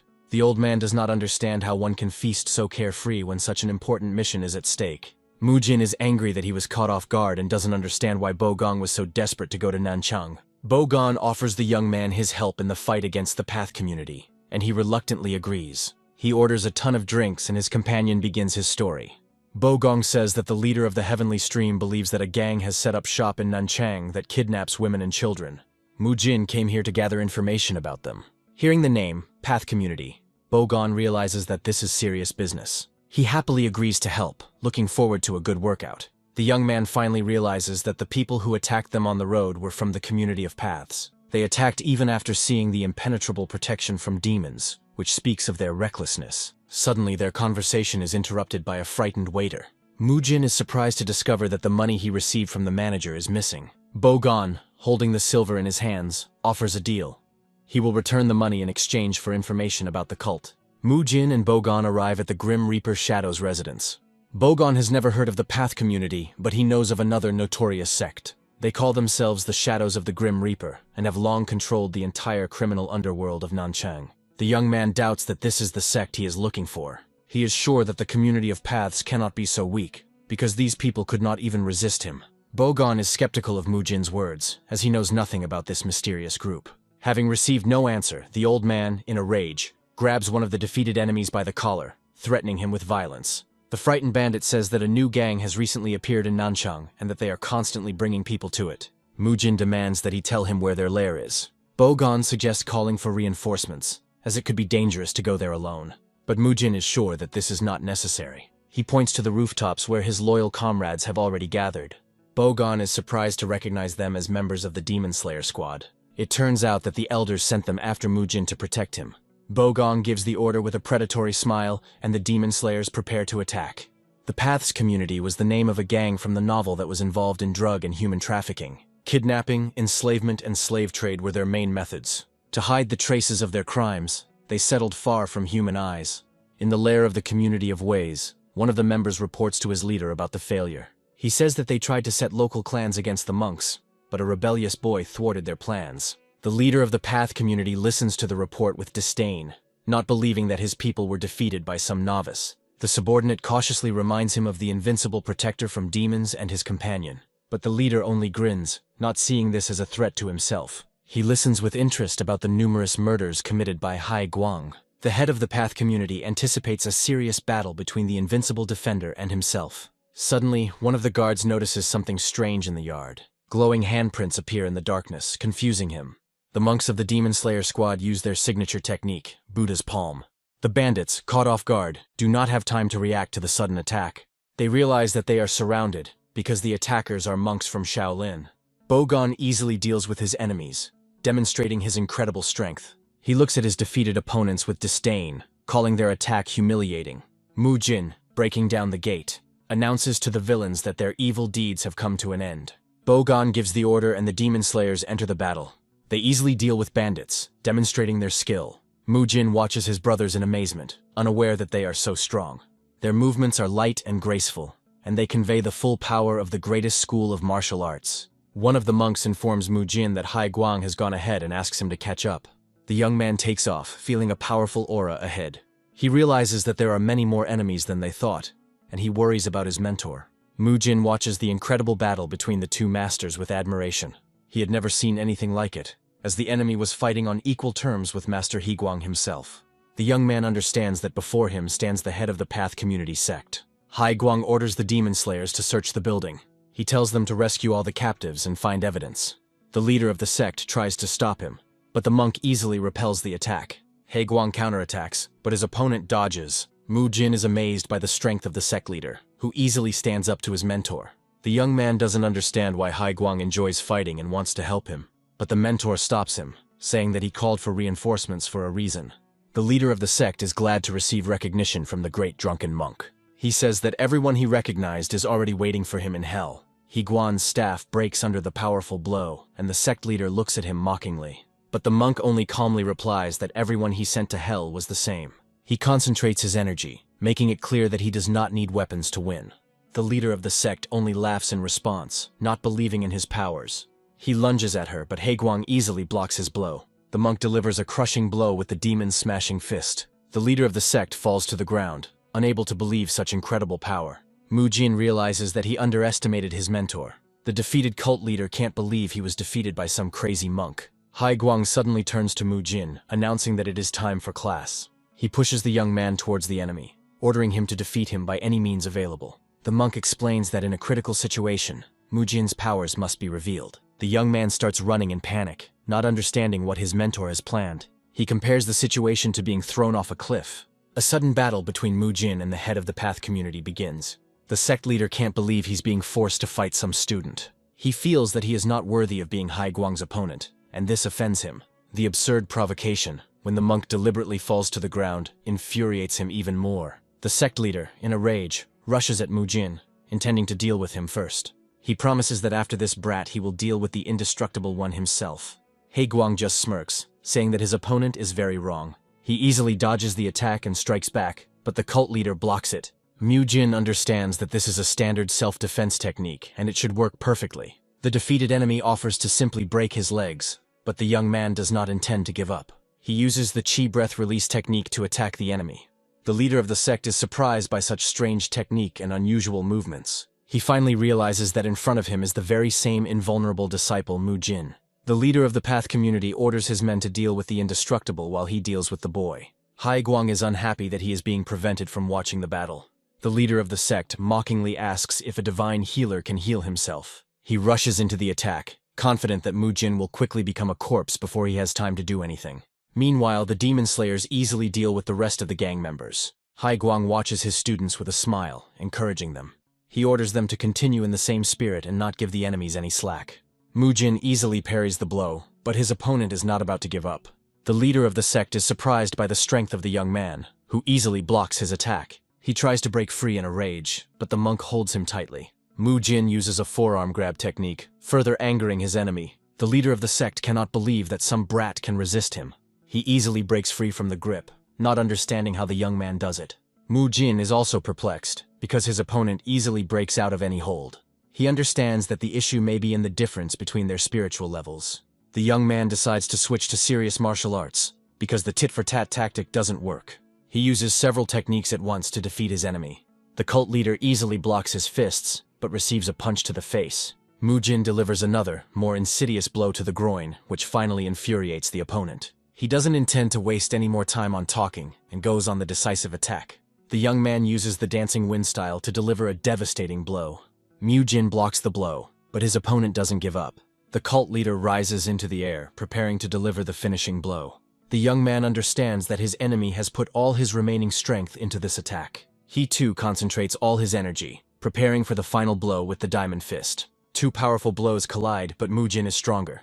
Exhausted, he falls to his knees, while his opponent gloats that he had a chance to win. Suddenly, Hai Guang appears behind the sect leader and asks with a grin if he has been waiting for him for too long. He delivers a crushing blow with the demon smasher fist, and the battle ends. Hai Guang praises his students for quickly dispatching their enemies, but notes that they were too weak. Mu Jin in turn reports that he also completed his task. In this battle, Mu Jin emerges victorious, but Hai Guang still manages to steal the silver bar from him. Seeing their leader defeated, the remaining fighters of the Path Community surrender. In one of the buildings, the demon slayers find hostages, confirming Mu Jin's words. They immediately report this and begin to free the captives. Thanks to the lists of missing people they found, they were able to return all the rescued people to their homes. However, the seized documents contained no evidence of Ryu Solho's involvement. Jin can't believe the villains were so careful. He finds a strange note that talks about the product and indicates the recipient, a certain Jaegil Hyun. The young man remembers that the Jaegil family is one of the villainous organizations from the original story. He understands that they are already collaborating with various kinds of bandits, and things are taking a serious turn. The Jaegil family is one of the largest sects in Nanchang, renowned for its intelligence. They are credited with many martial techniques and strategies. They became famous throughout the world for their tactics and intelligence. If Shaolin is famous for its physical techniques, then the Jaegil family is famous for its knowledge and combat techniques with weapons. However, despite all their skill, they always remained in the background because of Shaolin. Jin understands that these two sects are long-standing rivals. In the original novel, the Jaegil family was mentioned only a couple of times, and the protagonist quickly dealt with them. The young man is surprised that such a seemingly small sect turned out to be so influential. He realizes that he has entered a world where human trafficking has begun, which means that the plot has changed. At the Jaegil family residence, one of the subordinates apologizes for the delay, explaining it as the need to treat the head of the family's son. Jaegil Hyun, one of the family elders, appears in the room, accompanied by guests. The head of the Great Sword Path clan thanks him for his help and the journey he has made. He complains that some boy from Shaolin dared to beat his son. Jaegil Hyun looks at his ally reproachfully, hinting that he shouldn't have lost. The clan leader takes the hint and asks for help, and the elder agrees. He says they only wanted to politely remind Shaolin of their principles, but they were yelled at and beaten. The clan leader complains that his son was beaten with strange techniques, and this is tantamount to a declaration of war. Jaegil Hyun looks at his useless allies with disdain. He doesn't understand why he should personally deal with the problems of someone else's son.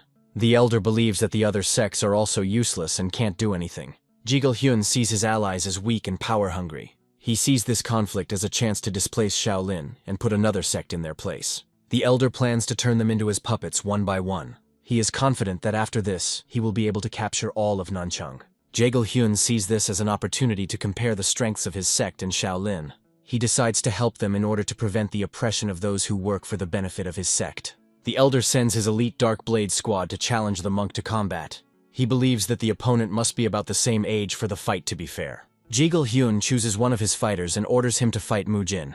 Meanwhile, at the Shaolin residence, Bulguanmun, a new conflict is brewing. Jin can't believe he's being accused of one-sided beating and is being asked to fight again. The head of the Great Sword Path clan shouts in rage that they did not agree to a duel, and the monk simply attacked his son. Jin tries to justify himself, but no one listens to him. The clan leader and his son demand an apology, but a mysterious hooded fighter comes out to meet them. He calmly tells them to calm down, which causes even more indignation. The stranger confirms that the fight was one-sided, and the Shaolin student did indeed cause serious injuries. He hints that if this incident becomes public, it will damage Shaolin's reputation. Jin understands with a grin that he is being asked to beat up another person in order to hush up the matter. They offer to resolve the conflict with another duel, promising not to bother them anymore if they lose.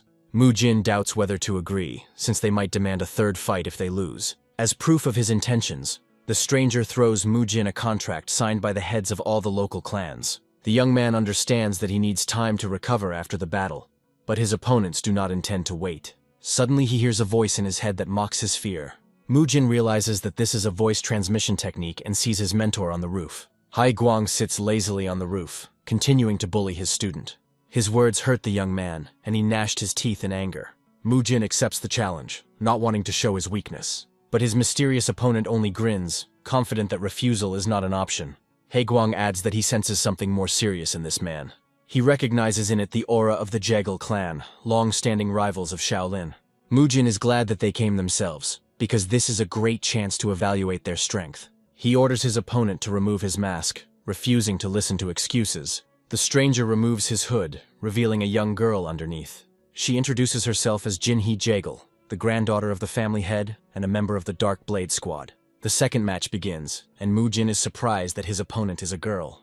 Jinhee turns out to be incredibly fast, and the young man barely has time to dodge. He understands that he must immediately use the iron garment to protect himself from her blow. Jin is shocked by the girl's strength, which easily breaks through his defense. Hai Guang comments on the fight with a grin, calling Jinhee a beauty. He warns his student that despite her fragility, she is much stronger than him. Hai Guang says he just wanted to tell his student to try his best. Jin is surprised that the girl uses a fan as a sword, and Hai Guang promises to tell him how to defeat her. The mentor's advice turns out to be quite unexpected. He suggests pestering her like a libertine. The young man decides to use a combo attack to confuse his opponent. He starts with a spin attack, but Jinhee dodges it with ease. The downward kick also misses the target, and the girl blocks it. She parries his attack and strikes back, but the young man manages to dodge. Jinhee uses her signature technique, and the ground cracks with her impact. She uses the Heavenly Step fan technique, gracefully evading attacks. The girl leaps into the air and delivers a slashing blow with her fan, unleashing a barrage of attacks on Mujin. He dodges with difficulty, not understanding how one can create air cutters with a fan. The young man realizes that her fan is a 3-in-1 weapon, and that she is superior to him in skill. However, after his blow, the girl flew back, which means he is physically stronger than her. Compared to the head of the Path community, she is not that strong. Mujin decides to try the mentor's method and begins to act more persistently. He realizes that at the beginning of the fight he was confused by her unusual weapon. But now, knowing her tactics, he is ready for battle. The young man decides to use brute force tactics to prevent her from using the blades. Jinhee is surprised by such a direct attack. Mujin asks her with a grin if she likes floating in the sky, hinting that it will end soon. Mujin jumps into the air and grabs Jinhee's leg, preventing her from flying again. He slams her down hard, leaving no chance for a counterattack. The ground cracks from the powerful blow, but the girl manages to jump to the side. A young man with a sly smile blocks her path, not allowing her to leave. He continues to advance, and Jinhee has a hard time fending off his attacks. The girl doesn't understand why he clings to her so desperately. Mujin realizes that he had the advantage at first, but now he is losing the initiative. He can't believe that such a strong girl exists, and his persistence only grows. Jinhee doesn't understand who this monk is, and why he is so obsessed with getting closer to her. Taking advantage of the moment, Mujin strikes with the fan he took from the girl. He grabs her hand, not letting her escape, and prepares for the decisive blow. Their foreheads collide, and the powerful blow sends both of them reeling back. Mujin remains on his feet, while his opponent falls to the ground, exhausted. He declares his victory, and demands that he not be bothered anymore. The clan leaders can't believe they lost to this monk again. Jigal Hyun looks at the scene in anger, not understanding why they can't win. This concludes the second duel, and the Nanchang sects no longer interfere with the work of the hospital. The Jegal family who challenged them now even helps them with their work. Rumors reach Mujin that they have begun to purge the lower clans. He understands that their attempts to restore his honor are pathetic, but he accepts their help, remaining on guard. After a long search, the Bone and Muscle Wellness Complex is finally ready to open. Mujin, satisfied with the work done, announces that it is time to set up the equipment. After a month of preparation, everyone is eagerly awaiting the long-awaited moment. The hospital has finally opened, and its founders look at their creation with pride. Jinhee watches Mujin with a smile, happy that she found him. She is fascinated by his strength and beauty and cannot take her eyes off him. In her dreams, she already sees them together, and nothing can separate them. She imagines him confessing his love to her, and her heart skips a beat with happiness. The girl understands that this was a confession, and admires his strength and determination. She decides to approach him, but is stopped by a rude call. Jinhee looks at the one who dared to talk to her like that in anger. Suddenly, Haiguang appears and says with a grin that he has caught her. Mujin feels awkward and tries to get dressed, but the girl stops him. She looks with admiration at his muscular body, hardened in battles. The girl understands that this is where the secret of his strength and experience lies. She trained all her life for the sake of her family, but completely forgot about spiritual development. Jinhee feels like a frog in a well, realizing how little she knows about the world. She asks Mujin directly what he thinks of her. The young man doesn't understand what she's talking about, and the girl clarifies that she's interested in his opinion of her skills. Mujin honestly admits that he was impressed by her techniques with the iron fan. Jinhee sadly realizes that she lacks experience in real combat. Mujin praises her improvisation skills, noting that it is not due to a lack of experience. He says that she was able to dodge or block all of his attacks. The young man's praise takes the girl by surprise, and she covers her mouth with her hand in embarrassment. Mujin is surprised by such a sudden change in mood, because just recently she was so serious. He doesn't understand why such a strong warrior is not mentioned in the novel. The young man recalls that in the original story, the Jegal family joined the forces of evil. He begins to doubt whether she is an original character from the story of the divine Shaolin monk. The thought that she could have died in battle makes him think. Mujin warns the girl against seeking dangerous adventures, because the world of martial arts is cruel. His words touch Jinhee, and she thinks with affection that he is worried about her. She turns away in embarrassment, saying that she is not so weak that she needs to be worried about her. Mujin realizes that meeting a member of the Jegal family could be useful to him. He asks if she has come to find out the reason for her defeat. The young man invites her to train together while he is here. Jin-hee takes his proposal as a declaration of love. She happily agrees, much to Mu-jin's surprise. He offers to teach her his unique gymnastics in exchange for her techniques. After this, they begin training together. Mu-jin explains to her the correct technique for performing the exercises, emphasizing the work of the abdominal muscles. Jin-hee enjoys training with the cute monk, but it makes it difficult for her to concentrate. The health complex for bones and muscles. Number 2 also started working like clockwork. It seems that their treatment is liked by both common people and nobles, which solves Shaolin's financial problems. Mu-jin understands that he cannot stay here forever, and that he needs to ensure that his treatment continues after he leaves. The leader of the False Path clan promises to devote more time to training, but he is worried about qi healing. Mu-jin reassures him, promising to teach them the techniques and methods they use. He distributes responsibilities. Monk Bo-gan will teach healing using qi, and Monk Bo-hui will teach healing using internal energy. The young man tried to maintain balance, but it was not enough. He came to Nanchang to find dirt on Ryu Solho, but so far nothing has worked. He has suspicions, but no proof, and he didn't expect his opponent to be so cautious. Mu-jin doesn't know what to do, because hanging around here forever isn't an option either. He wasn't the only one who had problems with the plan. Ryu Solho yells at his subordinate in rage, not understanding how he could fail to cope with one pathetic Shaolin. He reports that the other sects were unable to intervene, and the community of paths was destroyed. Ryu Solho realizes that Shaolin is acting preemptively, and orders them to be followed. Suddenly a dart flies at his subordinate and he falls dead. The branch manager can't believe that they knew about his plan, and came to Nanchang on purpose. He despairs and realizes that at this rate he will not be able to surpass his rival and take over the trading company. Suddenly he receives a letter from headquarters with a new plan. The letter says that even if you jump off a cliff, you can find a way to survive. A mysterious stranger orders Ryu Solho to gather all his people. He believes that the current head of the company has had his day, and it's time to have a celebration. Ryu Solho receives an invitation to the Heavenly Stream Leader's mother's 70th birthday party. In the letter, Ryu Zhiguan expresses gratitude for invaluable assistance and hopes for further cooperation. He announces that he is throwing a small celebration in honor of the birthday of his mother, Elder Yan Gahi. Only the closest friends and partners are invited to the celebration. Mu-jin, having received the same invitation, understands that the celebration will take place. He realizes that Ryu Zhiguan has trapped himself. Ryu Solho plans to take advantage of the holiday to kill all the guests and take over the company. Mu-jin didn't expect that he would choose a family celebration to carry out his plan. Fortunately, he has finished all his business in Nanchang and is ready to return to Dengfeng. Jin-hee, having finished his workout, asks how she likes his exercises. The girl believes that they are ideal for training the body and spirit. Mu-jin is glad that she liked it, and praises her for her incredible results. He says that he doesn't even have anything else to teach her. Jin-hee sadly asks if he's leaving soon. Mu-jin realizes that he ruined her career in Nanchang and feels guilty. The girl turns to him with a request, and he looks at her in surprise. She vows to become stronger and asks to fight her again when she returns. The young man happily agrees, because he is glad that she is asking for a duel not for revenge, but for self-improvement. Mu-jin also promises to train hard and look forward to their next meeting. He takes Jin-hee's hand, and the girl takes it as a marriage proposal. The Jeagle family leaves Nanchang, convinced that Mu-jin is in love with their heiress. The young man thought that the girl would be sad, but she, having received a new goal, looked happier than ever. Jin-hee says goodbye happily, her face glowing with happiness. Mu-jin says goodbye to Bo-gan, saying that he still has some things to finish before leaving. He thanks the foreman for his excellent work and returns to Shaolin. The young man inquires about his grandfather's health, which surprises Bo-gan. He says with a smile that the old man is in excellent shape, and even does the exercises himself. Mu-jin is glad that there is no trace left of the former feeble old man. Suddenly he realizes that if his grandfather is completely healthy, then his strength has returned. He was once known as the strongest martial artist, and his appearance at the festival could be of great help. Mu-jin asks Bo-gan to deliver a letter to his grandfather when he returns to Shaolin.